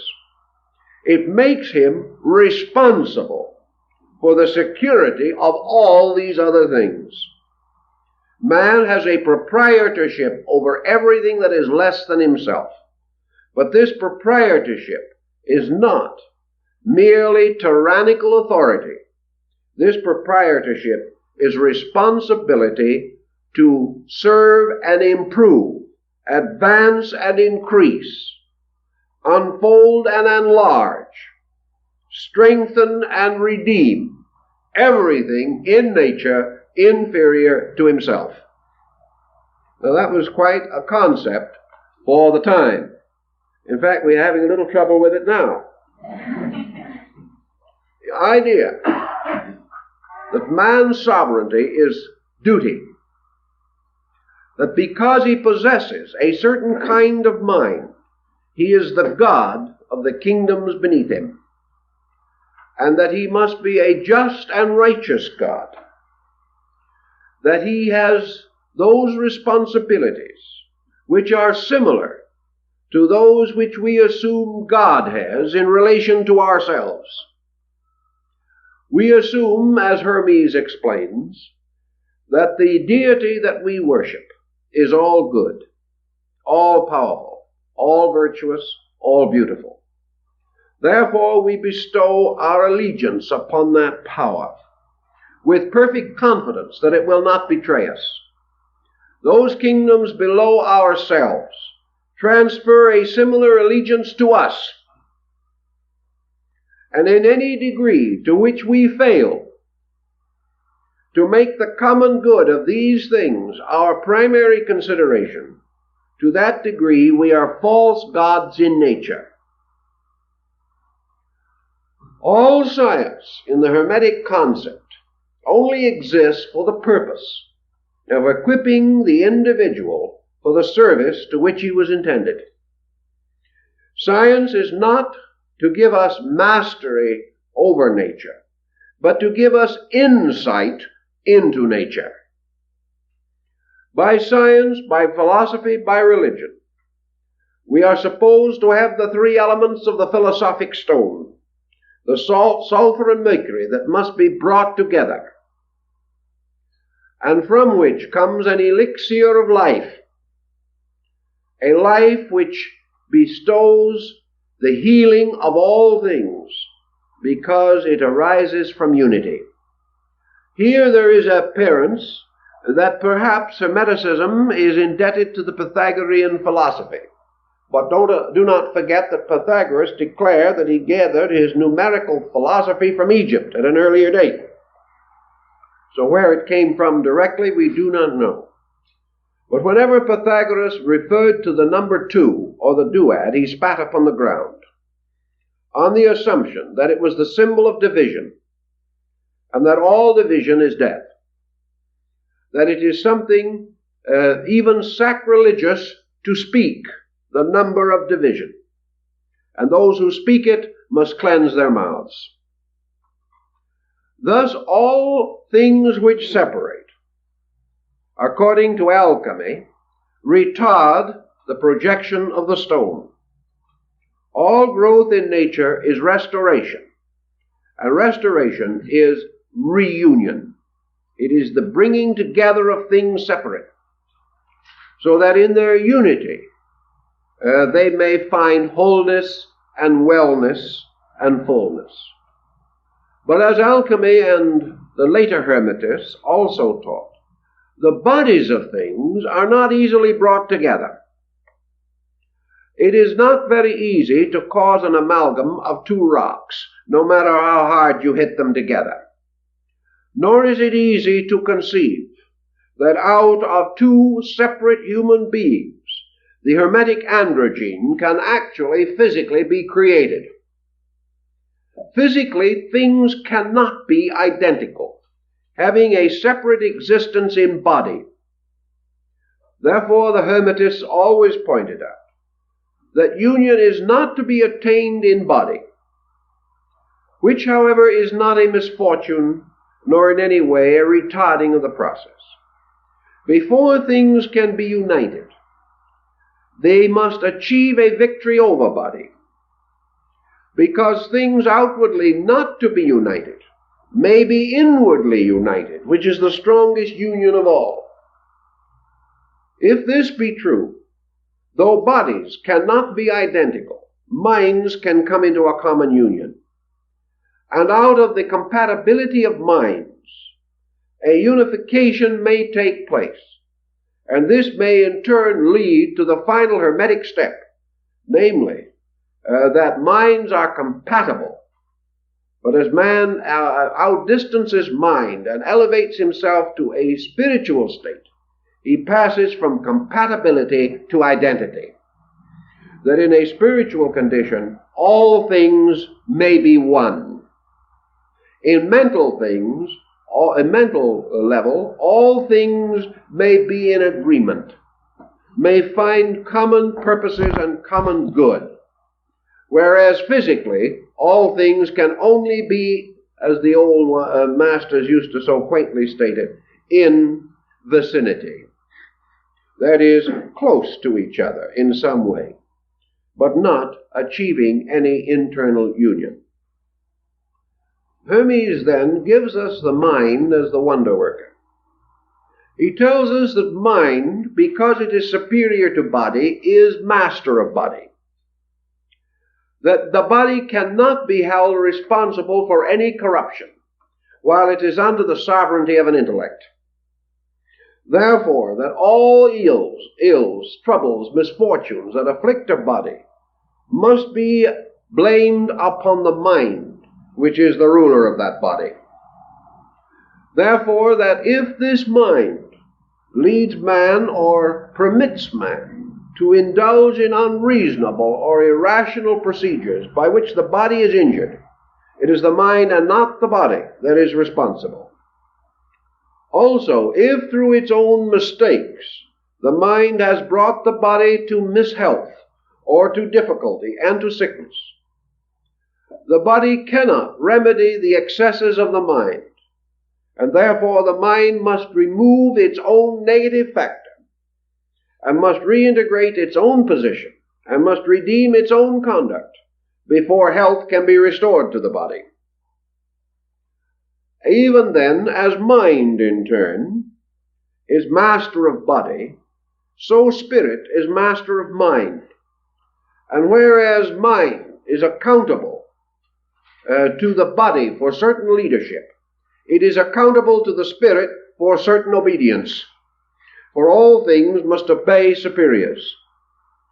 Therefore, mind is the messenger, the instrument, the intermediary, and in this sense becomes the Greek Hermes and the Latin Mercury, the messenger of the gods, the winged being that can travel into all spheres and spaces, carrying the words of the gods. Hermes, as the messenger of God, therefore is associated with this concept of Mercury.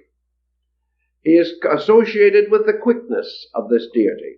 And in the ancient Greek legends, it is said that Mercury was more rapid even than his winged heels and helmet might imply. He was so rapid that he could circle the world in the twinkling of an eye. Mercury was therefore the universal immediacy of mind. And also this Mercury could not be held in any restraint or limitation. It penetrated walls, it went through solids, it did all kinds of things, being apparently possessed of the most superhuman attributes and powers. Obviously, again, referring to mind, that knows no distance and no limitation except that which it imposes upon itself. Thus, in the story of mind, we have this power that can travel, can be anywhere, can be the armchair traveler who, sitting quietly beside the fire, remembers the distant lands that he has visited, or thinks of other distant places that he reads about in books. This mind can also escape from now into past and future. It can escape from all kinds of patterns imposed upon it by dogma, limitations, and creedal separateness. It can most of all, if it is so minded and so inspired, attain to the free circulation of its own state. It can be itself, totally and entirely. And in being itself, it is free of everything except the duty which it owes to those things less than itself. And in the natural nature of its own being, it becomes the useful and inevitable servant. Even Hermes was aware that there is nothing more dismal than unemployment, and therefore that the mind, escaping from the burden of ignorance with the duties and employments which it bestows, does not escape into free space merely to become a vagrant, merely to wander around thinking about things and enjoying thought of itself forever. The mind, having escaped from unprofitable labor, chooses profitable labor. Having departed from unworthy procedures, moves victoriously into worthy ones. Thus the mind can never be idle. It can never rest. It must always move, and in its motion, it must always be adventuring toward the solution of mystery. Hermes then points out that there is no mystery except the mystery of ignorance, and that everything mysterious is merely something not understood, and that it is the end of mind that there shall no longer be mystery, that there shall be no question that is not answered, no riddle that is not solved. This concept Hermes carries also to another level, namely the power of mind in the sense of its imaging propensity, that the mind is not only capable of perpetuation and self-discipline and all of this type of thing, it is capable of a procreative process. In other words, mind is capable of giving birth. And in the description of this process in the medieval Hermetic tracts, we find many things that could well be attributed to an earlier date. The idea of the creation of the Hermetic energy, the mind as father and mother of itself, the mind as a kind of Melchizedek, a priest forever, and that the power of the mind to create between its own positive and negative polarities, or its male and female principles, brought together through what the alchemists called the Hermetic marriage, that from this is born the homunculus, or the crystal being, the infant that is made of glass, born within a womb of glass, and like Merlin possessed of all kinds of magic. This homunculus is the symbol of man's innate creativity. The mind is not exhausted, either in learning or beholding or administering. The mind is not exhausted in the perpetuation of knowledge.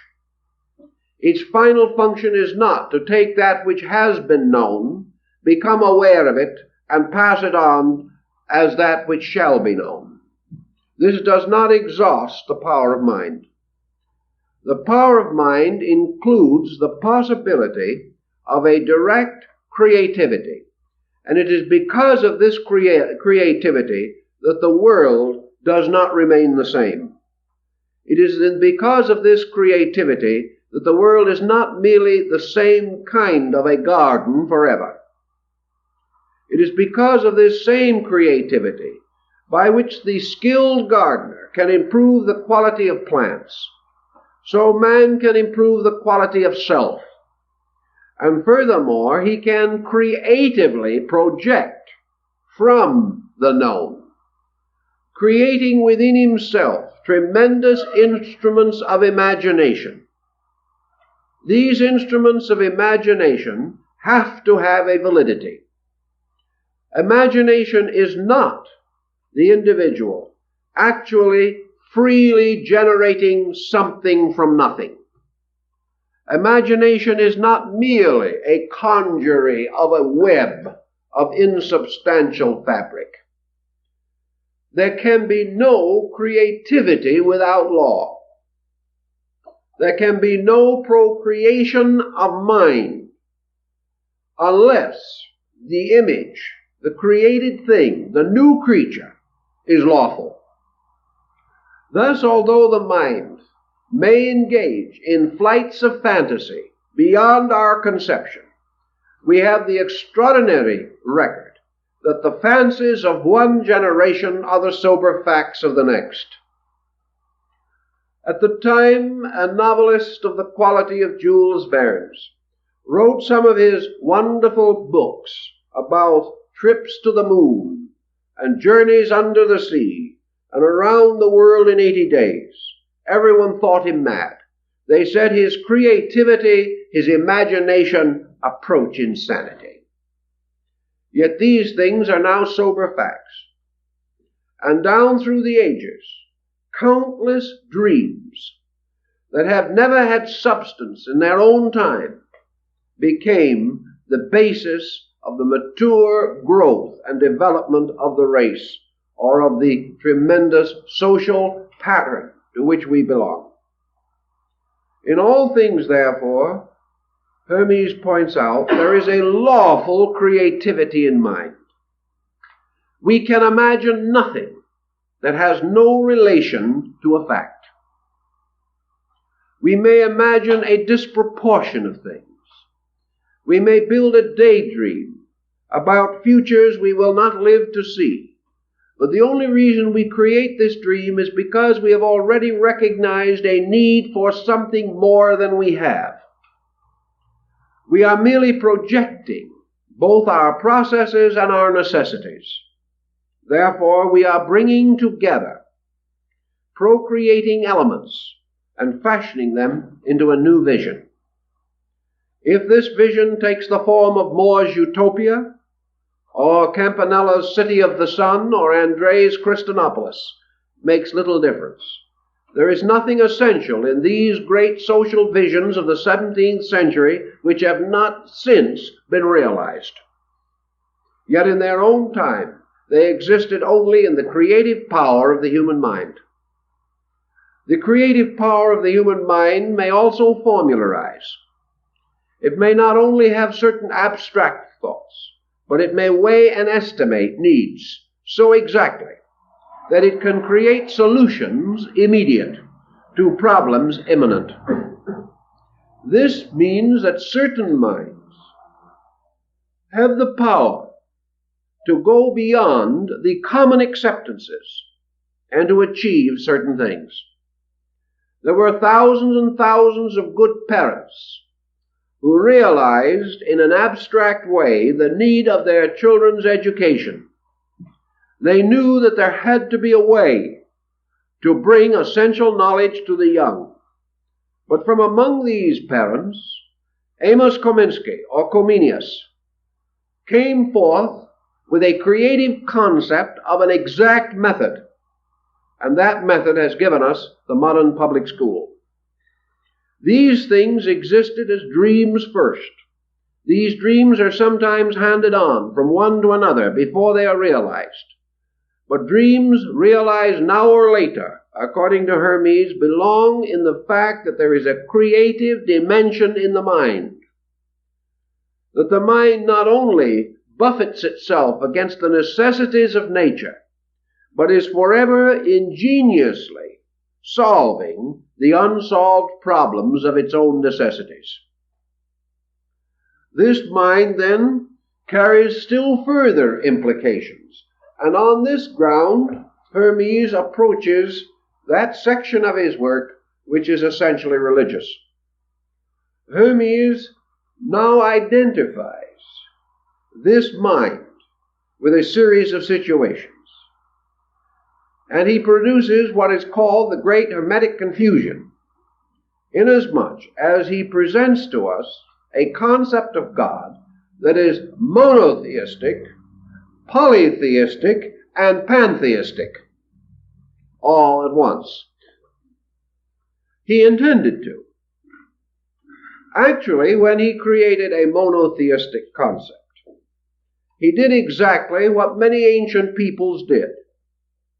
And when he created a polytheistic concept, he did no more than the Trinitarians did in the early church when they made of God three persons. Actually, no difference was achieved.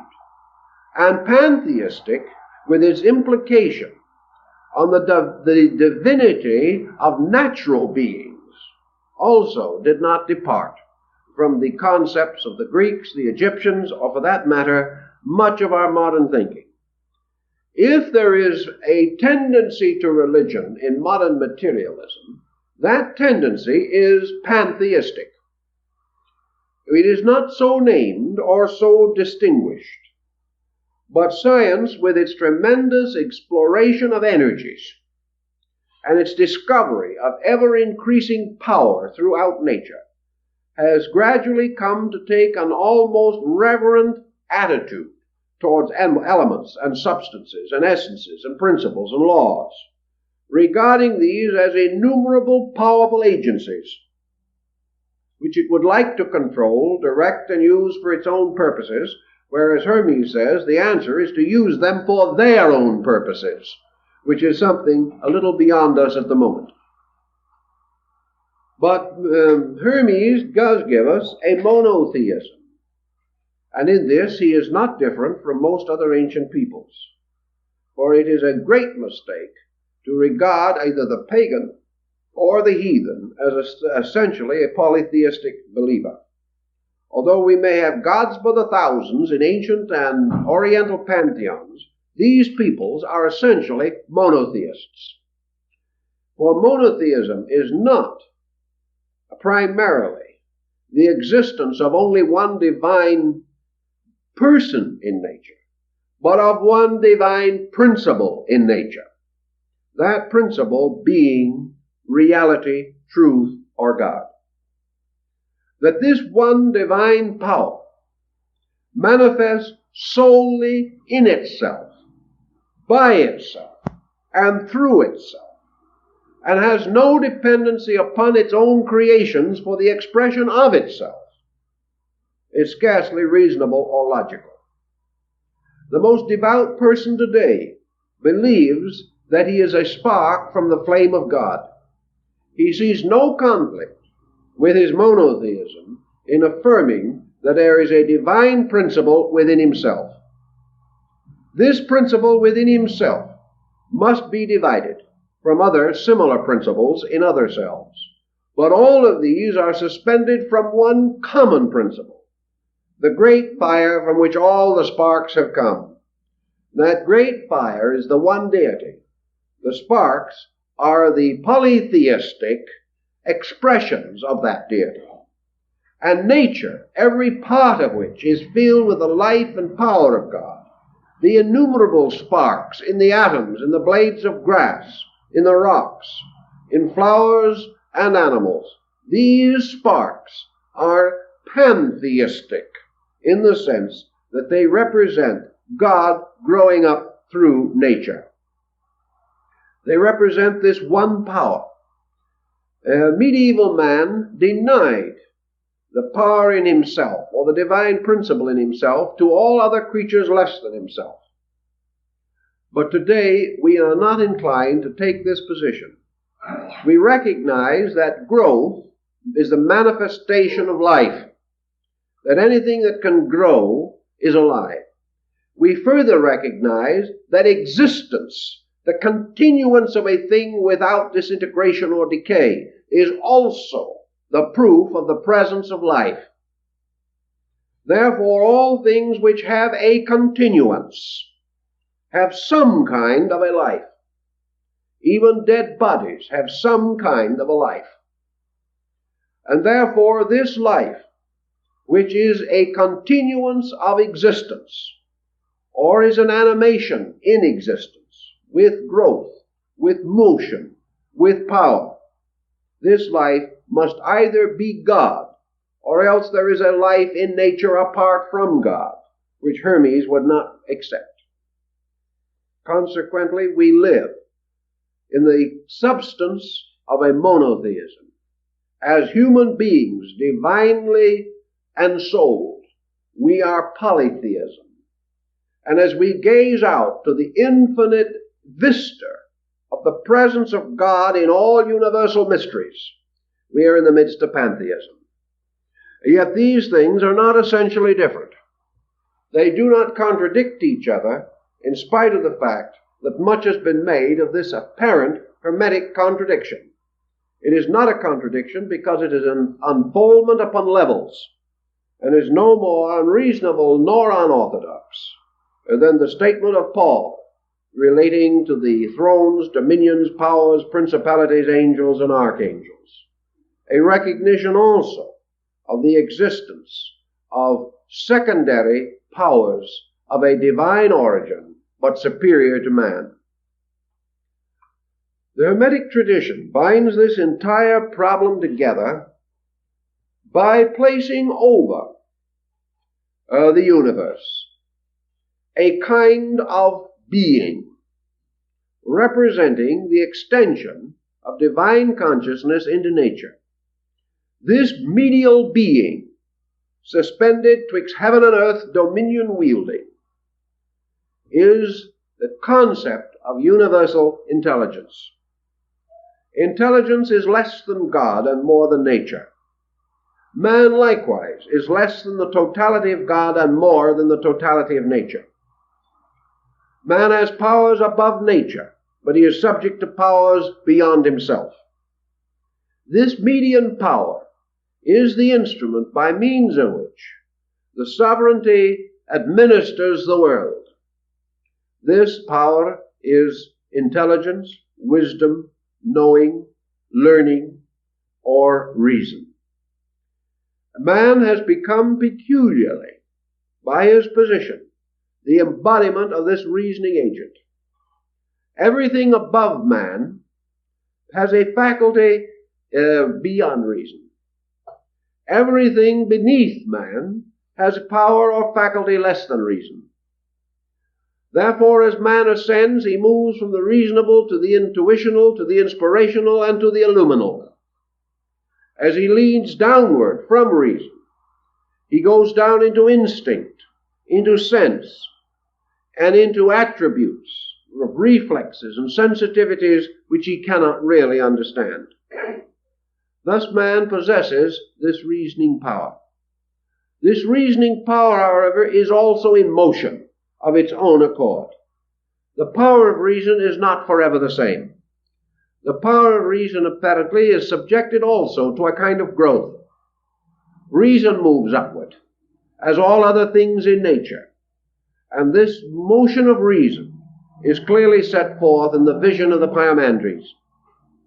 This motion of reason is also indicative of man, for man is gradually moving through reason. from its least to its greatest parts, even as he is moving in philosophy, from Theosophia Practica to Theosophia Theoretica. He is moving upward from objective, obvious things to things more real but less obvious or less objective. This motion is his natural growth, and this motion is the releasing of his power to act as an intermediary between heaven and earth. For this reason, Hermes and many other Hermetists and mystics do not accept the idea that man is simply an animal standing on its hind legs.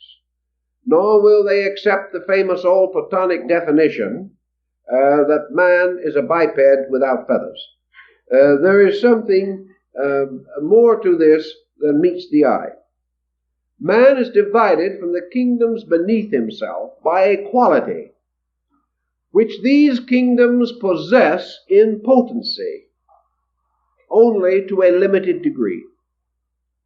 In the animal, reason is potential, and to certain animals, the rudiments of apparent reason or manifesting reason may be dimly traced.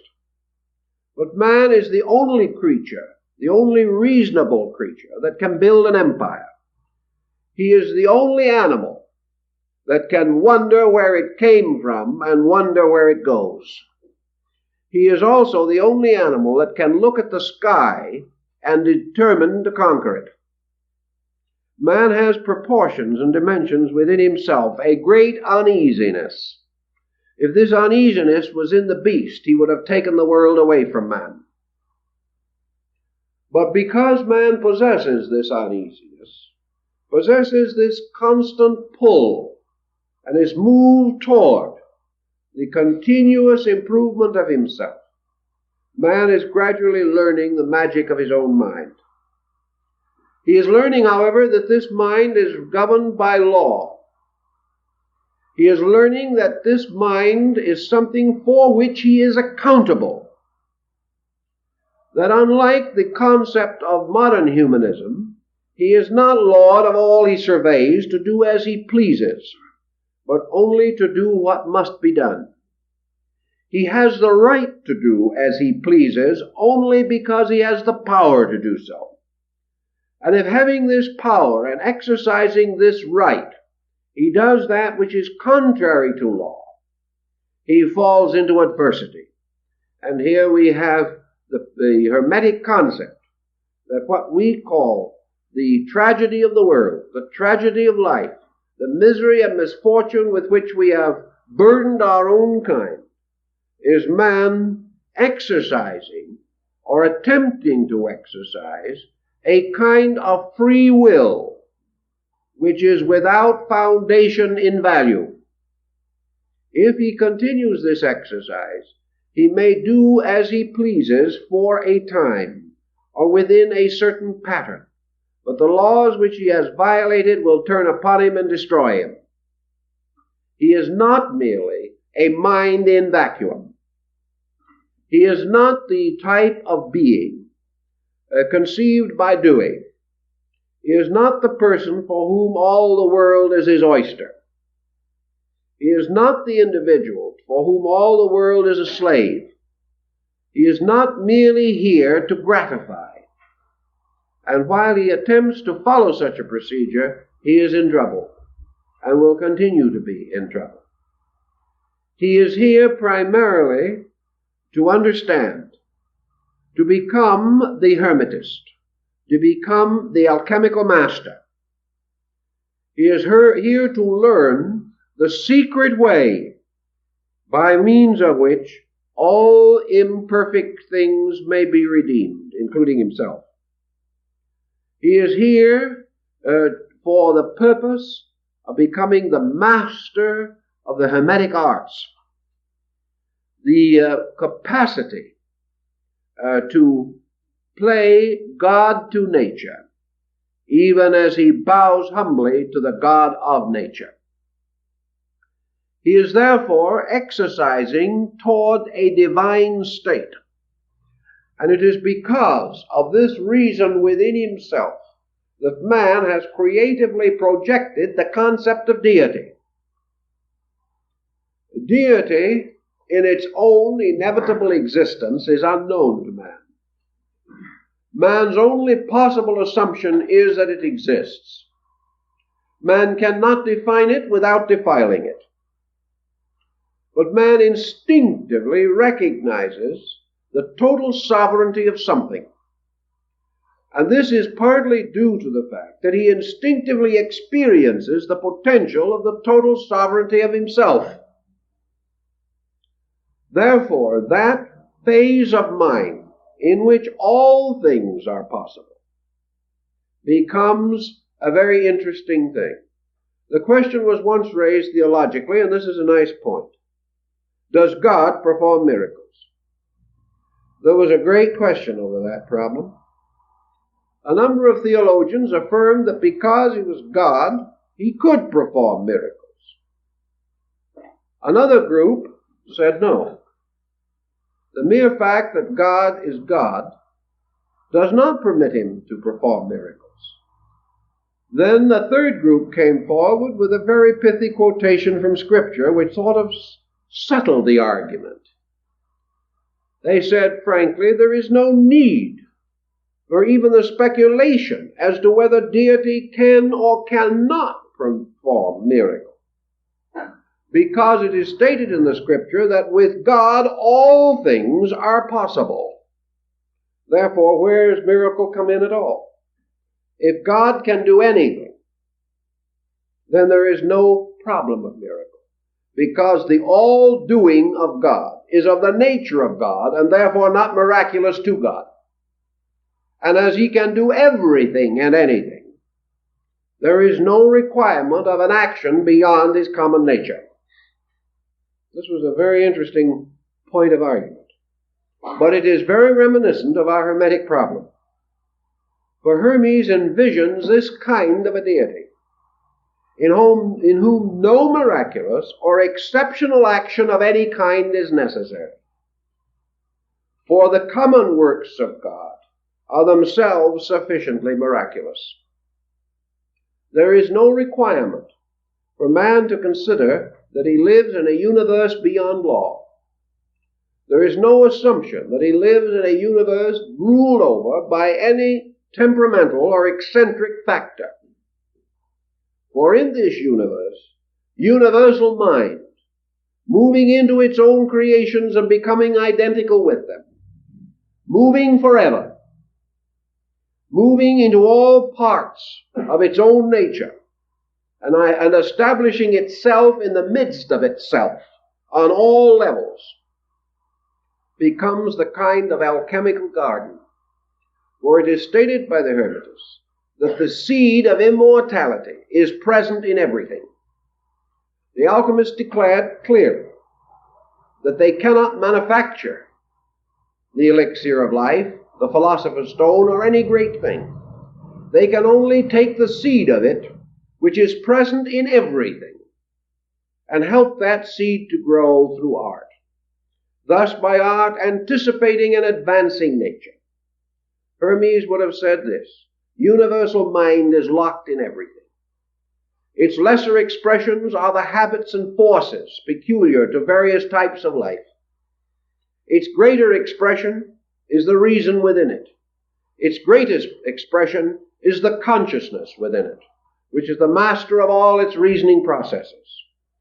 Therefore, it is not that man shall create these things, or shall exercise a strange and mysterious power, unique, but that man represents one kind of God serving another kind of God, one condition of deity administering to another condition of deity, and that the mind with which man saves life is the same mind as is in the life which he saves.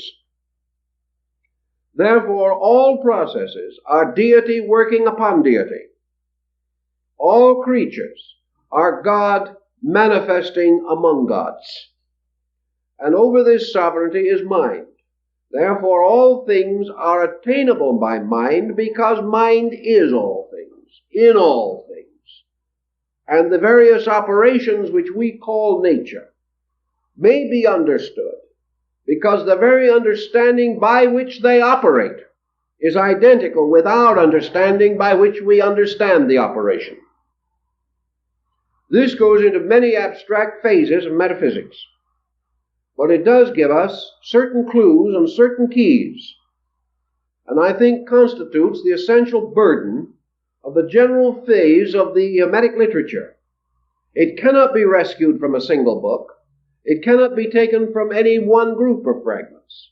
It must be taken from 1,800-year survey of the existing changes, modifications, and specializations within the descent of this tradition. But because these things are in it, and because men of many ages, including the fathers of modern science and philosophy, were aware of this tradition, and many of them were addicted to it, we find its principles surviving in our thinking, and through us, whether we realize it or not, will survive to the world of the future. So I think that perhaps is a good point to bring it to a termination this evening before everyone gets a little too exhausted with that part of the divine mind which he is using. We have already devoted considerable time and thought to basic definitions of Hermetic philosophy. And in the work of last evening, we traced this through its various phases, from its religious and metaphysical implications in Egypt to its chemical and alchemical extensions in the early years of the modern world. This evening we wish to approach a different aspect, but largely within the broad coverage of our original intention. The question of the place of the original Hermetic teachings in the rise of Christianity must first be clearly stated. We must assume and accept that there is no unity of opinion on this matter. The more conservative writers are inclined to think that the old Hermetic tradition had a comparatively slight influence on Christianity. They support their position in many ways, particularly by interpretation of the Hermetic writings. Let me point out exactly what I mean by this statement. They use interpretation of their own for the simple reason that basic interpretation or basic understanding is almost completely lacking. Therefore, we are unable to say with certainty what the old Hermetic masters might have said in relation to Christianity. Most of the articles, books, research papers that have been done from a very late date and by more or less prejudiced thinkers. I do not mean intentional prejudice, but through the long medieval period where scholarship in these extraordinary subjects was not particularly clear or complete, very little survived that could guide us and direct us in our modern thinking. On the other hand, we must realize that Christianity and Hermetism rose in the same general environment and background. And a study of the early church fathers indicates clearly that among the original Christians of the first 3 centuries, there were men and women of numerous attainments. We cannot assume that Christianity was composed entirely of simple folks. It attracted the scholars of many persuasions, and as must follow under such conditions, these scholars brought with them to the faith the background of their own general and particular learnings. Thus we may say that it would have been almost impossible for a new sect or creed to arise, completely uncolored and untouched by earlier or even important contemporary influences. There can be no doubt also that among certain learned groups which later became distinguished in many instances for heresy, among learned groups there was a natural inclination to philosophize Christianity. It became important to certain minds to orient Christianity against the background, we will say, of Platonic philosophy, or against the background of Aristotelian thought. It was also in North Africa quite customary to find Christianity closely interwoven with Gnosticism, with the later phases of Egyptian religion, with Hermetic speculations, and a little later with Neoplatonism and Neo-Pythagoreanism. The Christian of that time, well, if he was an intellectual, might not really know the dimensions of his own orthodoxy or lack of it. Christianity had not attained a strong dogmatic position.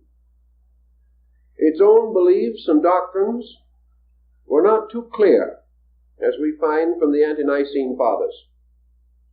We must therefore accept that there was, not only probably, but almost certainly, some interchange, some intermingling of ideas in the early Christian communion. Gradually, with the passing of time, some of these early minglings came to be generally recognized and accepted as orthodox. Others of these early influences did not fit so well into the growing philosophical structure of the church. They were therefore discarded, or perhaps only ignored out of existence.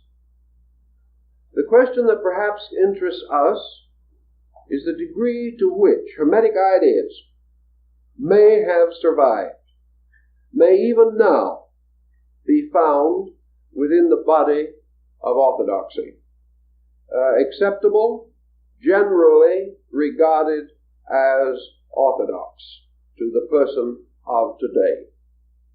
One point that perhaps is of interest in the parallel between Hermetic thought and Christianity is the approach to deity, which strongly differentiates and distinguishes the teachings of this mysterious ex-personality whom we know as Hermes.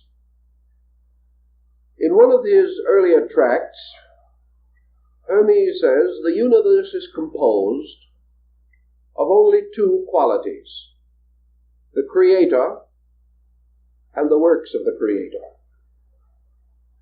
This statement not only survived into Christianity, unless we wish to regard it as already indigenous there, but it certainly continued to exercise a strong influence in medieval thinking and even in modern religious thought. The concept as Hermes unfolds it conceives the universe to consist of only the attributes of one sovereign power. There is nothing but God. All things that do not appear to be God are conditions of God. Deity in substance and in essence, absolute and indivisible, may not so be cognized by man, Hermes taught. Man, therefore, must observe the separate works of God, and by thus observing, he falls into a possible illusion. This illusion is that these works have a separate subsistence, a true and total existence in themselves. Hermes says this is not so, that all works have their existence and subsistence only in God. Extending this concept Hermes also taught that the manifested or obvious parts of creation, even if brought together in all their diversified and apparently separate fractional manifestations, deity is not merely the sum of the manifested parts of deity. Deity is the sum of that which is manifested and that which is not manifested.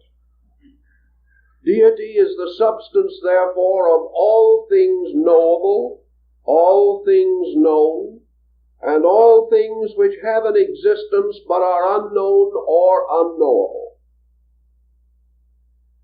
Hermes then gives us a statement which is very reminiscent of a familiar one, namely that in deity, or in God, men live and move and have their beings.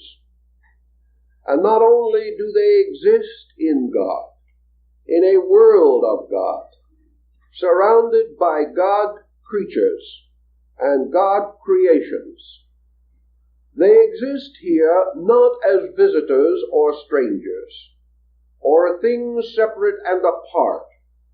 So we have the Hermetic thought that man shares with creation an immediate participation in the Creator.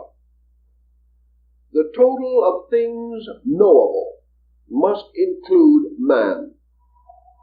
And Hermes tells us that not only that man which is visible to the sensory perceptions, but that man which is invisible. Not only that man which is the son of earth, but that man which is the son of mind.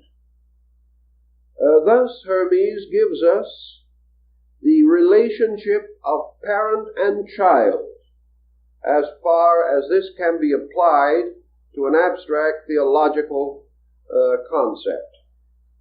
Deity is parent, total parent, father, mother. Hermes pointed out that deity is androgynous, namely possessing within itself the qualities of father, mother. But more than this, partakes of a still stranger extension. For this deity which is father and mother is also the progeny of father and mother. Thus deity is father, mother, child. Deity gave birth out of itself to all things, and these by their unions and minglings cause further generations, and these later generations are like the original creation, in God and of God. Throughout this entire concept, Hermes is essentially teaching a monotheistic theology.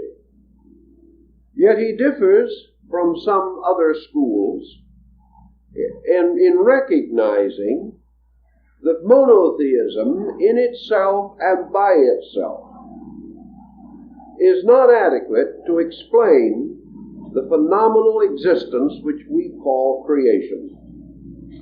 Therefore, to Hermes it was necessary to assume that from the original and creating power, and still embraced within the love, wisdom, and authority of that power, there are both primary and secondary emanations. Some creatures or creations more closely resemble deity than others. And here we come very close to some of the early Pythagorean and Platonic speculations. Those creatures first created and containing within themselves the greater effulgency of the divine power are more proximate to deity, and therefore by proximity attain a likeness, or by likeness attain a proximity. Both positions are advanced. later creations, or shall we say creations of creations of creations, depart from the original proximity, and that man which is the Son of God is nearer in a strange way in power and potential than that man that is the Son of Man, that is the Son of God. Thus, by descent, creation falls away from the center of its own creative power and falls into the circumference of that power.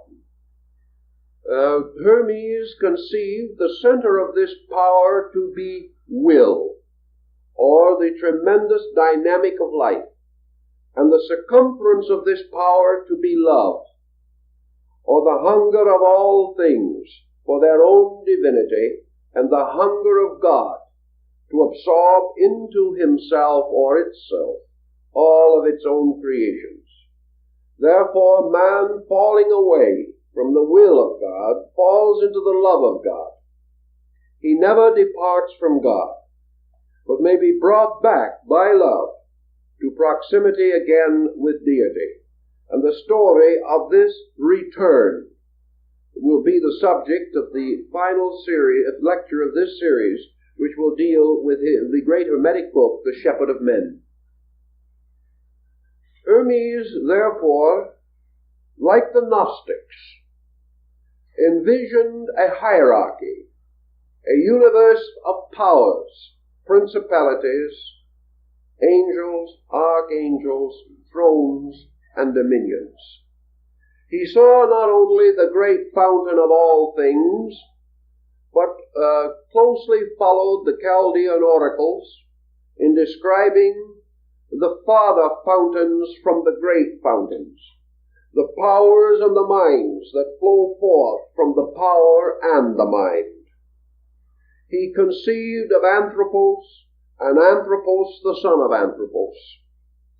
He beheld in the unfolding of universal existence the opening of a great flower, reminiscent of the vision of Dante.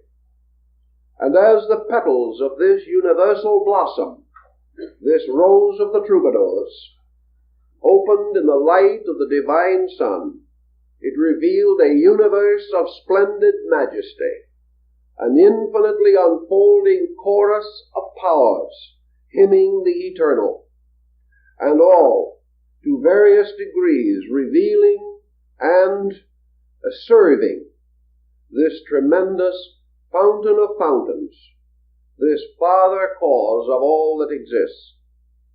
From these reflections, the Hermetic teaching organizes the universe into hierarchs, into descending orders of beings, from those completely divine to those possessing heroic potentials as demigods and supermen. There were not only celestial orders of deities, but there were sidereal orders, and there were terrestrial orders, and even subterranean orders, again following the Eleusinian and Orphic concepts of the Grecians. These orders of life filled all space with life, so that there was not anywhere where there was not life. The Hermetic masters of later time, particularly in the early alchemistical period, extended this thinking still further, laying the groundwork for such fantasies as the Conte Gabele, this mysterious story of elemental beings and creatures, and also opening the road to an extreme demonism based upon the daemonism of the classical world of thought. In the course of this thinking, Hermes made a series of statements which perhaps are indicative of a phase of our problem. These statements have been examined, analyzed, and to a measure rejected as heretical by orthodox Christian theologians. Let us see just exactly what these statements may mean. In attempting to support and sustain the faith of his disciple Asclepius, Hermes explained that not only are living creatures possessed by divine powers, so that all men are not only gods in themselves, but oracles of greater gods. But such extraordinary powers may be conferred upon images, likenesses, or representations of deities. These images, possessing a peculiar sympathy through likeness, and that those images, consecrated to a deity, and fashioned in the popular likeness of that deity, and held in sincere esteem and veneration by contrite, noble, and devout persons, such images may possess virtues, may become, so to say, containers for extensions of divine power, and in this way may provide oracles, may perform miracles, may in turn be accepted in the absence of the deity, or in the unknowing of the deity, as a proper and appropriate emblem, symbol, or embodiment, a personification of a spiritual energy. This concept certainly affected Paracelsus, who in turn affected most of the rise of medieval science and laid much of the groundwork for modern science. This thought carries with it an interesting speculation. Hermes pointed out that images erected to sanctified persons or to deities may have power to heal the sick. In what degree does this essentially differ from the modern concept of images in many departments and divisions of the Christian church? Hermes does not tell us that these images are gods, nor that they are false gods, nor that they should be worshipped as equivalent to or equal to gods. Hermes tells us that these images are symbols, emblems, figures, bearing witness to man's veneration of invisible powers, proximate statues in honor of remote principles. If, therefore, an individual shall create an image with the full realization that this image is a shadow of a principle, and shall worship this image not for itself, but as a means of focusing his attentions or his devotions upon something substantially unseen and invisible, he shall not be regarded as an idolater.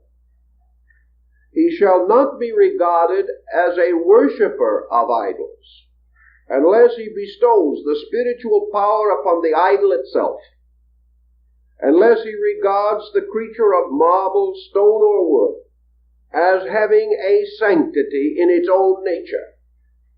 If, however, he shall use this as he uses religious art to remind him of the existence of a spiritual power, and shall fully recognize that the image is not that power, but only represents it under certain conditions, and that all prayers addressed to the image are addressed actually to the power and not to the statue, under such conditions there shall not be heresy. This is more or less accepted today, and the intercession of saints and the presentation of petition to canonized persons or to representations of Christ or the Virgin Mary or the apostles shall not be regarded as the worship of images, but but shall be regarded as internal reminders by which man receives an impulse to the fulsomeness of veneration, and shall therefore worship in spirit and in truth, using this symbol only as a means of centering his attention upon something which is otherwise beyond the cognition of his senses.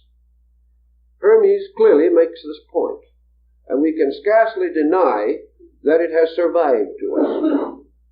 However, in the course of time, a point also made by Hermes came into general disrepute and was conveniently forgotten. This point is to the effect that such images as are made under certain conditions have magical qualities peculiar to themselves, these magical qualities not being spiritual or religious, but pertaining to sciences, as yet but remotely sensed and practically without our general recognition.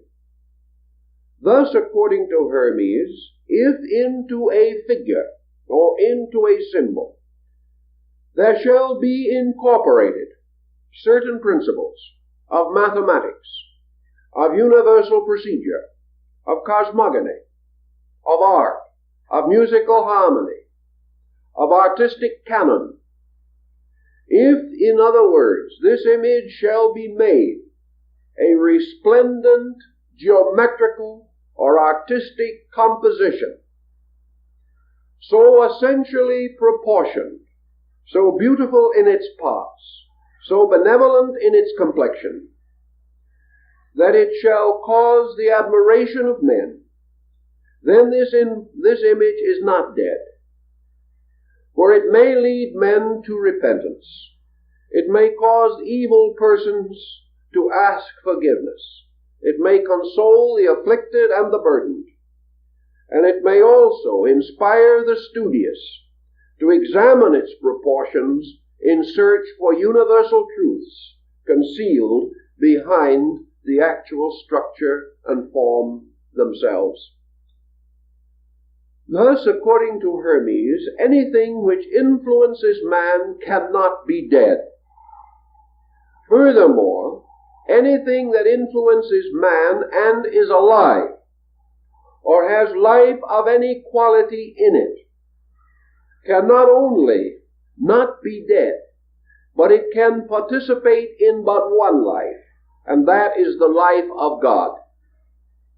Therefore, whatever virtue there be in herbs, whatever authority there be in law, whatever skill there may be in the hand of the physician, all these things are but the extensions of the creating power into the diversity of created attributes.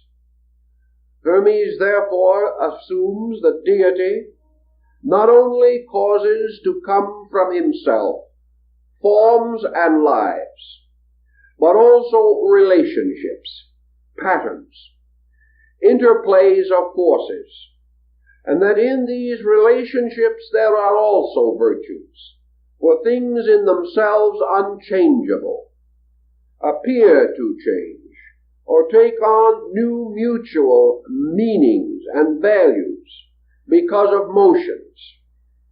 Motion is therefore a movement in interval of time or place, and interval and motion itself both are God.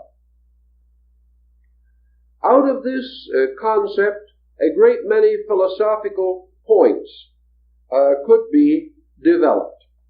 But for the moment, we cannot extend beyond this small circumference, as we have too many other points that call for our attention. We can therefore only summarize this phase of our thinking by pointing out that it was not correct and is not correct to assume that Hermetism is essentially pantheistic. It is not. It is pantheistic only inasmuch as it conveys life to everything. But it conveys only one life, that the life of God. And in the Hermetic philosophy, there is no possibility for the existence of a principle of evil. There cannot be a demonism as we know it. There can only be that kind of a recognition of tutelary spirits, mundane and submundane, all of them in some way legitimate and reasonable extensions of the divine power, which may extend itself in ways and on levels utterly beyond human cognition. Hermes also held that because one power animated all things, that there was a continuous and endless interrelationship of things. Man is not unaffected by that which is unseen. Man is not completely unconditioned by that which is unknown. Man must therefore perceive, not only with his sensory perceptions, but also with his intuitive and inspirational faculties. And there are aspects of divinity moving around him and through him constantly, which he cannot consciously delineate, which he cannot define, which he cannot even clearly experience. Those parts of divinity which are not within his rationality, therefore move him, whereas those parts of divinity which are within his rationality, he gains a certain mastery over, and by this mastery he causes movement, he causes action, thus using the conscious knowledge that he has to move what he knows, and being in turn unconsciously moved by that which he does not know. Thus man lives forever in a divine motion, a motion moving him both inwardly and outwardly. Outward motion may lead man in numerous directions, real or unreal. Inward motion leads man only to the total experience of life. Therefore, the inward motion of man is always a divine motion, a God motion. But in itself, this motion cannot be defined and can only be broadly estimated from the total pattern of the mutations of life caused by the motion of invisibles through various situations and conditions, during parts of which these invisibles project visible or semi-visible semblances of themselves. The next point that I think is important to us is the opinion of Hermes concerning the nature of what we term the Messiah. The Egyptians certainly had a messianic tradition. We know that in the later centuries of Egyptian religion, their form of messianic concept was drifting closer and closer to that with which we are now familiar. As early as the 5th or 6th century BC, the Egyptians had already come into the recognition of an intercessing power in nature, an intercessor, a power of salvation or preservation. And this power they variously symbolize.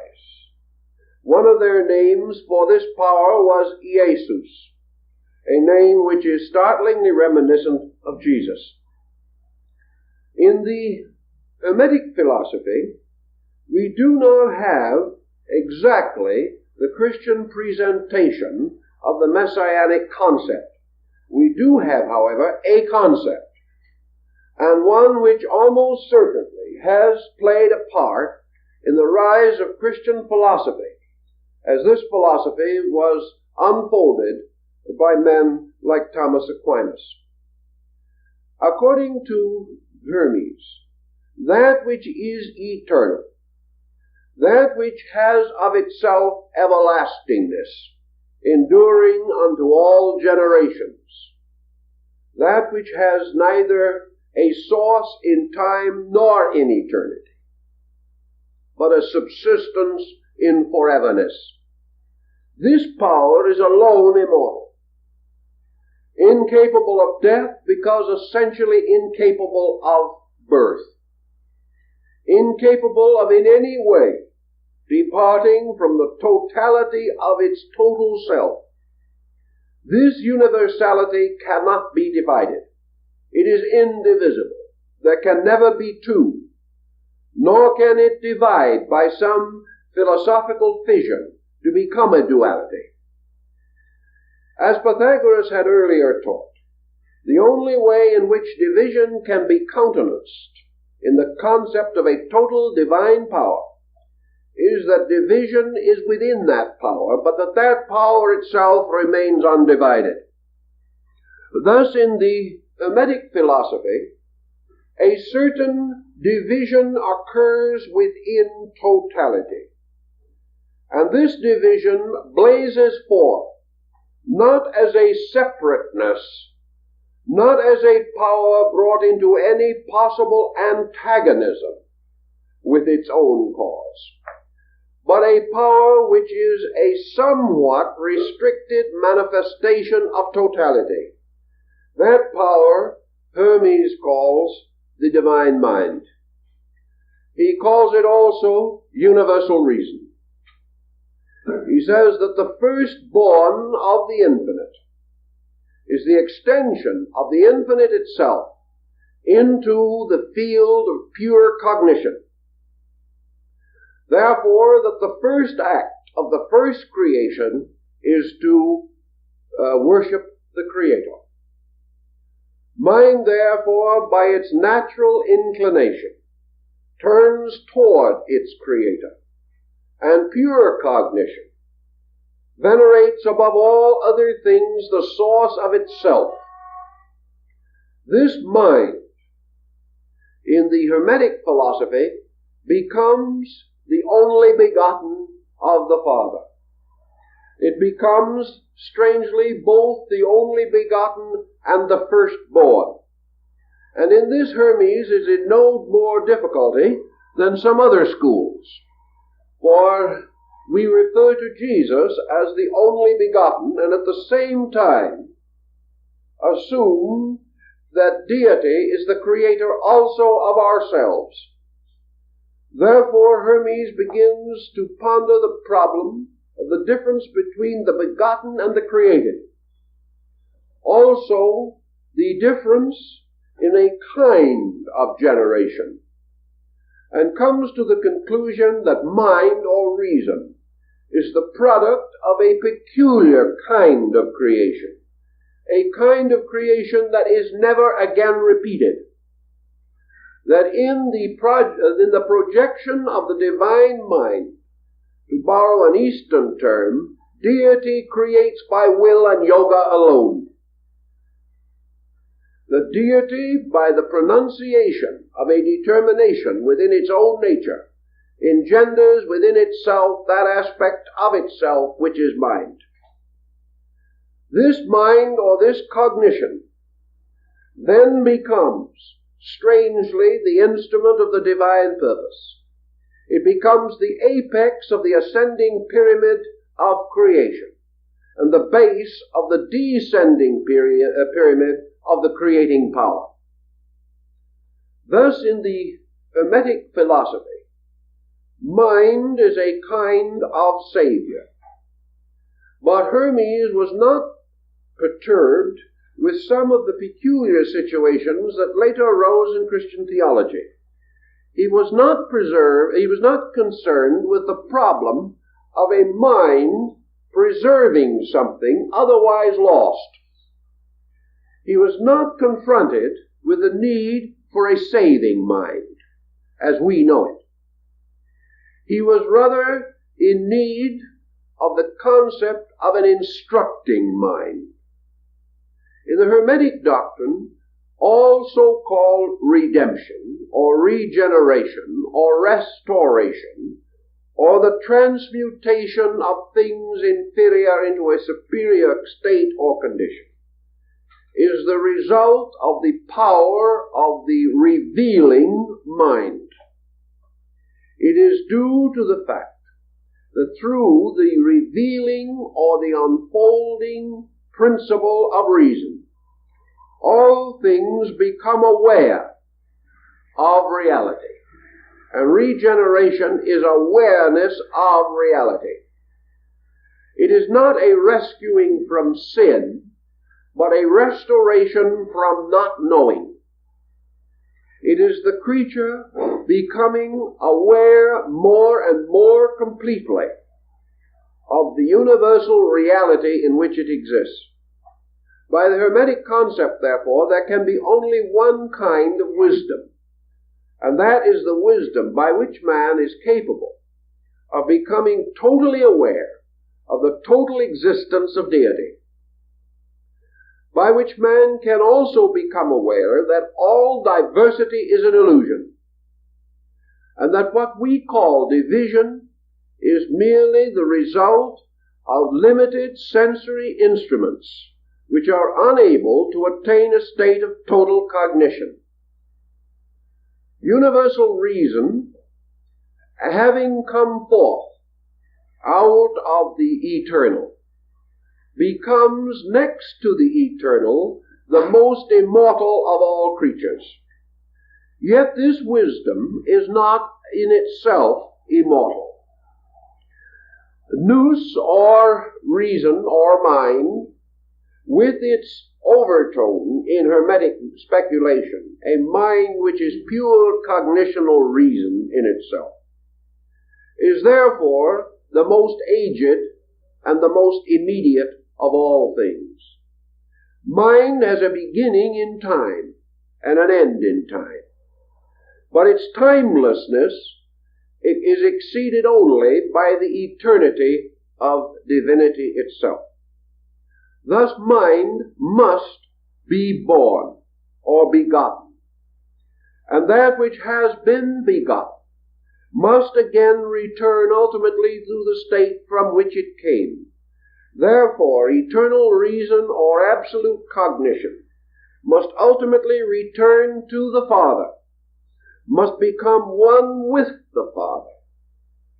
For truly, any being which has experienced pure cognition has experienced the Father, and that which has experienced the Father by likeness comes under the protection and under the shepherding of pure cognition. We cannot say, therefore, that pure cognition was the god of Hermes, but we can say that it was definitely the primary symbol, the first cognizable image of that which is beyond all human estimation.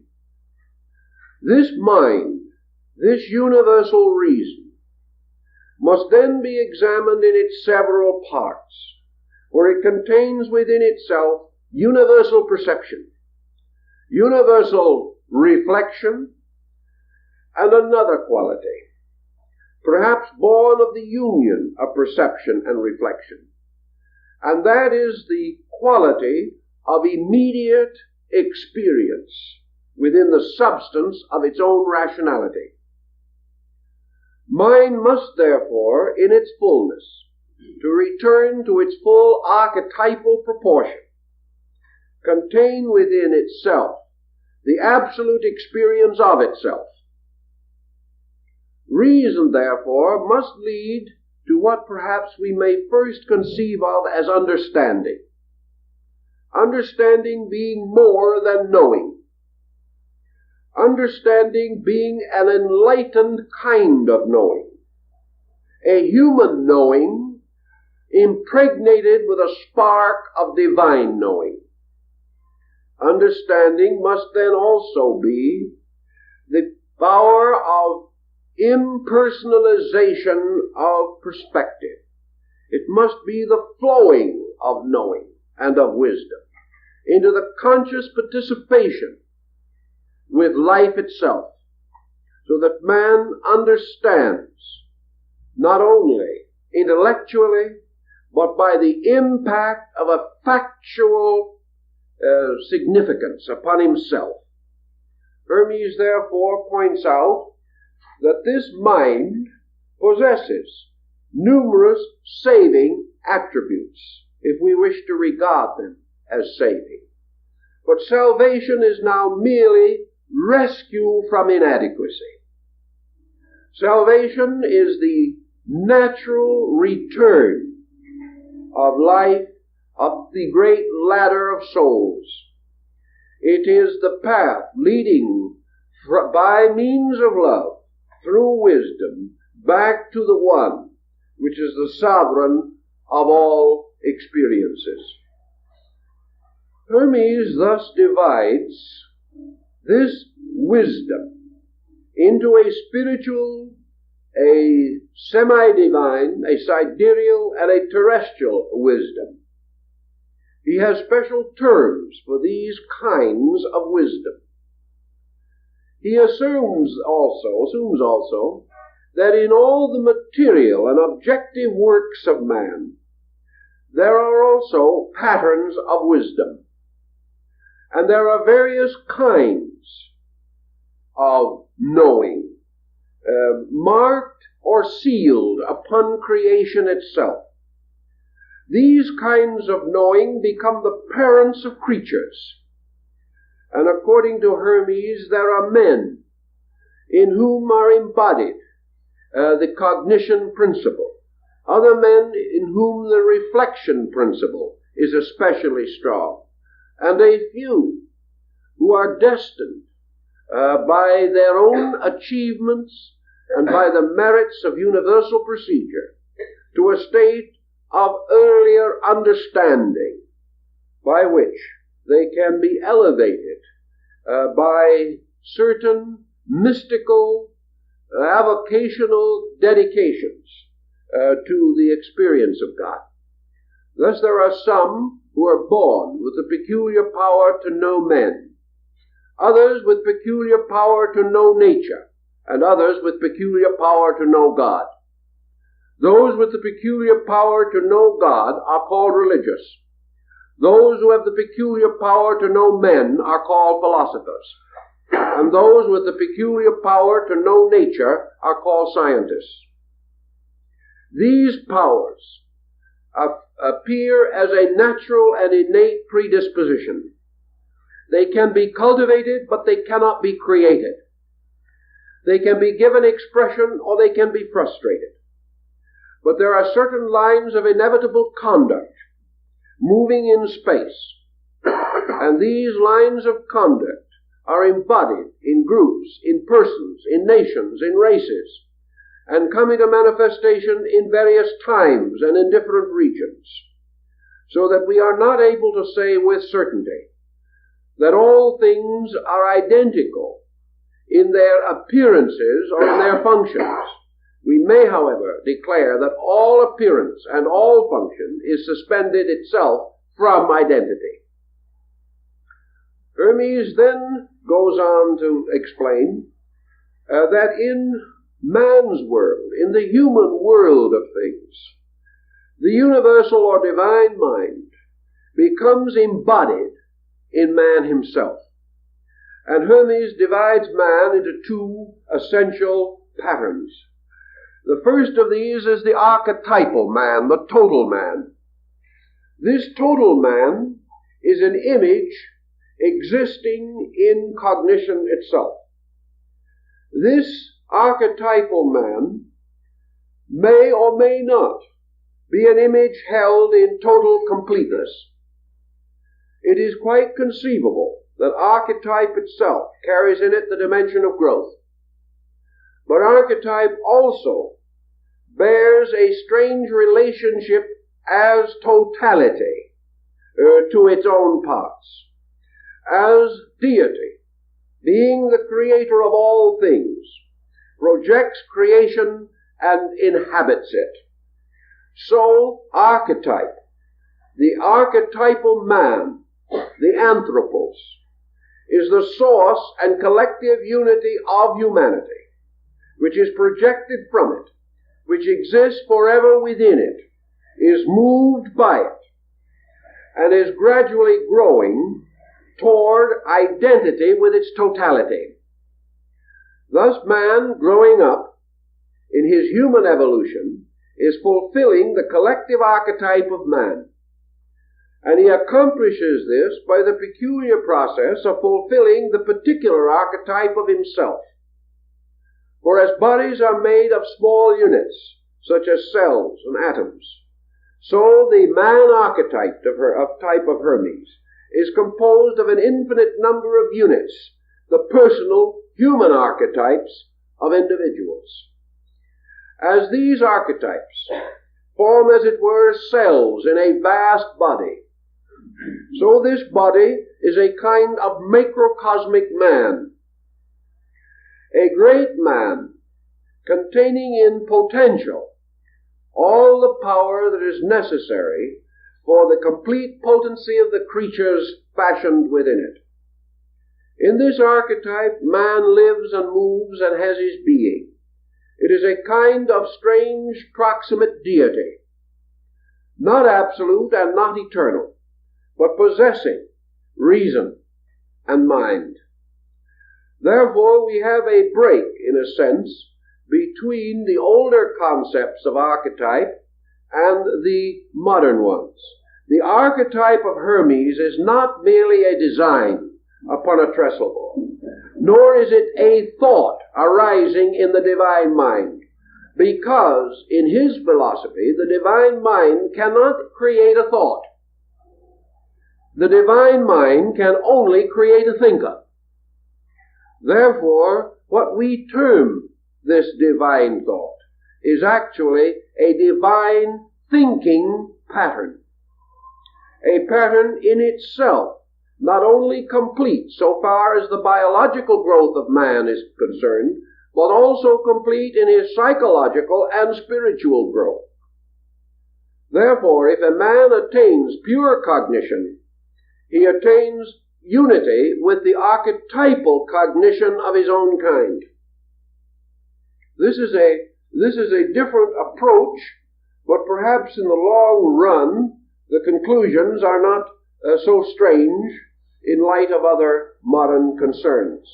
Where we have difficulty in finding a life inside of man, we may have difficulty in assuming a macrocosmic life also with intelligence. Hermes, of course, goes on to say that every species, every nation, every unit that exists in society must have an archetypal nature, and that this archetypal nature is the reason why this unit unfolds according to rules, and why it happens that the union of animals will not produce monsters, and why it occurs that we may expect like to engender like, and why also we have certain psychological peculiarities about groups.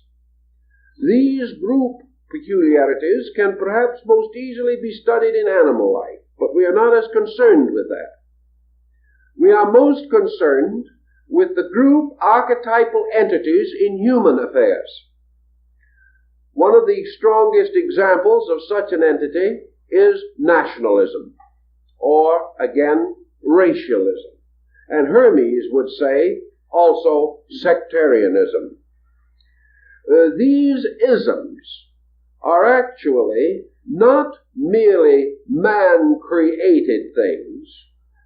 They are things which come into existence because of conditioned energy flowing through man into his environment and molding that environment into archetype. Therefore, there are great archetypes and lesser archetypes. A man moving from one to another experiences certain changes in his own way of life. The ancients were quite certain that when a person of a certain nation moved into another nation, he must also adjust his magnetic fields and his electrodynamic structure to these new vibratory circumstances, and that only when he was adjusted to the new archetypal pattern could he be said to truly belong.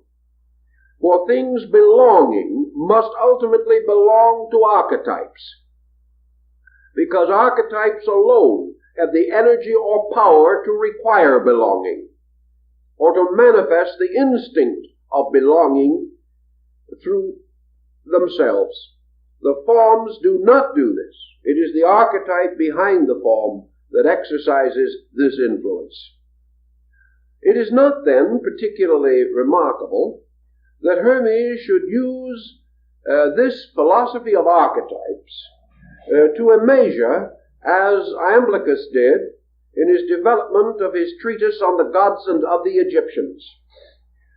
To Hermes, such archetypes might appear to be gods.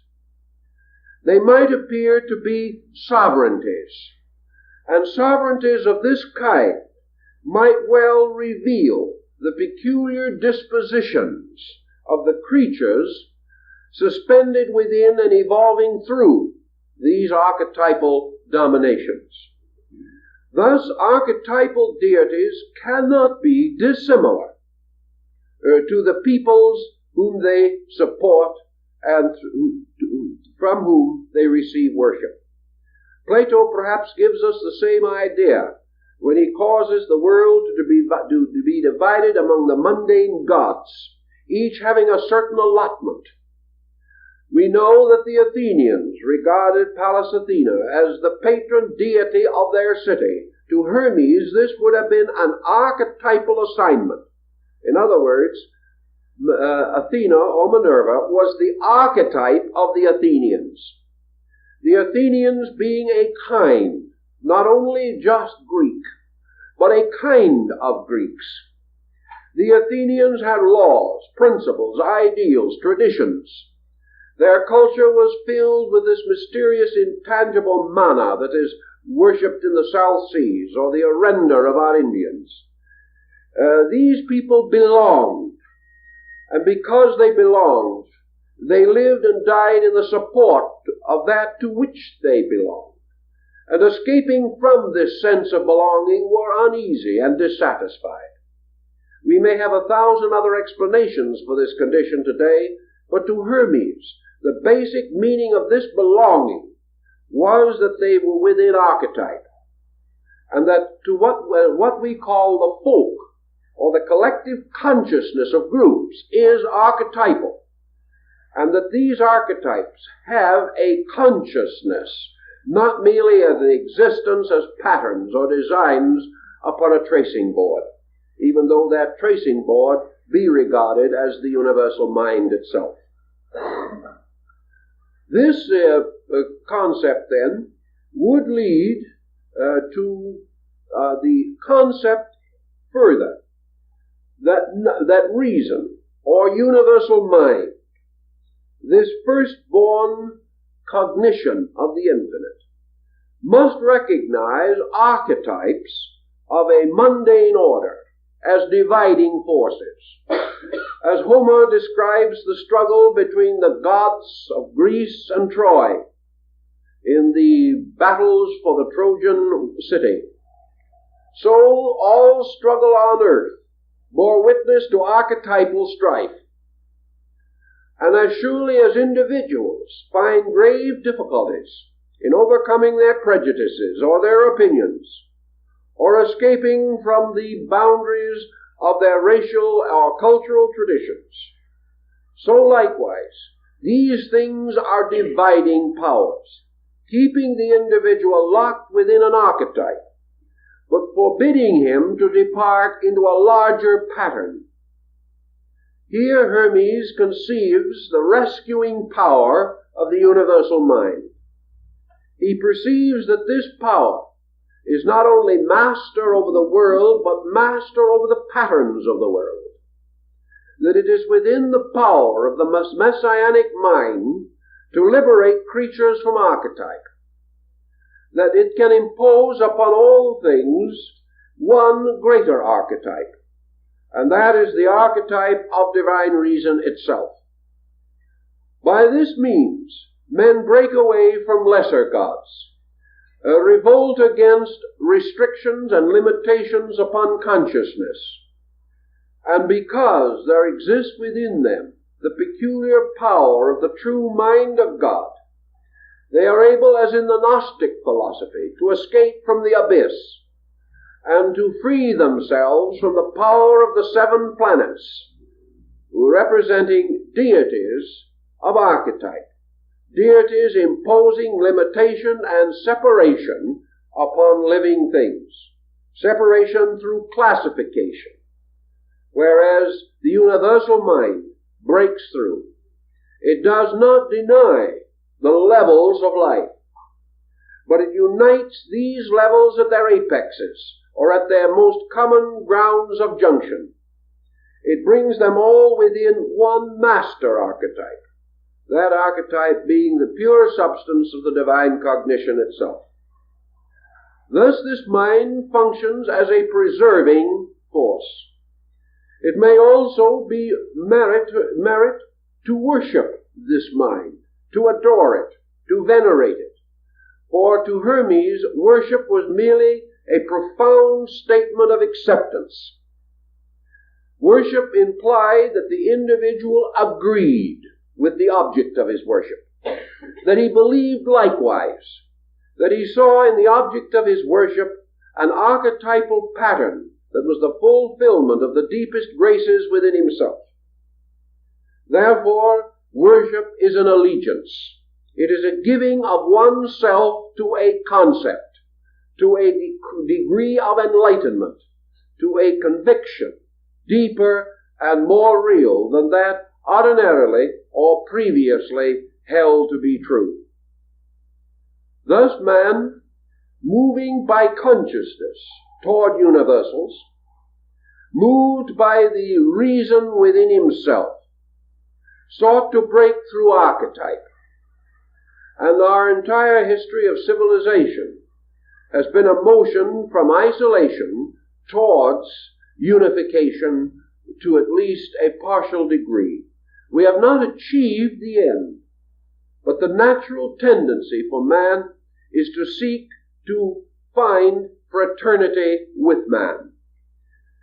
From the isolation of the primitive, man moved into various levels of community existence, until finally, at this time, he is at least dimly aware of one world, of one civilization, of one humanity, and the possibility of one religion.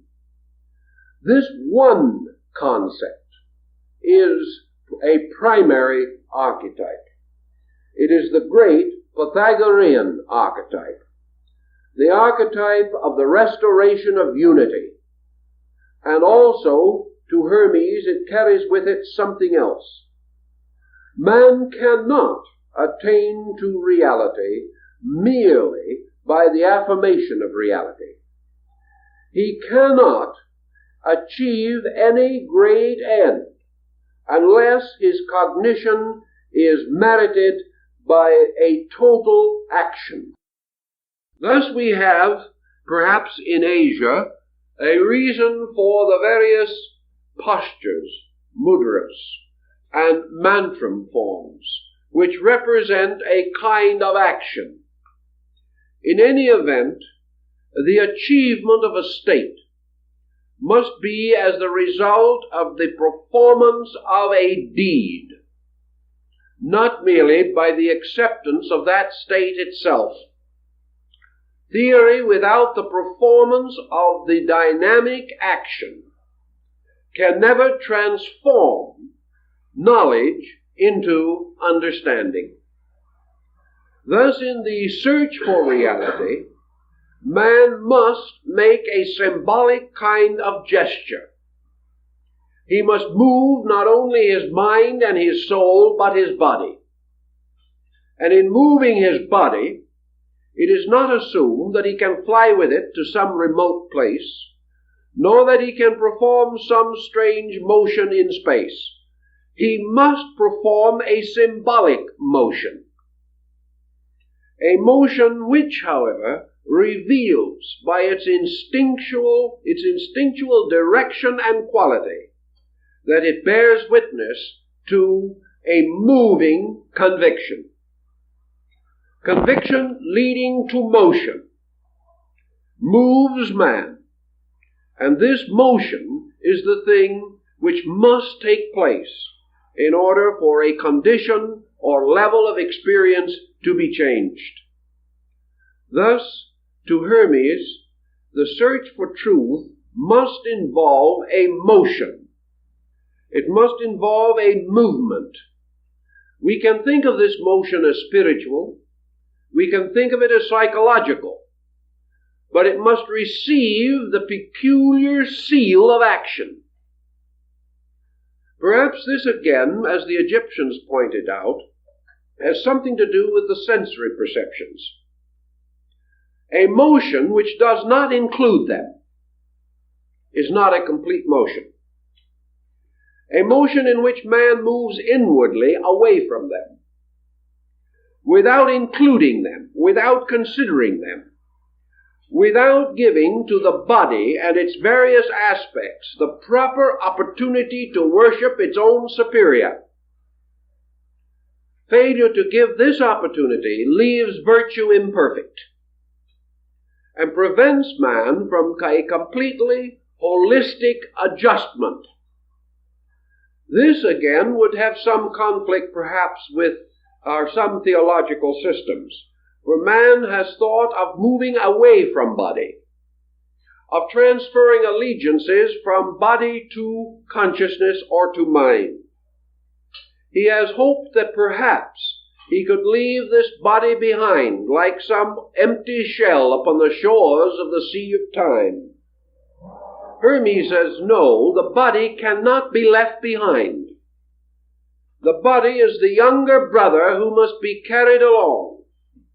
We must take the body by the hand and lead it with us, for it has a destiny of us and in us. It has a kind of contribution to make. And perhaps this was the secret of the Hermetic science adapted to the speculations of alchemy. For in alchemy there was distinct emphasis upon the importance of the most neglected of all elements. One of the early Hermetic alchemists said that those who seek the mysterious magical agent, the proper material, the first material of the wise man's stone, nearly always fail to find it because they look for it in distant and difficult places. Another writer says, those who would achieve the great elixir, the universal medicine, must realize that its basic material is with them from the cradle to the grave, that it is never distant from them, that it is nearer to them than any other object that exists in nature.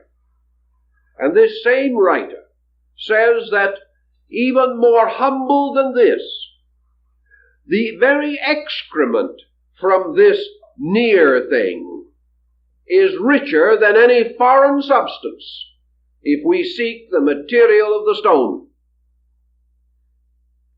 The only possible implication from this is that in some way the basic material of the Hermetic mystery must be man's body. It is the only thing which can answer the requirements of the various definitions that are given. This mysterious thing must be physical. It must be composed of elements. It must contain within itself the seeds of life. It must have motion and animation. And it must be closer to man than anything except his own soul.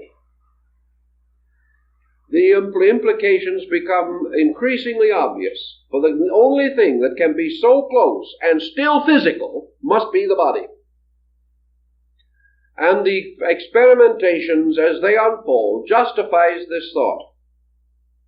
Therefore, in the Hermetic mystery, body has something to do with the regeneration or perfection of man. It is true in the Hermetic arts that it is the power of the mind to protect and preserve body. But it is not necessarily true that the body can make no contribution to this larger purpose. In his discourse to his son Tatian, Hermes explains that the humblest of things must not be left out. For as surely as the great may contribute to the greatness of things, so surely that which is most humble, that which is least of all, must likewise contribute, or completeness cannot follow. What then can the body contribute? And here Hermes gives us a few more rather interesting pointers. Body can contribute symbolism. It can contribute a kind of action, an action perfected by art, an action which we find perhaps most nearly approached in the artistic canons of men like Leonardo da Vinci. Leonardo never regarded the body merely as the house of life. He examined it, he measured it, he estimated it. He came to numerous subtle calculations. He divided it into an infinite number of parts, these in turn divisible. He originated a concept of the ultimate, eternal repetition of parts, a concept which has been preserved to us in the theory of dynamic symmetry. Namely and factually, every part of the body blazes forth with the emblems of universal law, and like the mysterious vision of the Greek philosopher, it stands as an heroic figure, its body covered with letters of fire, and its entire structure held within a strange framework of geometry. This body, then, must make its own peculiar contribution. For as surely as the image, because it is held sacred, may have a virtue, so surely the body, recognized in its true nature, has a virtue. And one of the virtues of the body is its power to release man through an experience of total body consciousness. Now, this is not necessarily consciousness of body, but man has been given several books, even from the Hermetic Arcanum, by which he may know the divine. One of these books is nature, one is Holy Writ, and one the human body itself. Paracelsus said, if man would be wise, he must study his own body. For the proper study for mankind is man as a total experience. Hermes was convinced that the body was a kind of magical formula, and that those who could read it rightly and use it properly possessed a secret knowledge not to be otherwise attained. Furthermore, this body, acting, brought into motion, under law, and by consciousness, assumed certain attitudes, became mathematically and harmonically adjusted. Much of this is contained in the abstract concepts of Hatha Yoga, where there is a peculiar and particular virtue in the positions of the body in relation to health, and also in relation to consciousness. And the body, assuming certain postures, and brought into a certain degree of refinement, and brought under a certain mastery by consciousness, becomes an indispensable part in the accurate and correct performance of the Hatha Yogic disciplines. In other words, it would be fair to say that certain spiritual ends attained by Hatha Yoga could not be attained if the person practicing it was not embodied. There was an ancient Egyptian adage that all new experience must come to man during embodiment, and that in the periods between embodiments he reflected and gradually assimilated and digested experience and built it into power. But that new experience must come through body, and therefore that the release of man into certain levels of conscious experience also required the cooperation of body. Thus man not only must redeem life, but he must also redeem body, for body is merely a form of life. And just as surely as man is a citizen of a divine empire, he has another empire over which he is master. Let us assume for a moment the Hermetic axiom, which is derived from the Babylonian Hermes, Nebo, who was called the god of the writing table. This deity paralleled very much the thinking of the famous Hermetic axiom that was written on the emerald tablet of Hebron. On this tablet it was stated that all superior things are like unto inferiors, that all inferior things are like unto superiors, that things differing in multitude and magnitude are still bound together by a common sympathy of design which is indissoluble. By the same token, Nebo says, that which has been shall be, that which is somewhere is everywhere. Therefore man, recognizing himself as a citizen of the infinite, views himself as one small part of a great empire. He looks around him and beholds a total population of creatures like or similar to himself. He also perceives other species and genera different from himself. And he becomes aware of many creations abiding around him. And he sees himself as a citizen of a vast form, a great body, with its roots in space, and its branches unfolding into the mystery of time and generation. So surely as man is the citizen of a greater empire, so man is master of a lesser empire. It would be as wrong for man to depart from the empire of his own body as it would be for God to depart from the empire of space, and equally impossible. Now all beings have natural approach and departure from formal matters, but in the inner constitution of man, those years which constitute his normal span represent a vast cycle of growth and opportunity for the creatures that are his citizens, the creatures of his world. And these creatures are not only the visible creatures, or those which can be estimated by scientific means, not only the various cells and atoms, but invisible creatures, inhabiting galaxies of these atoms, beings so vast that they themselves are godlings, ruling over orders of cells and ruling over orders of processes, and serving faithfully as superintendents and overseers, guarding the functions and the restorations of the human body. These lives are not separate from man. He furnishes them an embodiment.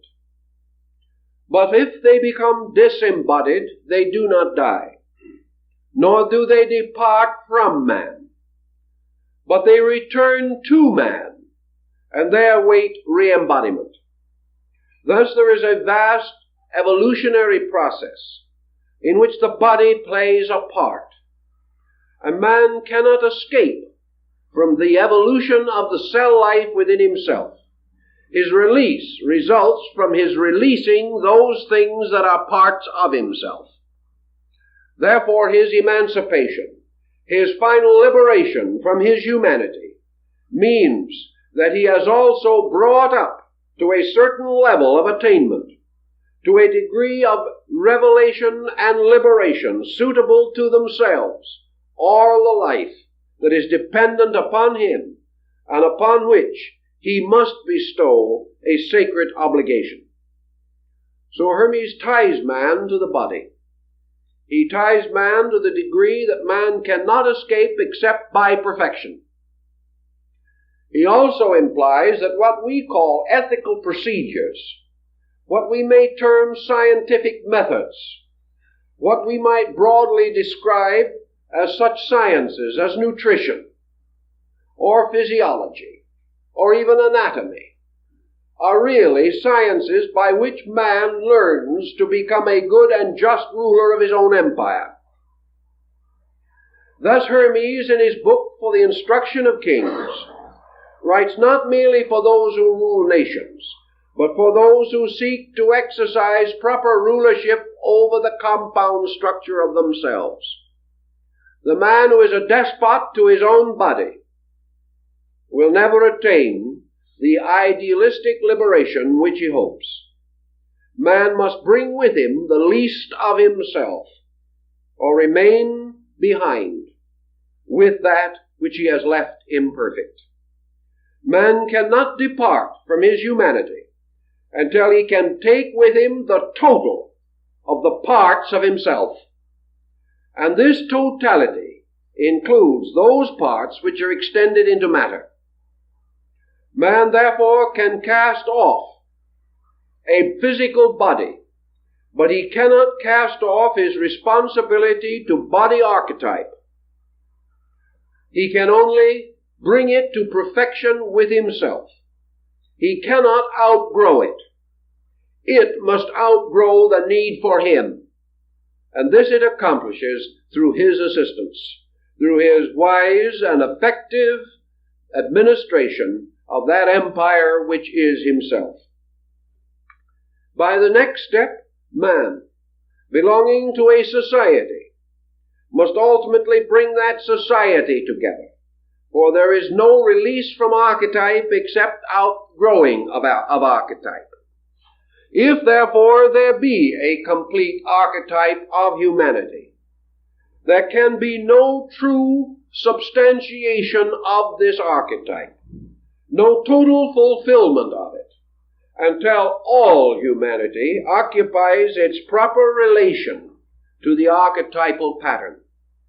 This means that all differences between men must be overcome, that amity must be established, and until such time as this occurs, the continuance of differences requires the infinite continuance of an existing condition. There can be no change without remedy. There can be no release without growth. Man can escape from nothing, but he can outgrow everything except God. And when he outgrows all other things, he returns to God, who is the proper and eternal source of growth. If then we conceive that reason is the shepherd of men, is that power by which the individual is enabled, first, to cognize his own existence, and second, recognize his own need. Reason, therefore, provides him with the indispensable instruments of his own salvation. He is saved not from ill, but from the state of not being saved, which in this is the common ill. For while man is not yet complete, he is torn between the imperfections of his knowledge and the internal inspirational impulses toward completeness. He is torn because prematurely completeness is not even attractive to him. Yet he cannot evade it. Therefore he is moved remorselessly along the way toward total enlightenment. And this emotion is universal. We have some concern and agitation at the present time over the possibility that our present atomic researches may result in the decimation of our species. We are worried that we may cease before we are perfect. Let me warn you and assure you that your fears are groundless. Nothing can end its labors until it has completed the purpose for its own existence. Therefore, it is conceivable that man, by his ingenuity, might destroy a kind of world, might destroy a kind of race, might devastate a planet, might even force it from its orbit into chaos. But none of these, even so-called tragic things, can in any way change the requirement of man, for man, surviving all vicissitudes, is still responsible for the government of his empire, and somewhere space will provide him with the environment necessary to growth until growth is accomplished. Now, growth in this kind, the Hermetic meaning of growth, as we find it in alchemy certainly, is not exactly the kind with which we are familiar in the developing of garden plants, or even in the upraising of the young. Growth is another kind of thing. Growth is a qualitative fulfillment. Growth is the thing becoming itself. It is that which removes all limitation upon self.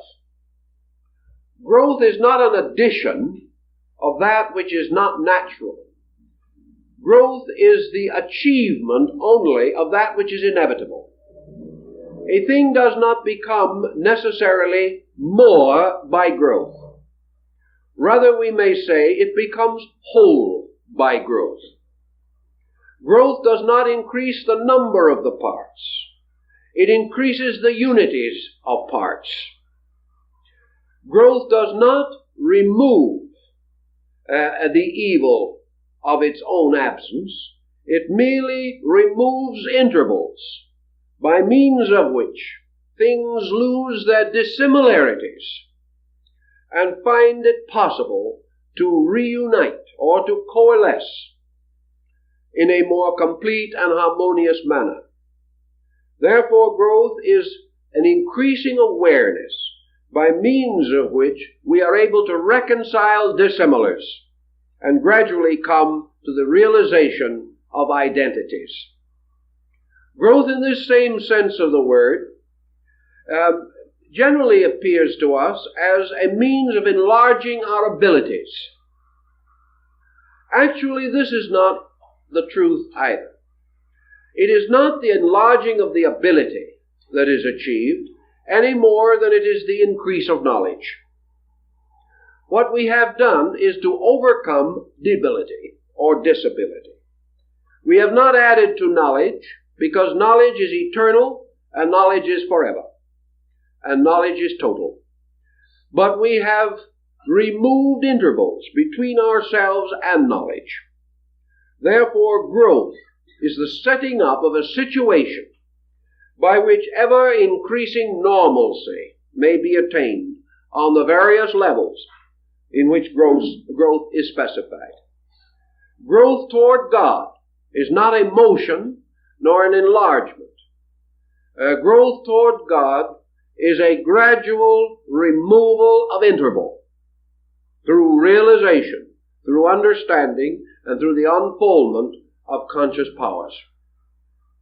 Hermes, then, gives us a universe in which all things are moving toward the completeness of their own parts, and in so doing, achieving what we like to term evolution.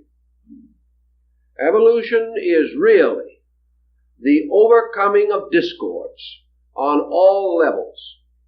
The body becomes normal when its discords are overcome. Normalcy is not a remarkable state, nor is it a superior state. Normalcy is the natural state, which has been obscured by various forms of ignorance or excess. Man cannot create normalcy, but he can correct abnormalcy. Man cannot cure the sick, but he can remove the causes so far as possible by which sickness is able to endure. Health is not a particular end which men may sometime attain. Health is nature's norm, which by circumstances of one kind or another, sometimes obvious, sometimes subtle, sometimes caused by indiscretion, sometimes perhaps resulting from heroic self-sacrifice, but always sickness must result from the fact that normalcy, for one reason or another, has been unbalanced or has been prevented from manifesting itself. The person who works himself to death is a martyr, because actually he is sacrificing normalcy, which is health, perhaps in a cause greater than himself. Still, however, he will be rewarded for the merit of the cause for which he worked, but he cannot escape the limitations imposed upon the flesh by its own laws. Therefore, all good men do not have to be healthy. But no man can be truly healthy who is not also the good man, having within himself a true and proper enlightenment concerning values. And health, in a way, is righteous government over the population of our material empire.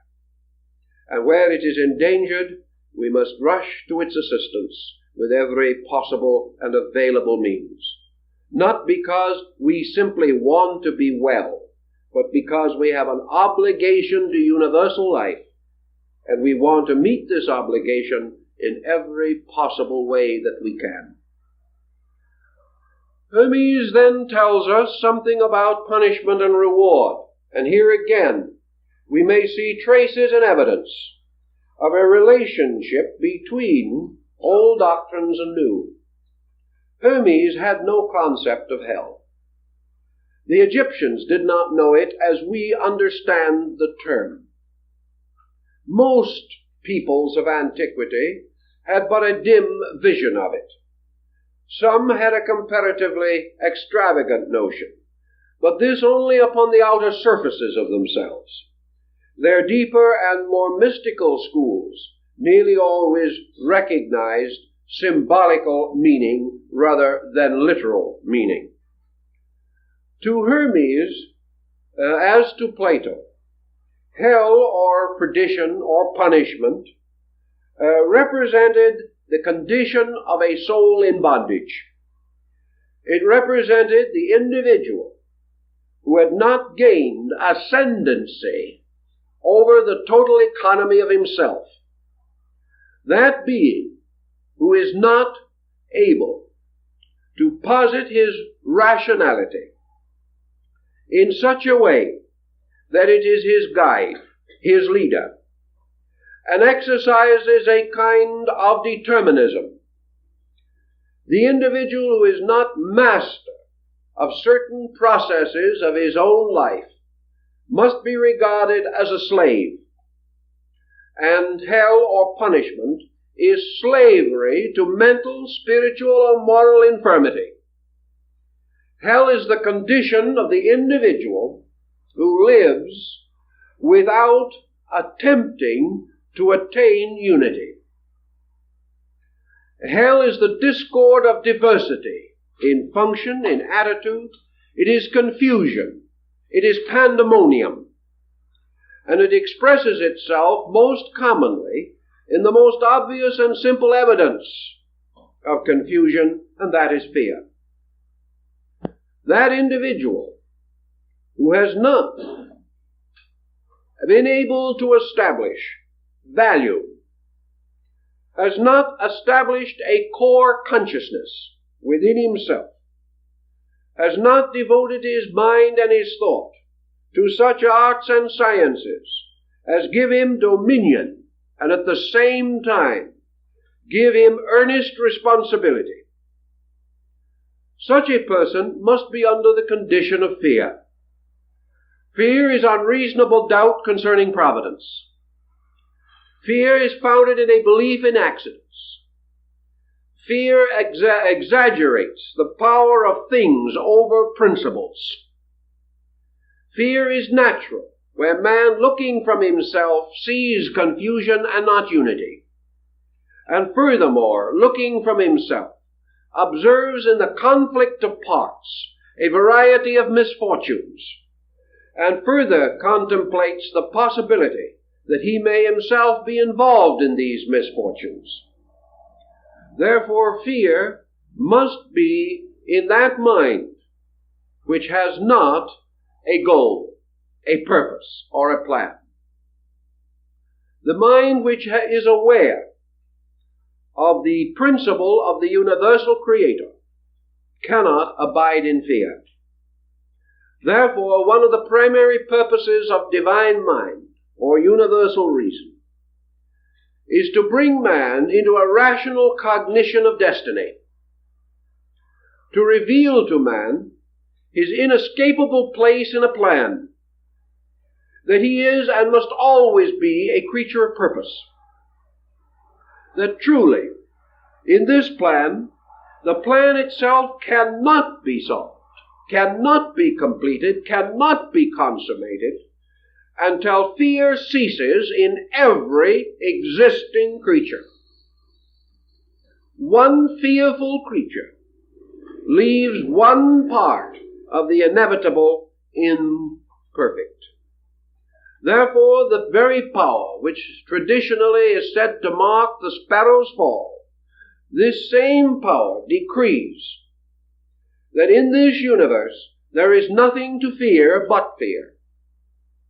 And furthermore, that fear is proof that man has not attained inward penetration, that fear is the victory of defeatism over faith, that fear is the acceptance of division, whereas the achievement by rational illumination of the fact of unity relieves man from all unreasonable fear and places him in a universe of eternal progress in which he can never be less, but which he has the power through the unfolding of rational consciousness to become more, in the sense of having more awareness of that which is. Hermes then considers redemption, or the saving power of grace, as a kind of victory, not only of reason or rationality over fear, but of love over fear. Now, the difference between love and reason is of peculiar quality rather than essential nature, because the heart and the mind, originating in one source, must in their root be identical, though in their manifestations they appear divided. The reunion of these parts must also be attained in the course of the great Hermetic experiment. In man, love is not merely the mutual affection, nor a kind of regard of one creature for another, nor is it based upon affection for outward appearances, nor even for mental or emotional attributes, nor for character alone.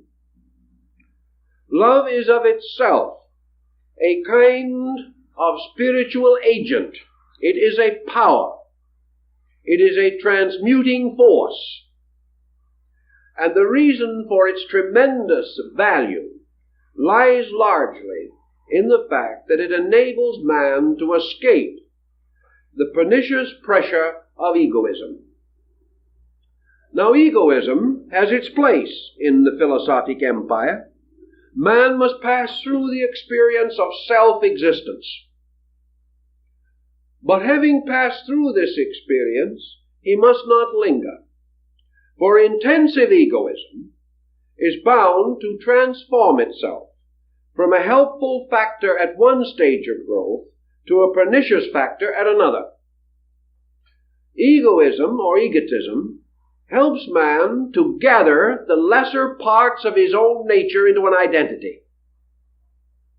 Therefore, in himself, or as selfness, he brings his empire into one-pointedness. At the present time, this empire, like most political states, is not equally represented. At this time, there are not only unrepresented minorities, but there is the vast unrepresented majority. That, in this case, being man's egoism, ignoring the requirements of his physio-psychical nature. Thus man has turned his democracy into an autocracy and established egoism or egotism as a dictatorship of self-will over both body and environment. This is not the purpose, however. Ego must be tempered and must regain its sense of responsibility. It must realize that the one that would be greatest among parts must also be the servant of all, and that ego is never complete in its purpose until it has redeemed the least parts of its own compound nature. But having achieved the unity of internals, having brought its own parts into conformity, into uniformity, into final partnership, having diffused its own consciousness as a mystical experience through the cell structure of its own body, ego must then face a larger challenge, namely that it must sacrifice its own identity, or it can never achieve absolute identity with eternity. The world is not saved if 2,750,000,000 human egos remain separate beings. It may be saved from something less, but it is not saved from a greater need. Thus egotism, resulting in innumerable egotistic institutions and structures, can ultimately frustrate archetype and can prevent the union of divided parts. Thus, beyond a certain point, ego must be released, relaxed, and allowed to escape from the driving power of necessity, which is its principal motivation. Ego, according to Hermes, was driven by necessity, an outrageous goddess. Necessity, in turn, forcing ego to certain attainments, ultimately forces ego to relinquish these attainments by a larger necessity. Necessity exists while man must struggle for survival. And the final symbol of this struggle is the survival of his individuality. Man must sometime, however, waken to the fact that the struggle for survival is an illusion, because it is utterly impossible for him not to survive. Survival, for him, however, does not have this broad philosophic implication. For most persons, survival means merely the continuance of a present state. Here, unhappily, ego is of little use, for it cannot preserve man from the changes of his estate, nor can it prevent change in nature. Thus, beyond a certain point, ego turns upon man and destroys him. And this is Böhme's concept of the fall of the angels. Lucifer, representing ego, the brother of universal mind, rebels against heaven and is finally cast into the abyss by Michael, the psychopompus of the army of the Lord. Thus ego must find ultimately either a voluntary relinquishment, or it forces the individual to an extremity in which a violent procedure seems to be the only possible course. Ego, however, by its own nature, is not too difficult if man will permit it to be itself. Ego is perfectly natural and perfectly normal in a situation. It is when it is moved out of that situation, or something is expected of it contrary to its own nature, or it is forced to preserve that which by its instinct it does not wish to preserve, then, under the pressure of will, ego becomes a pernicious circumstance. The relinquishing of ego, therefore, becomes the higher discipline of Hermes, as it was in India, Egypt, China, Greece, and many other areas.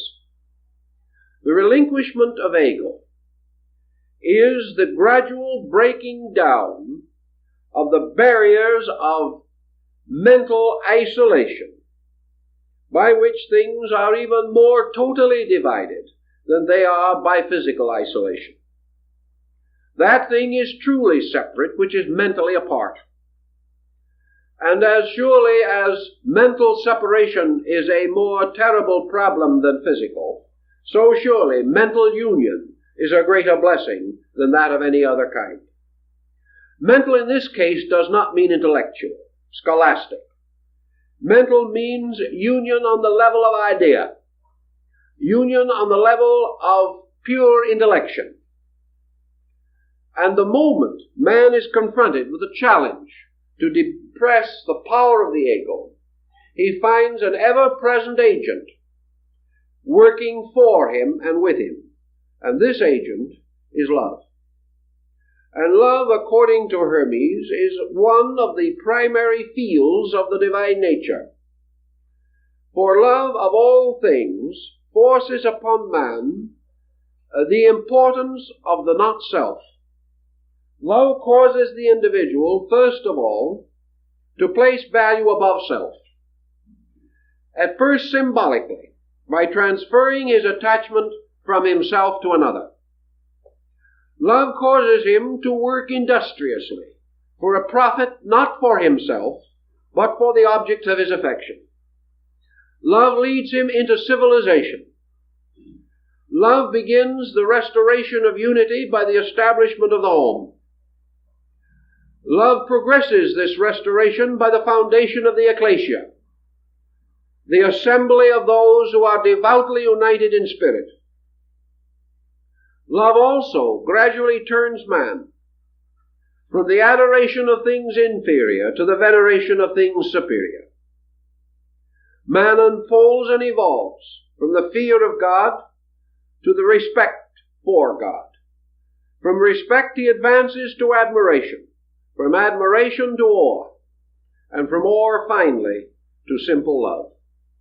A love which transcends all of the more spectacular attitudes which he may hold.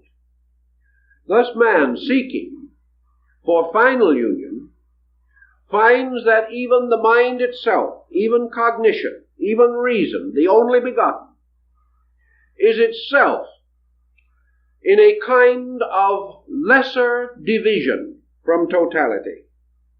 And that which cannot be bridged by consciousness is bridged by complete self-forgetfulness in the service of that which the mystic Sufi calls the beloved.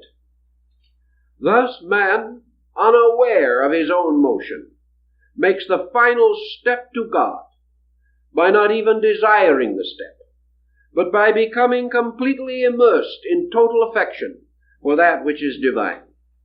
By this means he does, through perfect love, achieve that unity which he first contemplates and later embraces by an inevitable gesture of his own desire. These, in substance, represent certain phases of the doctrine of Hermes which have to a measure Christian parallels. Parallels which are not always obvious, but I think we have selected those points in the Hermetic doctrine which have the greatest provocative power in causing us to consider or contemplate as to the possibility of an interplay and interrelation between these doctrines. And also, we can also say, perhaps they indicate Christian influence on Hermeticism. In any respect, they represent universal beliefs or ideals which are expressed in the Hermetic writings and which prepare the way for the shepherd of men, or the great discourse in which Hermes, coming into the presence of universal reason, receives from reason the revelation which is the light of the world. And I think that covers our problem and our time for this evening, so we thank you very much. It is nice to see, after nearly 2,000 years, that the subject of this evening has brought together so many interested, serious students of a very remarkable, fabulous subject. The greatest of the books of Hermes is that which is called today the Divine Pymander. It consists of 17 fragments. These fragments together cannot be said to form the corpus hermeticum, but they certainly constitute the greatest core of central authority in the Hermetic system. Of these works, the Pymander, or the Vision, is by far the most important. It is usually placed second in the collection. The analysis of this work must begin with some effort to determine its place in the literary religious structure of our world knowledge. Actually, by structure, the Vision is a sacred book. It contains within itself nearly all of the traditional elements of a divine revelation. We have no real right to say that it is a plagiarization from other systems, although, as in the case of nearly all sacred books, it shows some indebtedness to earlier or contemporary thought. This must also be said of the Bible, or of the teachings of Buddha, or of the writings of Confucius. Thus we may say that the Vision not only gives us a firm insight into the Hermetic theory, but also explains clearly why this gradually came to be of unusual interest to chemists, and how it made possible, perhaps, the rise of symbolic alchemy. We know immediately when we approach the book that we are in the presence of something resembling an apocalypse. There is a reminiscent likeness to the vision of Ezekiel, or to other ancient literary and religious fragments. On the other hand, there is also a strange note of uniqueness running through the book. This uniqueness is not in the words, nor necessarily in the word pictures which are produced. It is in the arrangement of other available elements. That these elements existed prior to the production of the Hermetic writings, we cannot doubt. Therefore, it is the sequence into which they are placed. It is the order and descent of ideas which bring with them a certain newness, as though we had taken old and familiar pigments and paints, used a traditional canvas and the well understood brushes and palette, and yet had painted a picture that was new, a picture that combined much of the wisdom of the past and provided a kind of key to open doctrines which had already attracted and held public attention. Thus, I think we may say that the Vision represents a kind of key to the great theological mysteries of antiquity. It reduces them to a reasonable and recognizable order. It is a powerful defense of comparative religion. And like the Apocalypse of John, shows that the author or authors had a wide acquaintance with religions apart from the area in which this work is believed to have been produced. In broad structure, therefore, we have this work that has come down to us as the divine vision of Hermes Trismegistus, who is described as a priest of the mysteries of Egypt, and whose writings, according to their own content, bear not the stamp of a man, but the stamp of heaven. And in this work, Hermes is advanced as a prophet, as a minister and missionary of God, as one peculiarly and divinely favored to reveal an essential doctrine to mankind. The work is brief, comparatively, and we can sometimes wonder why it did not gain a greater sphere of influence. In many respects, it has a drama missing in other sacred books. It certainly has a wonderful symbolism which could inspire the minds of many persons to the contemplation of mysteries. Yet through it all, there runs a thread of intellectualism, so broad in its scope, so deep in its implication, that in all probabilities it decreed or destined that the work should have a minority audience, that it could only be understandable by certain types of persons. While it was a wonderful picture story, it was only for a certain kind of minds. These minds were not sufficient in number to integrate around this work the kind of religion or the kind of a common descent of beliefs which we find with simpler, more obvious revelations. The work also brings into focus a number of concepts with which we are becoming increasingly familiar today. One of these is an extension and application of the Platonic concept of archetypes. The term archetype actually occurs in the vision.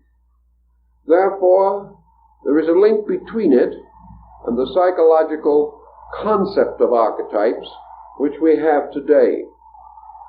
Also, like Buddhism, and to a measure like Taoism, the vision strongly emphasizes the psychological quality in human nature.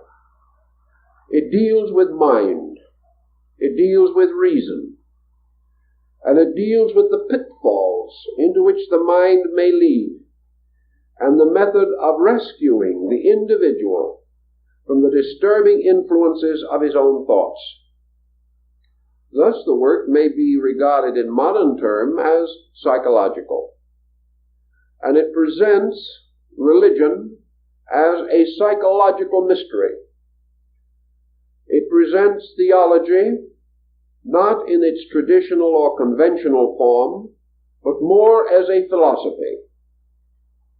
And we must assume from the collected product of the Hermetic group that the work was that of a philosophic religious body, in which perhaps philosophy took predominance, but in turn became the instrument for the clarification of spiritual principles. There is much subtle wording in the vision also, wording which has to be rather carefully examined. It is quite probable that for 15 or 1800 years, from the decline of Greco-Egyptian culture to the rise of modern humanism, that these subtle inferences would have but slight impact on the public mind. There was very little ability to equate them, to find in them familiar responses through the long dark ages which we call the medieval world. Now, however, we have restored much of the learning which would enable us to give this great dialogue, which it essentially is, its place in our modern world of thought. we come across two or three important points which call for, well, a certain divergence from our principal theme or stream. So we will have to be prepared to reach out into comparative religion just a little in order to clarify the issue. The story takes, as in the case of the vision of Ezekiel or in the Apocalypse of John, the general pattern of the recounting of a mystical experience which occurred to the principal person, in this case Hermes. There is nothing whatever within the visions, as it is called, which would give us any clue to the historical orientation of Hermes or his character and personality. There is no description of him. He simply appears as a person passing through an extraordinary internal revelation. And having received the instruction, achieving to a dedication by means of which he went forth to share it with all who would listen. Thus the Hermes of the vision is a person without crystallized personality. He is an archetypal kind of person. Perhaps he represents all truth seekers, or the truth seeker. Certainly he experiences that which all truth seekers hope to experience, the kind of a reward by which they come in the end to the substance of their soul's desire. So we find, according to the vision itself, this man wandering forth alone into the wilderness. He comes to a distant place, a place apparently barren and forlorn, but one apart from the ordinary habitations of men. Here he seats himself and begins the quiet internal meditation upon the mystery of truth. Now in this meditation we are told in the vision, for example, that Hermes divides himself or separates himself from his body and his senses. This almost immediately gives us a certain hint of yoga or Vedanta, the presence of a discipline by means of which the conscious energies are directed away from objective things is clearly indicated. Hermes was following a formula or a pattern. He was performing a certain kind of devotion. And the implication further is that this devotion is that which was taught in the mysteries or in the secret schools of initiation.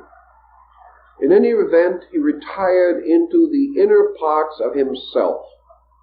He relaxed his objective senses. He depended not upon them, but upon the extension of an intuitive nature within him. And as he internalized, separating himself totally from all the concerns of this world, departing not only into the wilderness of a desert place, but into the inner wilderness of his own life, apart from all things, he suddenly beheld the universe open around him. It seemed to break, burst, unfold with incredible rapidity, and he beheld filling the universe, filling space, a strange monster. This monster was a great winged dragon, which writhed and turned and twisted in the air. And when we come to this, we come to our first exploration of comparative religion. Well, the description of this dragon is almost identical with the description given by Confucius of the mind of Lao-Tzu. It was this strange, incredible power monster. Something like the Chinese dragon, particularly the imperial five-clawed symbol of heaven. To the Chinese, the dragon was the symbol of universal energy. It was the symbol of life per se.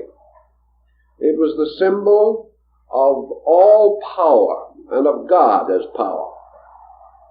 In the vision, this dragon becomes the personification of universal mind, the intellect of the world. It is a creature of vast strength and mysterious appearance, both inviting and menacing, and, as the vision tells us, utterly unfamiliar to the normal senses or to the expectancies of man's outward perceptions. Hermes, beholding the dragon, is terrified.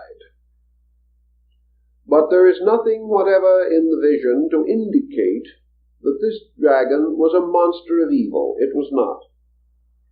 It was the dragon of the mysteries. It was the winged serpent of the ancient Egyptian hieroglyphs. It was the combined symbol of life, light, consciousness, motion, and mind. It was all these qualities and powers as one eternal writhing thing.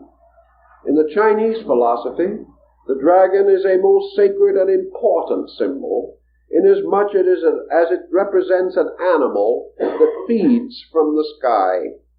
It derives no nutrition from the earth. It does not place its feet upon the earth. Its abode is space. It sleeps upon clouds. It never approaches man, and those who would discover it must journey to the most difficult and inaccessible areas. Yet this dragon in China is also the guardian of the pearl of great price. It is the guardian of the mysterious golden ball of light. It is even to some degree the devourer of the sun, and among the Chinese, of course, it was also the particular emblem of absolute sovereignty and royalty. Now, Hermes, beholding this dragon, gives us symbolically, almost in the form of pictures, a story that we must also give some consideration to. It tells us that the nature of true mind is unknown to man. That what we call the mind is not the mind.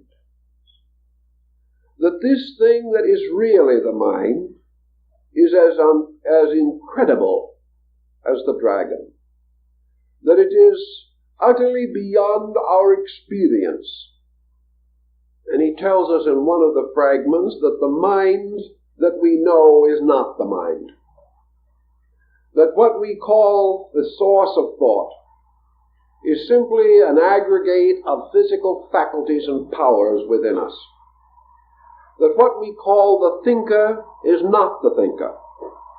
What we call reason is not the reason, with a capital R. What we call the God concept is not the true God concept. That what we are trying to define and defile in the very process is utterly beyond us. An incredible thing that in its first impact terrifies and brings us to our knees, beseeching it to conceal something of its radiance from us, because it is beyond our knowledge and beyond our power to endure. Thus, we have in the vision the immediate clarification of this thing which Hermes is later to refer to as reason. That this is not the reason of the bookman. This is not the reason of scholarship. This is not the reason which arises only from the experience and contemplation of worldly things. This is not worldly wisdom. This is not the wisdom that is derived from the researches that we know. This is the wisdom which lives and forever exists free in space. A reason that never feeds upon earthly things, but has a life in itself. A reason that is wisdom with wings, an immortal creature. A creature forever in motion, forever frightening or fearful in its aspect, but at the same time, this fearfulness of appearance only, for this reason destroys nothing, attacks nothing, injures nothing. The only way in which it hurts man is because it frightens him. It does nothing actually to injure him.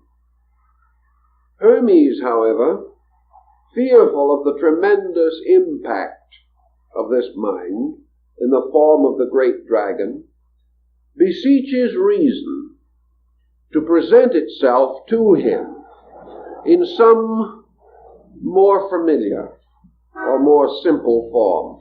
And this heavenly thing sort of falls back into itself again.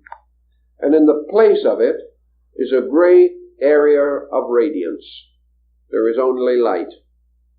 And this light is therefore the appearance of reason. This light is a radiance abiding in space. This light carries within itself the power of the dragon. Yet it is not of the same terrible and menacing appearance. This radiance, then, to Hermes, obviously permeates all space, and reason takes upon itself the power of enlightenment. It is revealed as the enlightener, or the bringer of the light of the mind. And Hermes feels himself lifted up, and he is placed in the midst of this radiance. And he stands there, supported only by space and the light, having a foundation in everlastingness, because he is in the substance of light itself. And from this substance there can be no falling, and there can be no injuring, and there can be no lack of anything. And yet, because Hermes has asked for wisdom, and asked to know the mystery of the great reason, which is the master of the great mystery of the world, he beholds something else, made possible to him out of the power of the divine mind. And this thing that happens to him is that gradually he perceives something. He does not know what it is exactly. It seems like dark curtains, or mysterious streamers of mist, or a strange obscuration that flows down from above, as though it were water putting out fire. And this strange mist-like darkness, descending in every direction, slowly causes the radiance to fade out. The radiance is dissolved into this mist. And the mist becomes more and more dense and impenetrable, until at last Hermes finds himself standing only in the mist. Yet where he stands has been the radiance, but a water has put out the fire of light. Yet it was not earthly water. It was not anything that we know. It was a kind of conditioned darkness, not simple darkness, but a darkness that poured like water, or moved like some strange, mysterious fluid.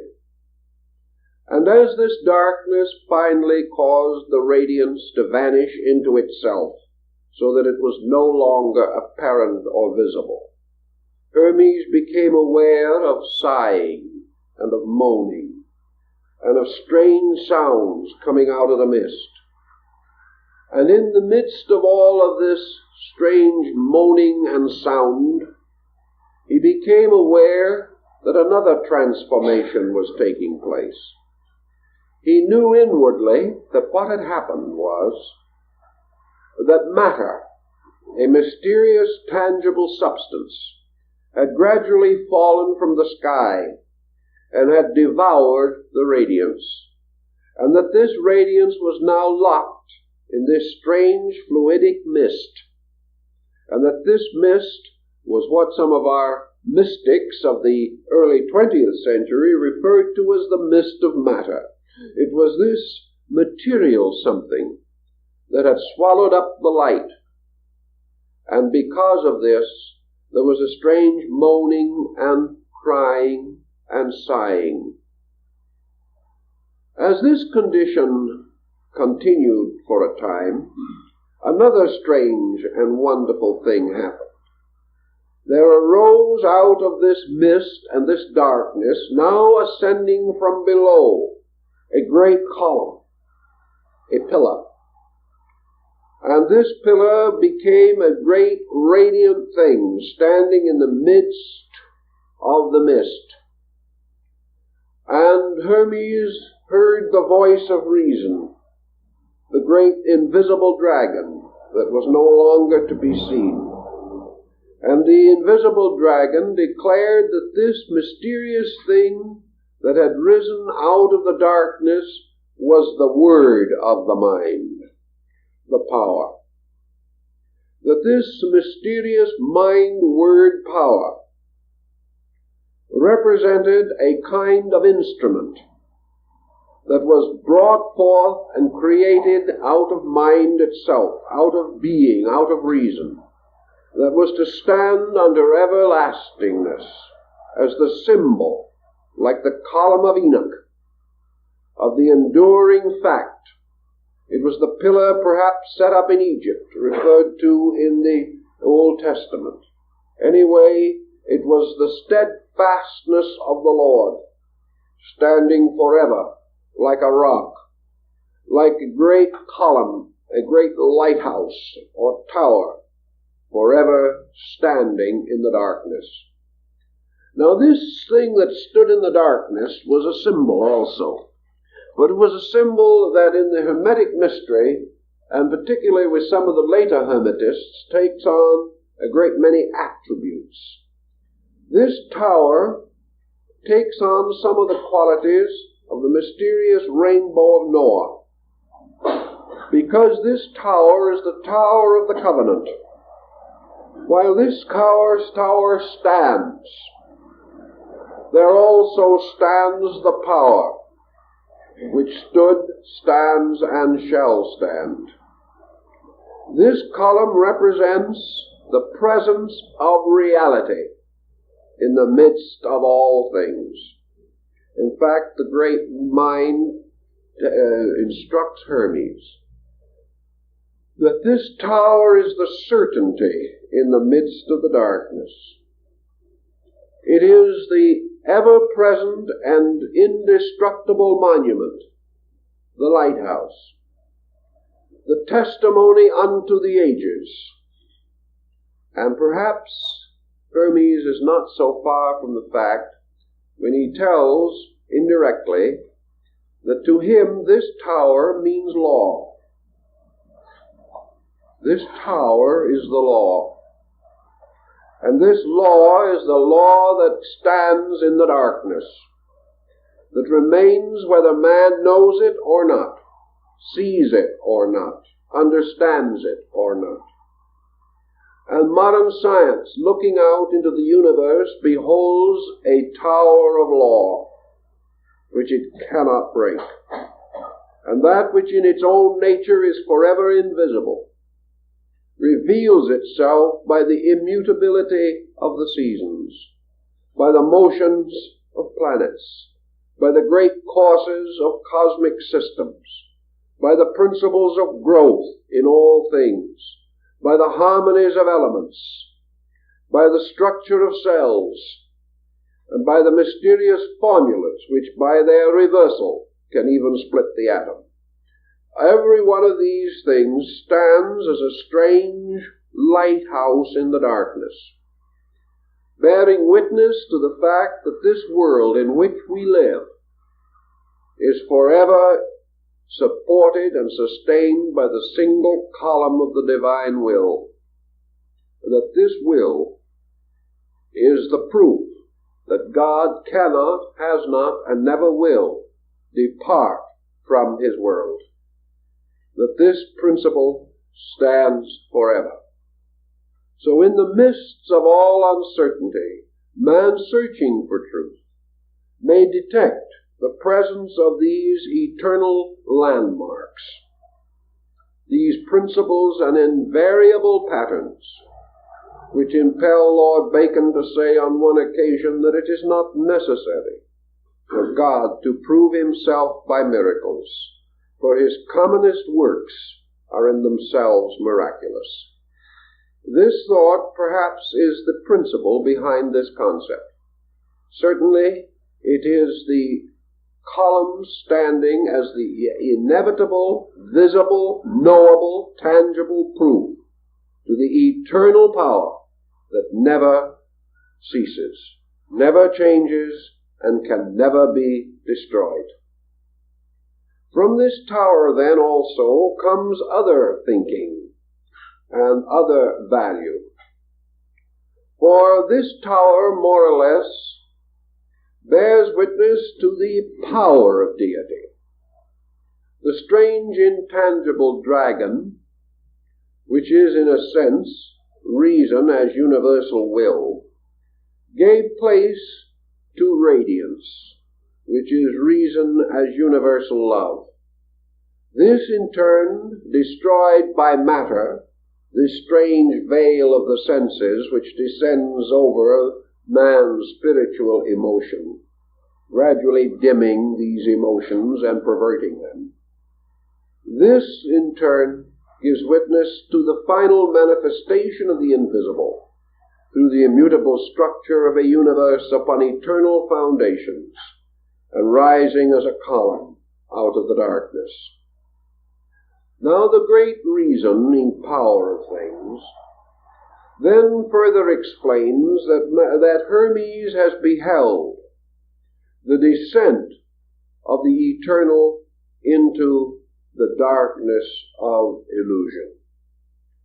That the darkness in the midst of which rises the column is in truth the darkness of mortal mind, which stands in the presence of the column but does not see it, does not know it, does not know how to comprehend it or to realize it. For it is only given to those whom God shall love, that they shall look out into chaos and see not chaos, but the rising of the great column of the law. The others are not given to see these things. Now the reason also explains how all this mystery came about. It explains, for example, that the divine mind within itself conjured up archetypes. These archetypes are its own thoughts, and the divine power of mind reason, reflecting upon its own nature, caused to arise within itself thought forms. These thought forms being what the modern psychologist might call the wishful thinking of the infinite.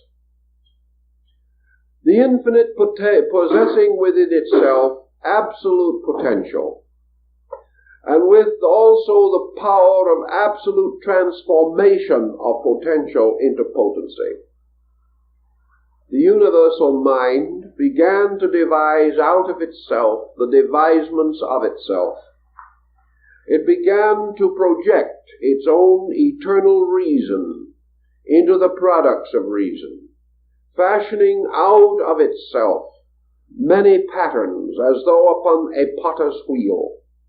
And each of these patterns was a magnificent, effulgent blossom of thought.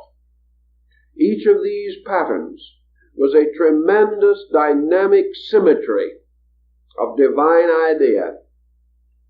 And the eternal mind, having daydreamed these beautiful things within itself, having in its meditation realized that of which it was capable, and having in itself the infinite good, which it could not but wish to express through the perpetual visualization of good things. It is said in the vision that the reason fell in love with its own thought. And because it formed a partnership with its own thought, it descended out of its own nature and became one with its thought. And this descent, or this departure from its own center into the center of its own production, was the first motion, and from this came the supreme illusion, which is existence as we know it. Thus, Hermes goes on to say that illusion always arises from reason falling in love with its own thoughts. That illusion for man is the dedication of the energy of his mind to the service of the productions of that same mind. Therefore, if a man shall have a fear, and shall create a thought, in which this fear is objectified as a pattern, as an impulse, as a design, causing negative attitudes to arise within him, then his reason becomes identical with his own thought. It falls in love with his own idea or archetype, unites with it, and begins to serve this idea rather than the truth. Wherever this occurs, negative habits set in. A man loses his own center, becoming the servant of thought, and forgets that every thought is a production of himself. Therefore, that the service of his thought is merely the service of a lesser part of his own nature. Forgetting this, he dedicates his life to the fulfillment of his own thoughts, and in so doing wanders further and further into space, like Dionysus, following the magic mirror held by the Titans. And when he has been lured away from the great throne of heaven, the Titans set upon Dionysus, the reasoner, and destroy him. And then they eat of his flesh. They in turn are destroyed by the thunderbolts of Zeus, and from the ashes of the Titans, containing the blood of Dionysus, was fashioned the bodies of mortal men. This is your Greek myth, and carries the same essential point. In the beginning, reason is lured into space by its own archetypal thoughts, thus establishing a pattern which maintains upon all the levels of life, and every man is lured toward chaos by his own thoughts, which he becomes enamored of, thinking them greater than the thoughts of any other man, and most of all, regarding them as greater than the thoughts of heaven. And in so doing, he sets up darkness, he sets up illusion, he sets up a mysterious falseness by which his entire future is strangely possessed and obsessed. The next point in the vision deals with another very interesting and curious thing. Having fashioned out of its own nature this mysterious symbol of the word mind, the great power takes the word and uses it as a kind of hammer, so that like the mysterious hammer of the Nordic deity Thor, or Thor, this hammer is used to beat out space, to carve or cut great holes in space. And we are again reminded of the Chinese, because Pangku, the symbol of the divine mind personified, is given a hammer and a chisel, and is given the power to carve out holes in space. And these holes become suns and planets and worlds. And here's an interesting point that Hermes makes, namely that these are not bodies in space, but holes in space. And that what we call the solidness of a physical thing is actually a solid within a density. And the density is the true solid. Therefore, matter is not a solid in space, but a deprivation or a hole. And density, which is space itself, life itself, the divine mind itself, finds its own productions as small areas of negation within its own nature, rather than forms or structures more positive than itself. The word or the mind moving upon the great deep, upon this strange mist of matter, causes something that Hermes in the vision describes as striving. Therefore, here we have an alchemical principle of motion releasing fire. We have motion as friction. And out of the motion of the will in the form of the hammer, or in the form of the active agent, we find there emerging out of space the 7 children of friction, called by Hermes the sons of striving. And these are the 7 deities, or the 7 planetary gods. And together these gods constitute what Hermes calls the second mind. Therefore there is the first mind, or the reason, which is the dragon. And there is the second mind, which is composed of the 7 governors, or the 7 cosmocrators, the objective forces of creation. These 7 governors form the demiurgus, or the second type of deity, the secondary god. And to such orders of deities would belong Zeus in the Greek order, or Jupiter in the Latin. These deities are the objectifications, the coming forth out of the darkness of cause into the great world of effects. Universal reason, the first mind, therefore operates through the second mind, which is the orderly sequence of creative bodies and worlds. And these 7 governors have their power from the great reason, which is the dragon. But they disseminate this power from themselves into the world, calling forth out of the darkness the shadowy substance of creation. These are indeed the spirits that move upon the face of the waters. These are the Elohim of Genesis. These are the Ammonian artificers of Egypt. These are the sacred vowels from whose combinations are formed the names of God. These 7 then become the carriers of the word. They are the disseminators. They are the diffusers and the distributors. And they sit upon their ancient thrones, or drive their chariots around the golden altar of the sun.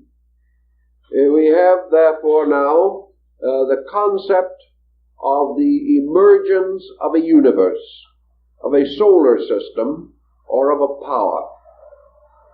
Now in the midst of these procedures, Hermes beholds something still further. He beholds rising out of the deepness and darkness of things, Anthropos, the divine man. Anthropos seems to stand in the midst of all things. He appears to stand as an isolated and lonely creation. As Goethe says, "'twixt heaven and earth dominion wielding." This is the mysterious, primordial, archetypal, universal man. This is the total man. This mysterious great man of the Zohar, who stands with his head in the heavens, 1 foot upon the earth and the other upon the oceans. This is the great macrocosmic man. And this man, in the Hermetic doctrine, is the one and only begotten Son of the Father. And this is the man that stands forth as Anthropos, the man which is the son of the mind, the son of reason, in whose nature have been gathered all of the celestial elements. For this man is the final and most perfect of the archetypal projections of the mind of the Creator. This man, therefore, is that being made and fashioned in the image of the reason of God. Now, we said that this man, we mentioned in a previous lecture, efforts have been made to parallel this man with the Christ of Christianity as the only begotten, and also, strangely, as the celestial Adam. This power, which is also found in the writings of 𝘚𝘦𝘤𝘶 and is symbolized by an upright, light letter A, even as the relapsed Adam is represented by a black letter A. This celestial man, however, is not truly a Christian figure.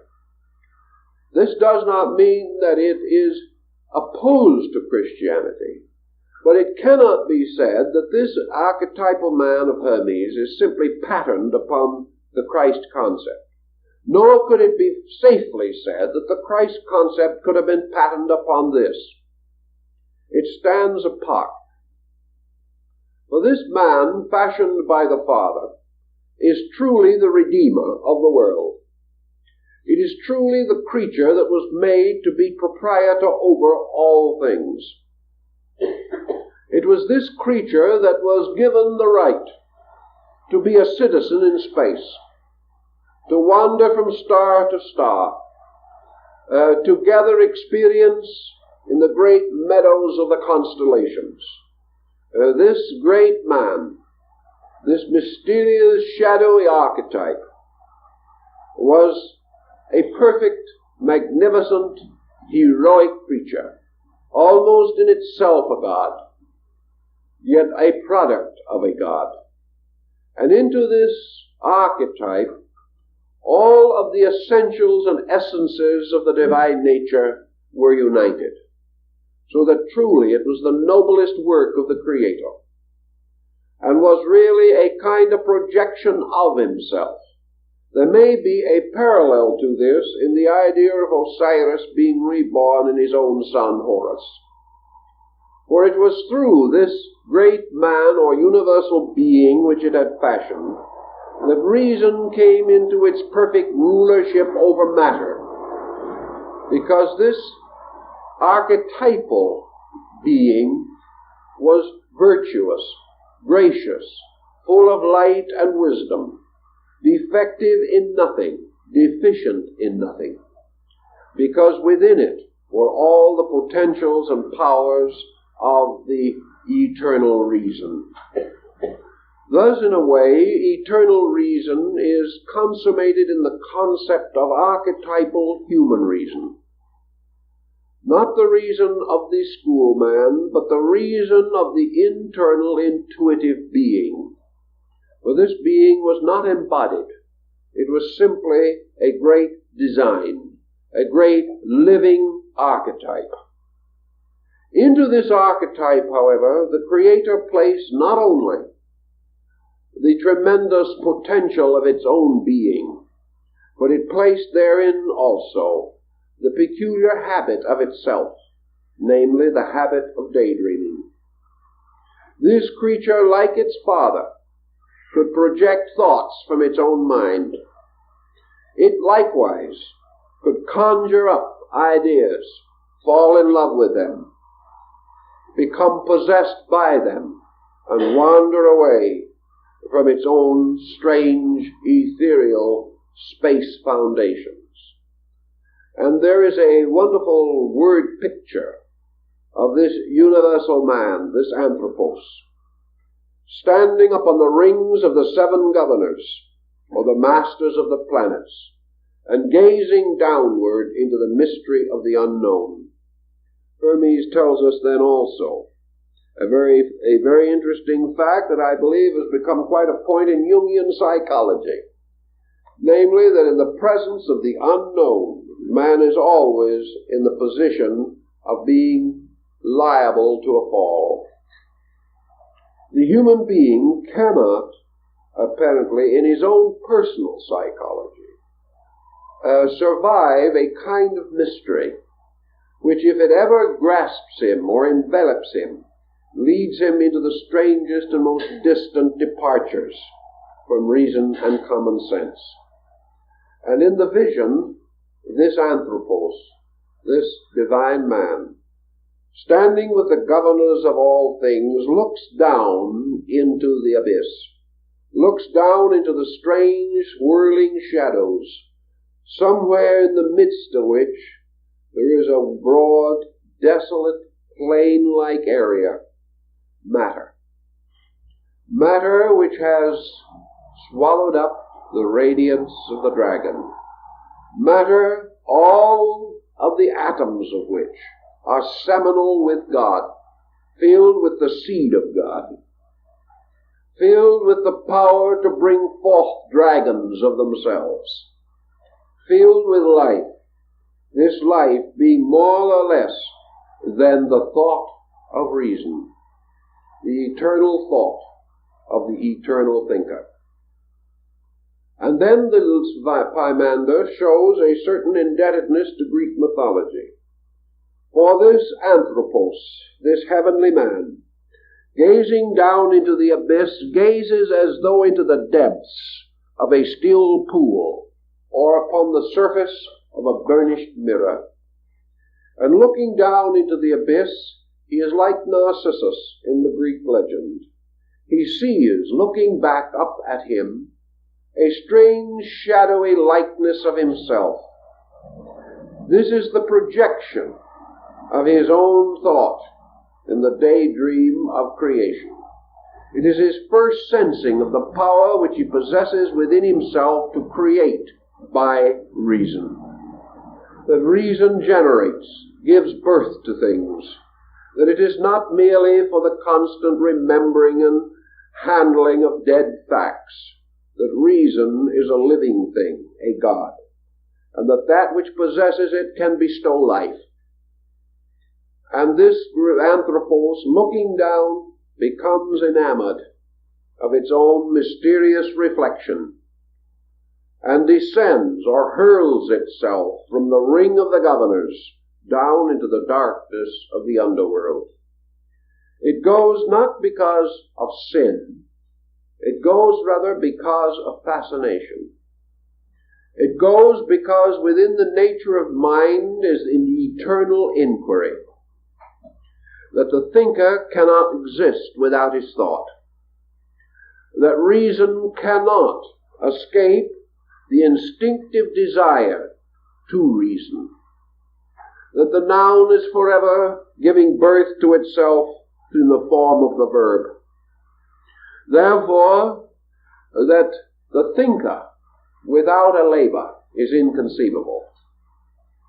An existence which does not seek to solve the mystery of itself is inconceivable.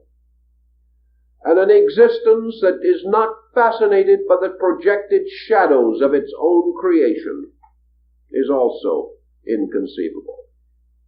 So we find this universal man moving downward, precipitously, but voluntarily. And as it moves downward, there is a reaction from below. A mysterious veiled being, like 𝘈𝘨𝘦𝘴, the great earth mother of the Nordic rites.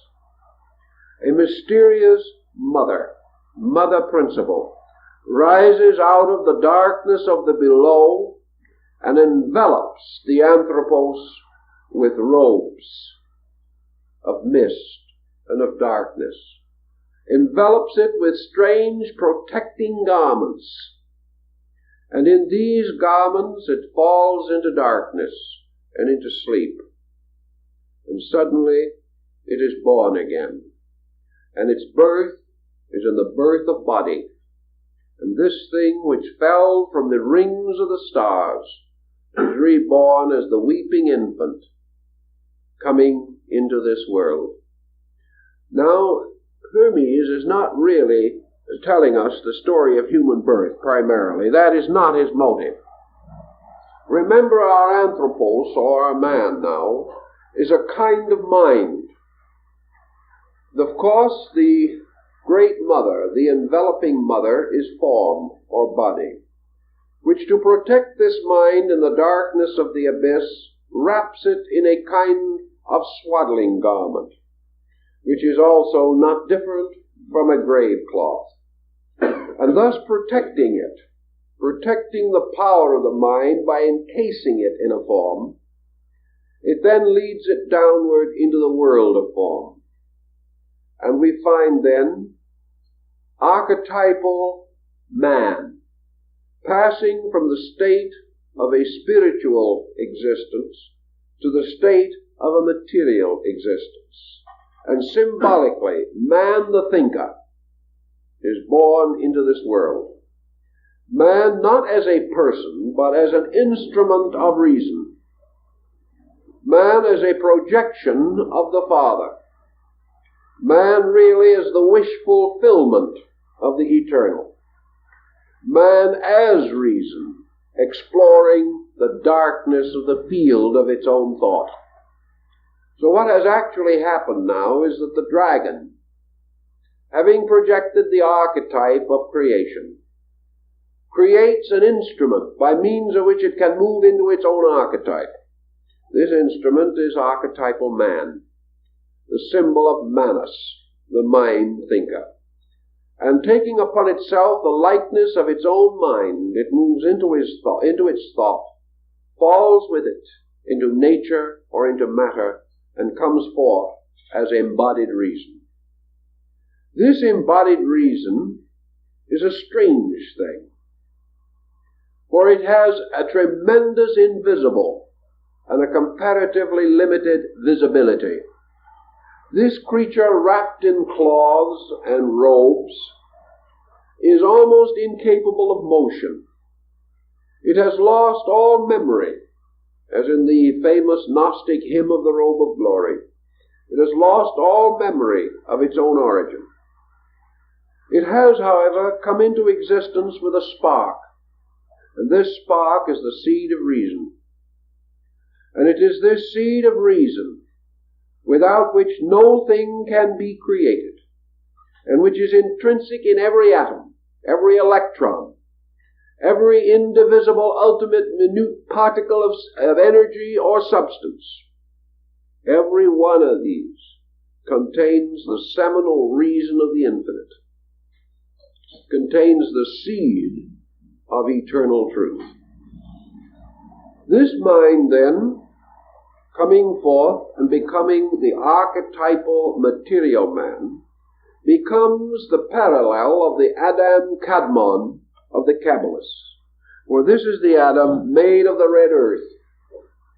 This is the Adam whose nature is outwardly earthy, but whose inward parts still belong in and to heaven.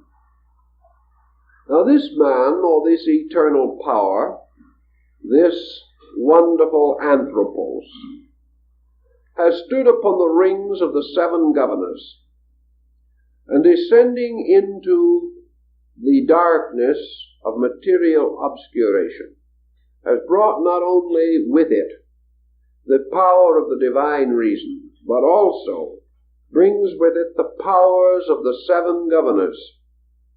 These seven governors being the active agencies by means of which reason is served, by which reason projects its purposes, and by which reason is gradually brought into orientation in the material universe.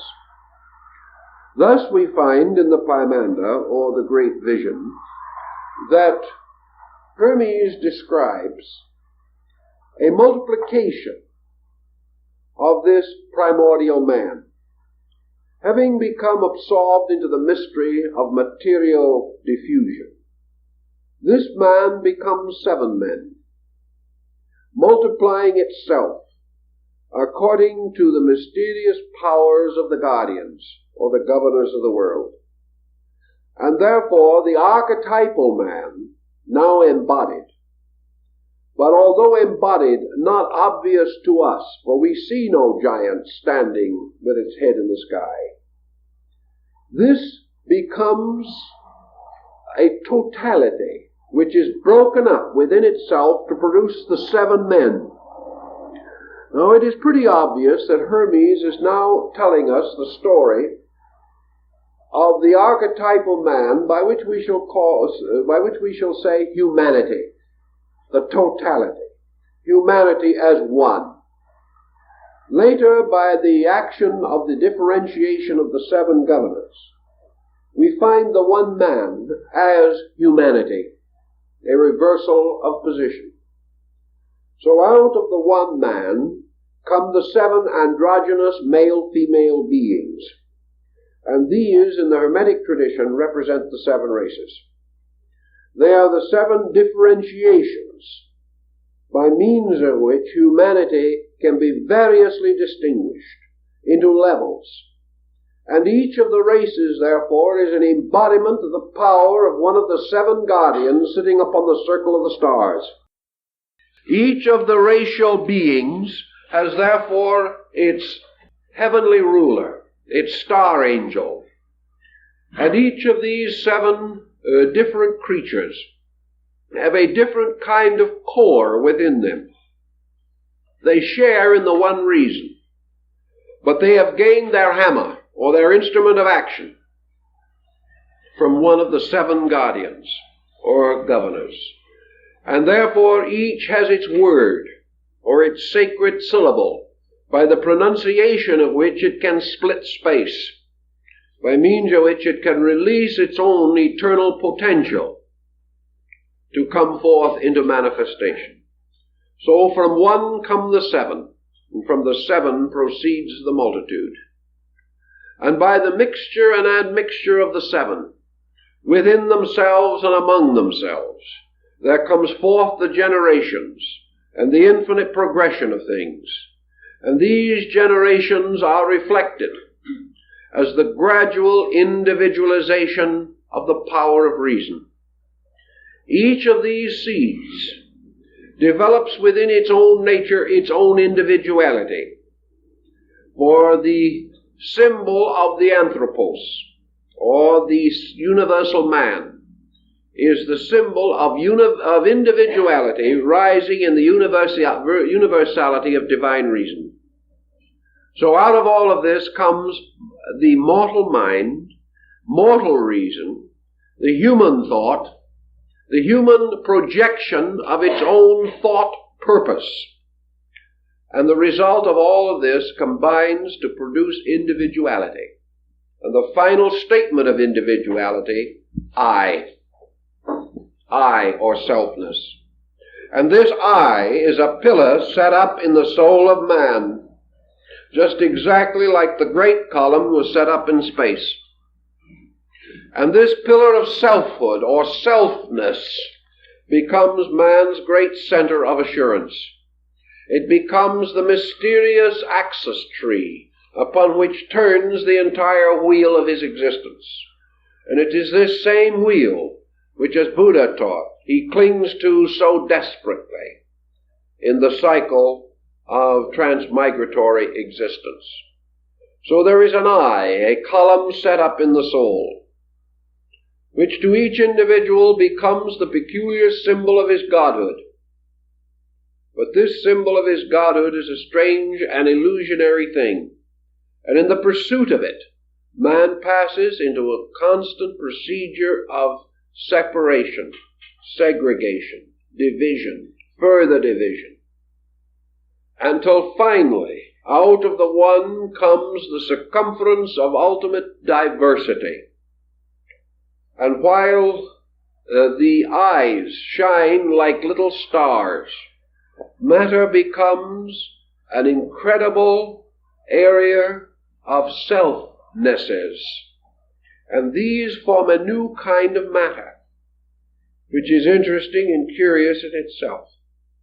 For just as the earth is made up of an infinite number of small material particles, so what we call culture, civilization, the vast area of human project, is composed of a kind of substance made up of an infinite number of selfnesses grouped together to form structures.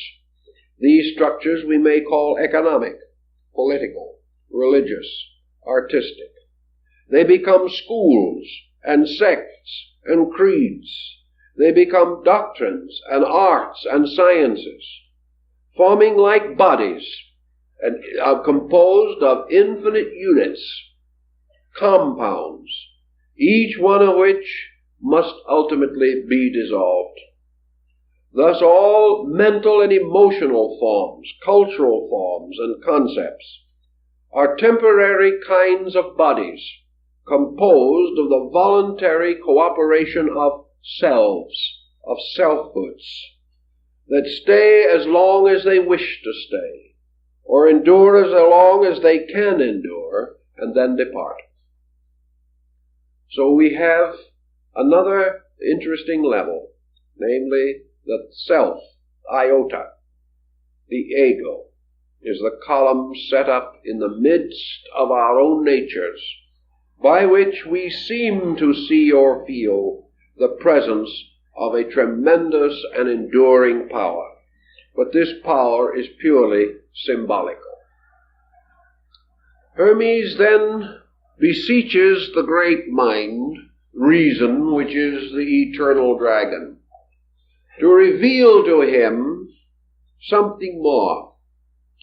He has now learned of how Leviathan, this dragon, gathering unto itself a third of the stars of the heavens, carried them forth into the abyss. We have again a biblical parallel.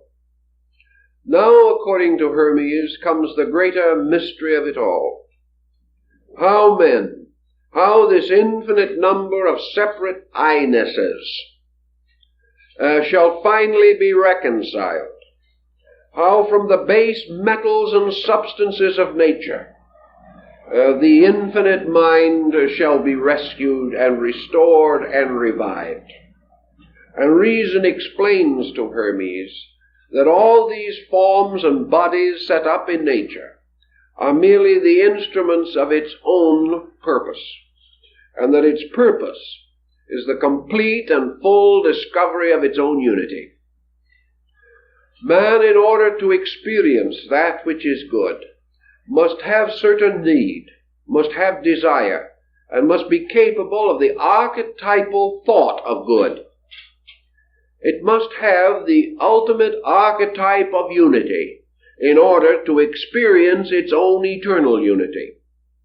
That which is undivided knows not its own unity unless it passes through the experience of apparent diversity and discovers itself. Thus reason, through this vast pageantry and circuit of things, is forever concerned with its ultimate goal, self-discovery. That from the exploration of the not-self, it shall be restored to the equilibrium of the self-knowing. And the great mind or reason tells Hermes that the course of this is a vast cycle of which the death of man is a miniature representation or replica. And the reason says to Hermes that man is separate from truth because of the various deflections which affect its minds, which affect its attitudes, and particularly divide it from others of its own kind. The formula for regeneration as set forth in the vision is almost completely Buddhistic. But it is not certain that it was brought from India, although it is possible that it could have been, because the doctrine of Buddhism had been well established in Asia for 450 years before the probable date of the compilation of the Pymander. In any event, this pattern, perhaps supported by the Babylonian account of the adventure of Ishtar at the seven gates, certainly gives us a clue to what we want. The soul, passing out of the body at death, therefore proceeds toward the goal of liberation. What is death to the body is achieved by a certain disenchantment of the mind.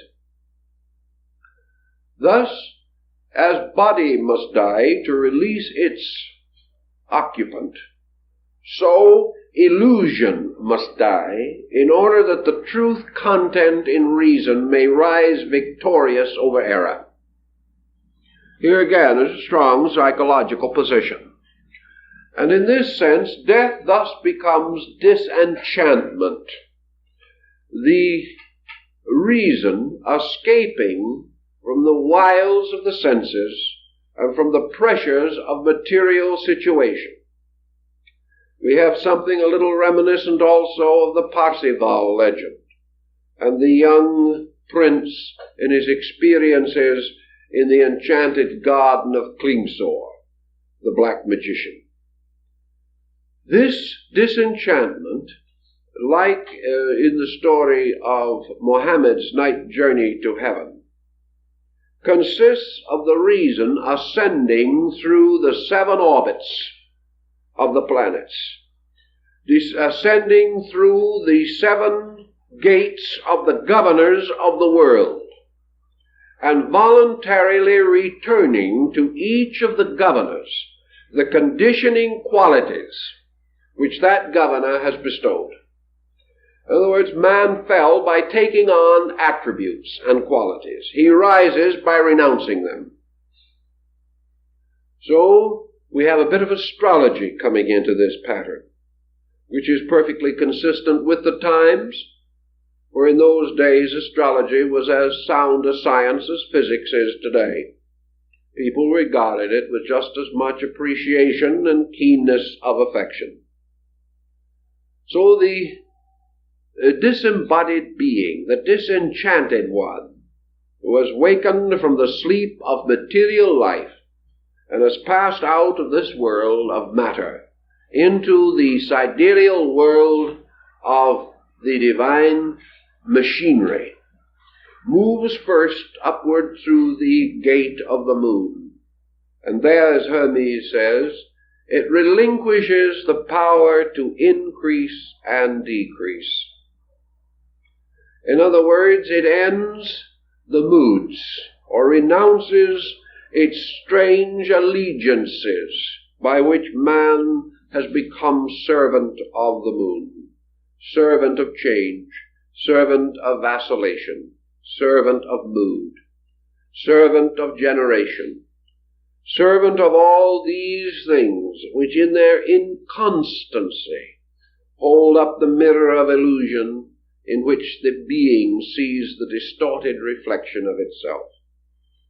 So to all the strange illusions of night and darkness, the waxing and waning, from the strange laws governing the 28-day cycle of the moon, to all the strange world of phenomena which is associated by the ancients with the lunar orb, and constitute together the lunacy of old time. These are rejected, cast off, returned again to their custodian, where they shall be held to be used by others who need them. But now the soul is returning to its homeland, and having relieved itself from all of these mysterious bonds and bondages, the soul then ascends to the gate of Mercury. And here it returns to the guardian, or the worker of the gate, in its own way, those things which belong to the world of Mercury. And Hermes says that these include all manner of deceit, all manner of false thinking, all schemes, all plots and strategies, all brilliant intellections which have no substance in themselves, false knowledge, false learning, sophistication, that by which brilliance is mistaken for truth, and the light of sophistry is substituted for the light of reason. These things must return again. A man, to pass through the gate and ascend, must pay the fee of the gatekeeper. And at each gate, the gatekeeper demands its allotment from the nature of man, so that at each gate man loses something of his mortal or corporeal nature. And he ascends to the third gate. And here he must restore to Venus those things which are the peculiar province of this goddess. And most of that which he must restore is vanity. Vanity must cease. He must never again be moved by appearances and the outward semblances of things. He must not chase the will-o'-the-wisp of gratification or of idle fortune, nor must he in any way be deceived by the seemingness of anything. He must penetrate appearances, seeking for that beauty which is in the soul of things, and not indoctrinated only by those symmetries and graces of form which he has mistaken for the presence of reality. Having paid the keeper of this gate, he goes on and approaches the gate of the sun. And here, to this guardian, to this one of the seven governors, he must restore its substance, which is ambition. For here he must return to the gatekeeper all of those things which bear upon greatness, all desire to excel others, all comparative search for self-aggrandizement, to escape from the illusion of high office or the delusion of humility and humble station, to escape also from the temptation of possession and the great temptation of all, to use what we have to the detriment and destruction of those who have less. This must be left with the keeper of the gate of the sun, and then the soul proceeds onward to the gate of Mars. And here the gatekeeper also demands his fee, and to him must be returned all contention, all discord, all hate, all warlikeness, either of the mind or of the body. Here likewise there must be an arbitration of every conflict which can possibly affect adversely the spiritual destiny of the soul. To Mars, therefore, must be given back temper, anger. Even righteous indignation has no place. All things but gentleness must be renounced. And then to the gate of Jupiter the soul ascends. And here it must perhaps sacrifice more than in any other place in our way of thinking today. For here we must sacrifice judgment of others. Here we must sacrifice the type of thinking which many people regard as philosophical. We must give up the mental solution to the mystery of life. Here we must end forever the discussions, discourses, debates of the learned.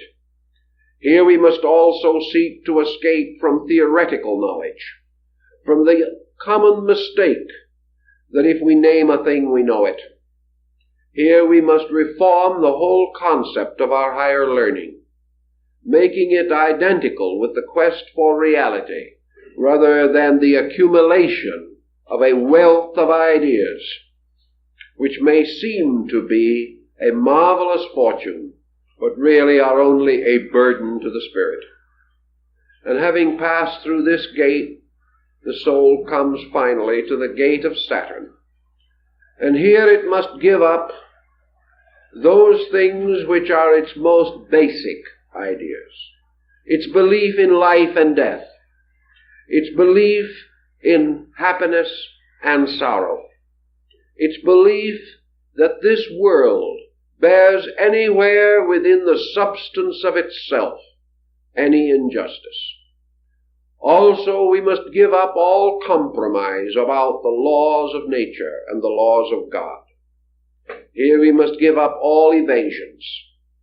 We must give up everything which seems to point to the permanence of our illusionary state, so that indeed, from the gravity of this planet, we have gained a gravity which holds us down, and we must return it, so that we are once more free of motion, that we move with the moment, that we master the mystery of time, that we overcome forever past, present, and future in ourselves, becoming now not only bodiless, but timeless, dwelling in space. And having so done, according to the old beliefs, we were returned again to the infinite, from the strange whirling rings of Saturn. And the soul which has ascended above the seven governors then enters into what Hermes calls the blessed state of the eighth sphere. This eighth sphere, which in the old astronomical system corresponded with the empyrean, or the abode of the angels, or the abode of blessed spirits, was also the sphere of the fixed stars. Here the reason, having liberated itself now from all worldliness, passes into the contemplation of the divine universe, not again necessarily coming face to face with the great dragon, but beholding directly the works of reason, beholding as Hermes did in his vision, the unfolding of the resplendent world of absolute law, beholding truly the angels and the stars hymning the wide-eyed cherubim, beholding a magnificent garden in space, a garden filled with the flowers of truth. Here the being comes into the certainty of the divine good, lives in the world directly of the fashioning of God, and beholds inwardly the faces and substances of the divine powers, thus having ascended through the mystery of the ladder, or of the seven conditions. The being, no longer conditioned, moves again into the archetypal state of pure reason. This, to a certain degree, corresponds also with the ladder of illumination described by Plotinus, the Neoplatonist, for it represents undoubtedly the progressive refinement of man's consciousness, and his motion from opinion to sense, from sense to knowledge, from knowledge to wisdom, from wisdom to understanding, from understanding to intuition, from intuition to illumination, and from illumination to God. It is an ascending order, and this constitutes unquestionably the presence in the Hermetic doctrine of a distinct discipline, perhaps corresponding somewhat to the chakra system of Yoga and Vedanta, and again in the vision of the Apocalypse of John, these levels and layers through which the soul ascends are, of course, the seven churches which are in Asia, and the victory over the seven governors corresponds to the opening of the seven seals. These analogies and parallels bring us again, finally, to the contemplation of released or illumined reason. Reason which, by virtue of itself, now reasons about but one subject, and that is deity. Not deity theologically, but deity as totality. Deity as the end of all learning, the summit of all sciences, the source and perfection of all arts. We no longer think of reason either as philosophical or as theological. It is now simply the total knowing of the total thing to be known. Hermes, having received this part of the revelation brings to us another interesting situation for us to consider. He asks the great mind, the great reason, the dragon, something about the nature of the expectancies and hopes of mankind about all this. He knows, and perhaps has already been told, because the original sequence of the verses or sections of the vision is not really known. He anticipates, at least, that he is about to set forth upon the ministry of service, that he is to bring the message of the great dragon, that he is to become the instrument for reason, that truly it is not himself but the divine reason in him which is to speak. And he asks, naturally, to whom shall the reason speak, and who shall understand the reason? How shall this strange ministry be promulgated? And the dragon answers him very, very definitely, but of course, as always in these cases, a dogmatic way which is not clearly practical, at least not in its first presentation. First of all, the reason assures Hermes that the secret of the final liberation of all things is that the same reason which in its substance overshadows and permeates is also the same reason which in its fragments, divided and embodied, must accept the doctrine. Thus reason speaks only to itself. It speaks from the total appearance of itself to the diversified appearance of itself. And because every germ of life contains the seed of reason, this seed can be restored, it can be released, can ultimately be raised from the darkness of its ignorance to an abiding in eternal light. However, this reason, in the case of mankind, is deeply buried and hidden within the structure of mortality.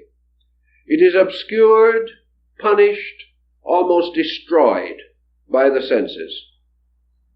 It has slight, if any, opportunity in the confusion of our outward living to achieve its proper and purposeful end.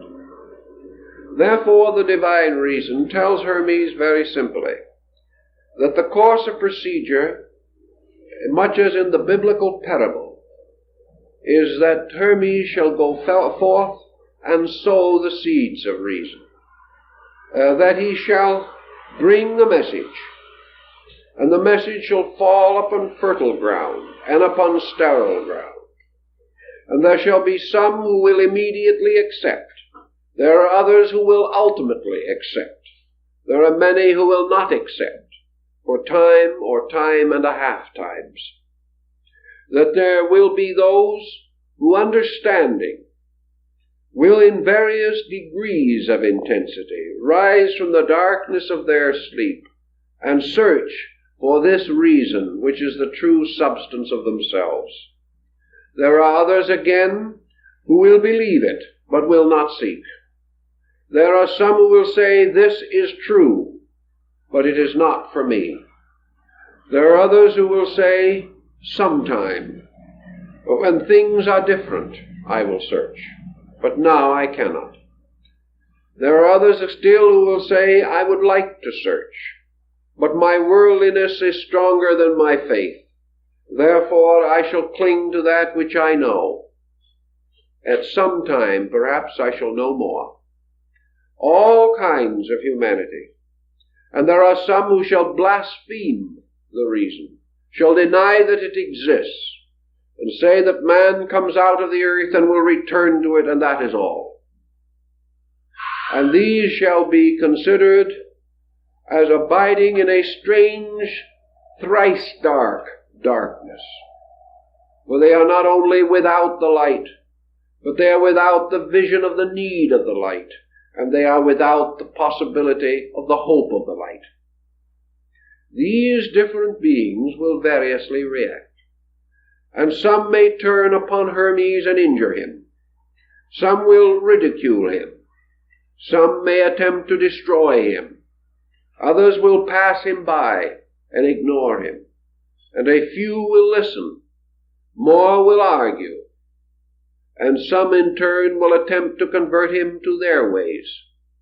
But in all cases, it is his duty to preserve always the vision and the reason, to serve it in every way that he can. And if it shall happen that a man shall not come to know the reason of the world, because the voice of Hermes has not reached him, or the voice of other prophets sent by God have not come to him, or men have so diluted the words of the prophets that they can no longer guide their lives by the ancient ways, these men are not lost. They are not destroyed, nor is there for them any great and eternal evil. They shall simply at death go to sleep.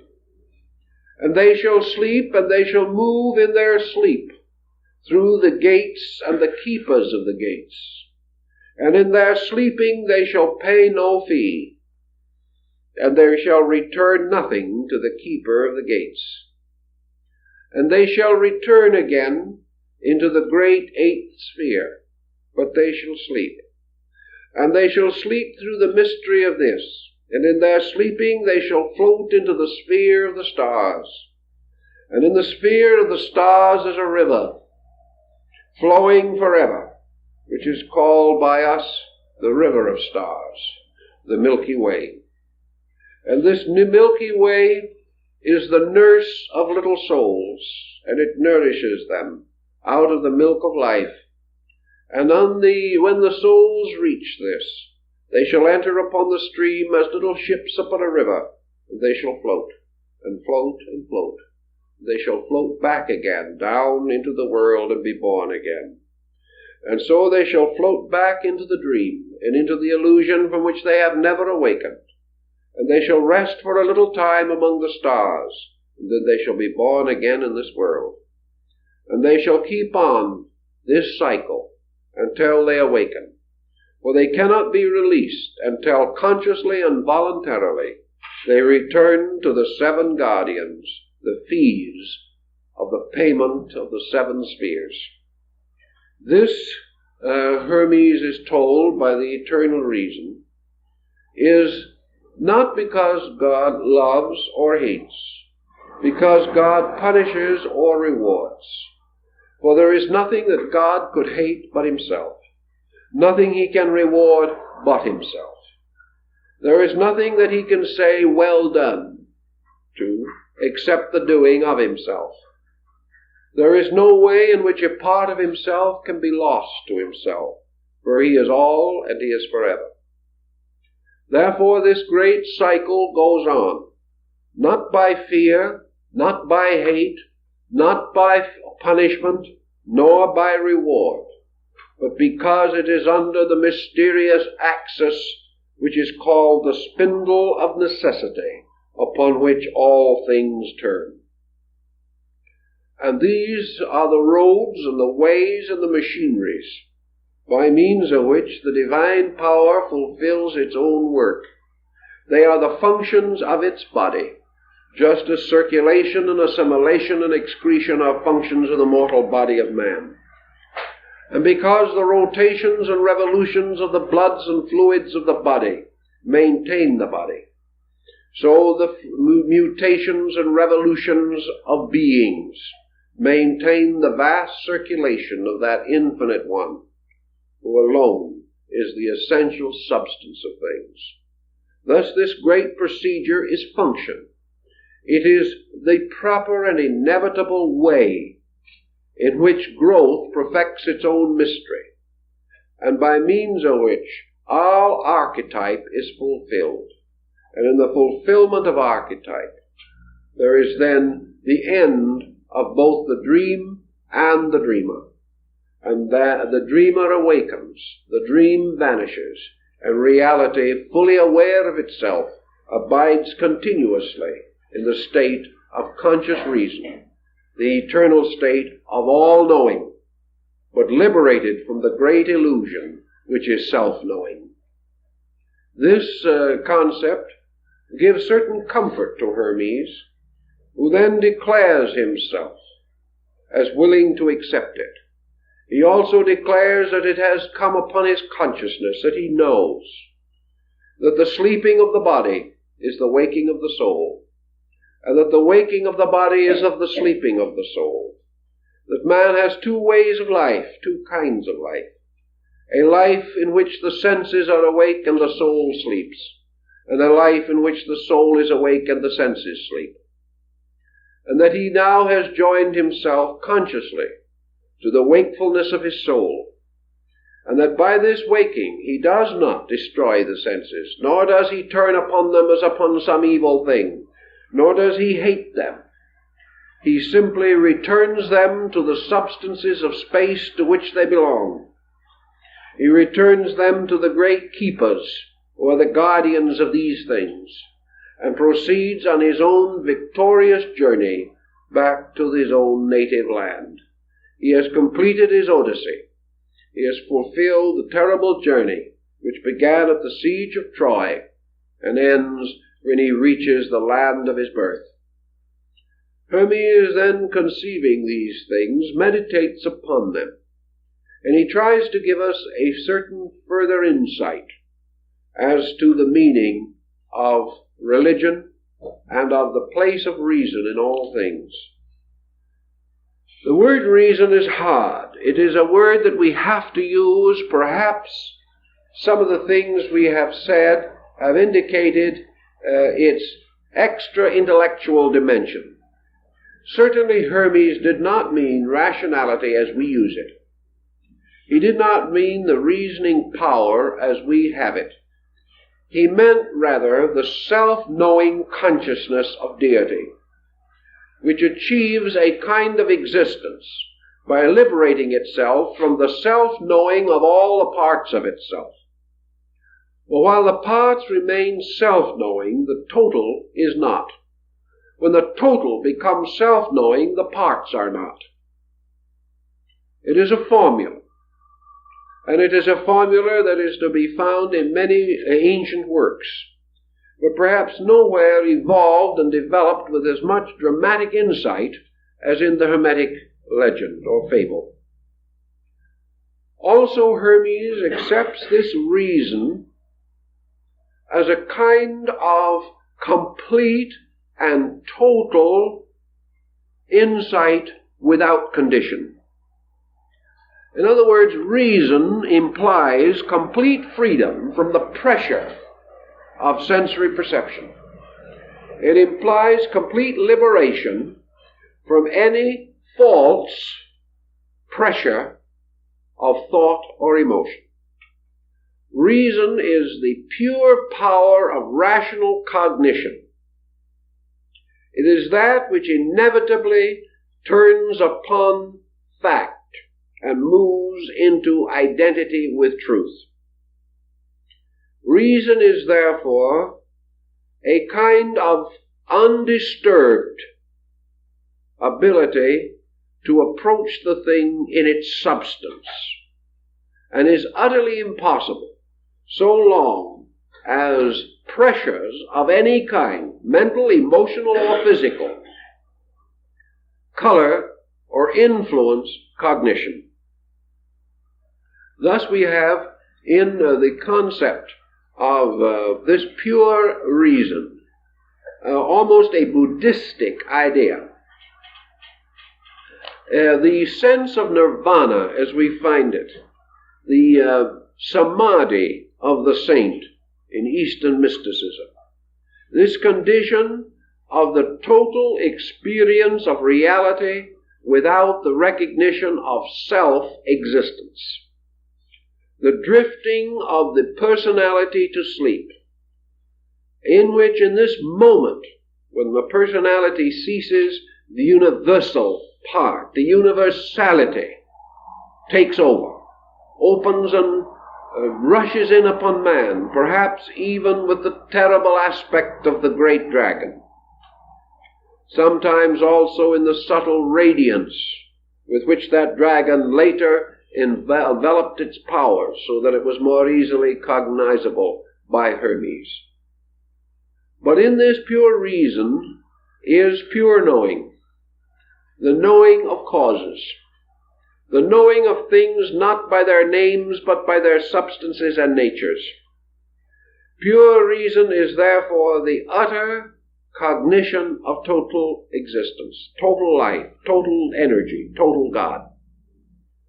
And this cognition, by its very nature, as Hermes himself realizes, moves the individual gradually from his own existence to something else. Hermes fully realized that this ultimate state of reason could not belong to man. This perfection of cognition, this total apperception and apprehension of all things, was no longer a human faculty. There could be only one all-knowing power.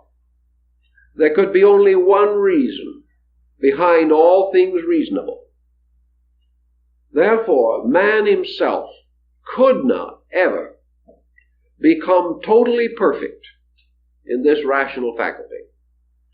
The only answer was that as man ascends and leaves his humanity behind, he leaves also behind the mysterious image of the redeeming man, the anthropos. For the anthropos represents man's awareness of his nearest proximity to reason or reality. Thus the anthropos represents the extreme of conscious learning, conscious wisdom, conscious understanding. It is the highest state in which a being can contemplate its own source. Therefore it stands above the circle of the worlds. It stands as the only begotten. It is selfhood, the only born of the selfless. Man, therefore, can attain, perhaps, to an heroic state, for the hero of the Greek is the anthropos of Hermes. Man can reach a condition where perhaps all knowledge shall be granted unto him, where everything knowable he shall know, where everything learnable he shall learn, and everything capable of being understood he will understand. But when he attains that, he stands on the borders of space. He stands gazing out upon the final expanse of actual participation, identification, by means of which all things observed and contemplated have their intervals removed. This man cannot achieve by his own reason. So Hermes, following the Eastern mystics, Buddha and others, realized that at the last step, human reason simply ceases, and something else goes on. And this thing that goes on is that which grew up through human reason, which became, so to say, the tutoring power. Whereas man brings forth his children and raises them to their maturity, man likewise within himself brings forth his reason, educates it, directs it, disciplines it, and brings it to its maturity. But when his child is mature, that child no longer belongs to him, but has a life of itself in time and eternity. He has been only the custodian, the guardian of something he could never own. This is Hermes' concept of reason. Namely, that this reason which man disciplines, tutors, and uses for so many diverse purposes was never his own, and can never be his own.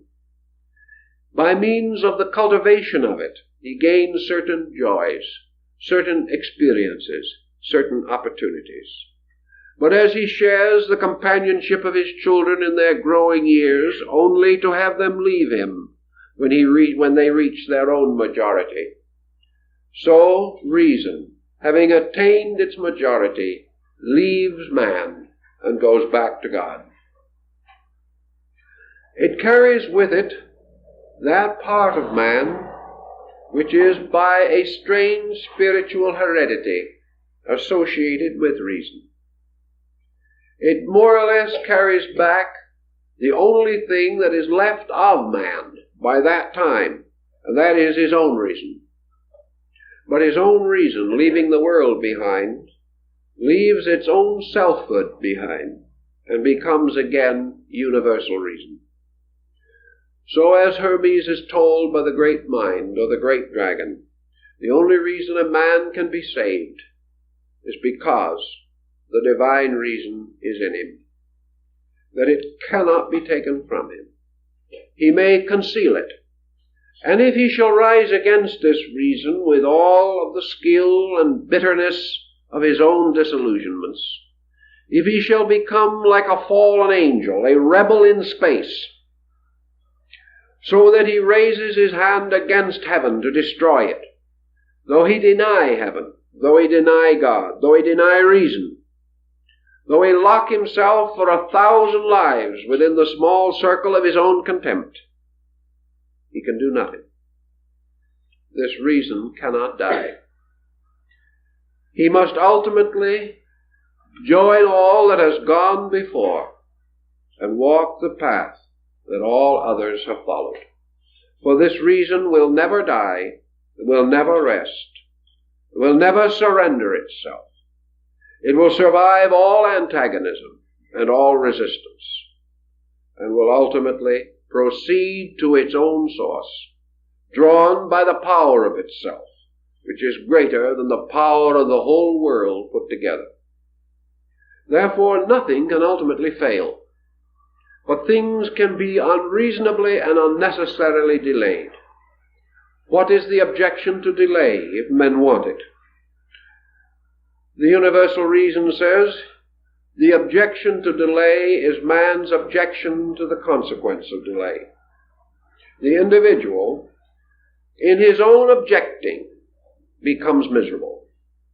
The individual, burdened with the results of illusion in his own character, comes under pain, suffering, misery, and loss. As in this philosophy of Buddha, man passes under the keeping of suffering. He must pass through all causations and consequences due to his own ineptitudes. Therefore, the way of reason is the way of peace. It is the way of release from obstacle. It is the natural and proper way that a man should go. It is perfectly proper that a parent shall raise the child. It is perfectly proper that it shall guard it and educate it and bring it through many dangerous periods perhaps, and sit by the side of sickness in the night, nursing and praying that the child's life shall be spared. It is also proper that the parent shall enjoy the life of the child and shall look forward to the fullness of that life for the child. But when the child grows up, which is like human reason reaching its majority, the parent, the old body, the personality with its senses and its limitations and restrictions, shall be so selfish as not to release the child, that the parent shall try to dominate the child, shall hold its life beyond the proper time, shall make this child the servant of its own happiness, instead of freeing the child to live the life that was its proper purpose. If, therefore, having brought the child to majority, the parent then continues to press its own will upon the child, then this child's life is damaged. Then there are sorrows for both child and parent, and perhaps the child will rebel, or perhaps the parent will have a broken heart, because it has not received the sympathy and understanding which it feels it deserves for having so faithfully reared that child. This is the problem of reason and the mind. When man's mind reaches a point of skill whereby it is capable of sustaining itself and having its own life, it is then the proper purpose that this mind reason should be allowed to grow. Man should not bind it to merely the satisfaction of his senses. He should not overshadow it like the ambitious parent. Man should not take the life of this free reason and bind it merely to avarice, to selfish personal gain, nor should make this reason the servant only of its senses, of its passions, of its hates and its fears. In so doing, it oppresses the child which it brought up. It refuses to free the reasoning part to fly upward to the sky and to the light according to its natural destiny. Thus man can delay the return of the seed of reason to its eternal ground. But he cannot prevent it. For in time this struggle, this conflict will exhaust the selfishness in man. He cannot go on forever. He cannot be hurt forever. At last, raising his eyes, asking the heavens for pity, he must come face to face with the column of law that rises in the sky. And he must realize that against the eternal will he has struggled in vain, and that his waves breaking against reality are themselves broken, but reality stands unmoved. Thus in the return to reason, Hermes points out that eternal reason, speaking through him, Hermes, gave its message to his disciples, who are also reason. That one speaking to another is one speaking to the same. That everywhere the message goes forth, and it shall come as a ray of light to the sleeping seeds of itself, and they shall burst forth out of the earth, and those who are ready shall follow, and those who are not ready will not follow. This following is of no importance, nor does it have any meaning, because all these things are within the common reason, which is the infinite good. No man should be surprised by the conduct of another, because reason embraces all conduct and understands it, and knows why it is as it is. So those who accept the teachings of the shepherd are not different from those who reject, but those who have accepted have shortened the sorrow of their own journey, and have found their way back.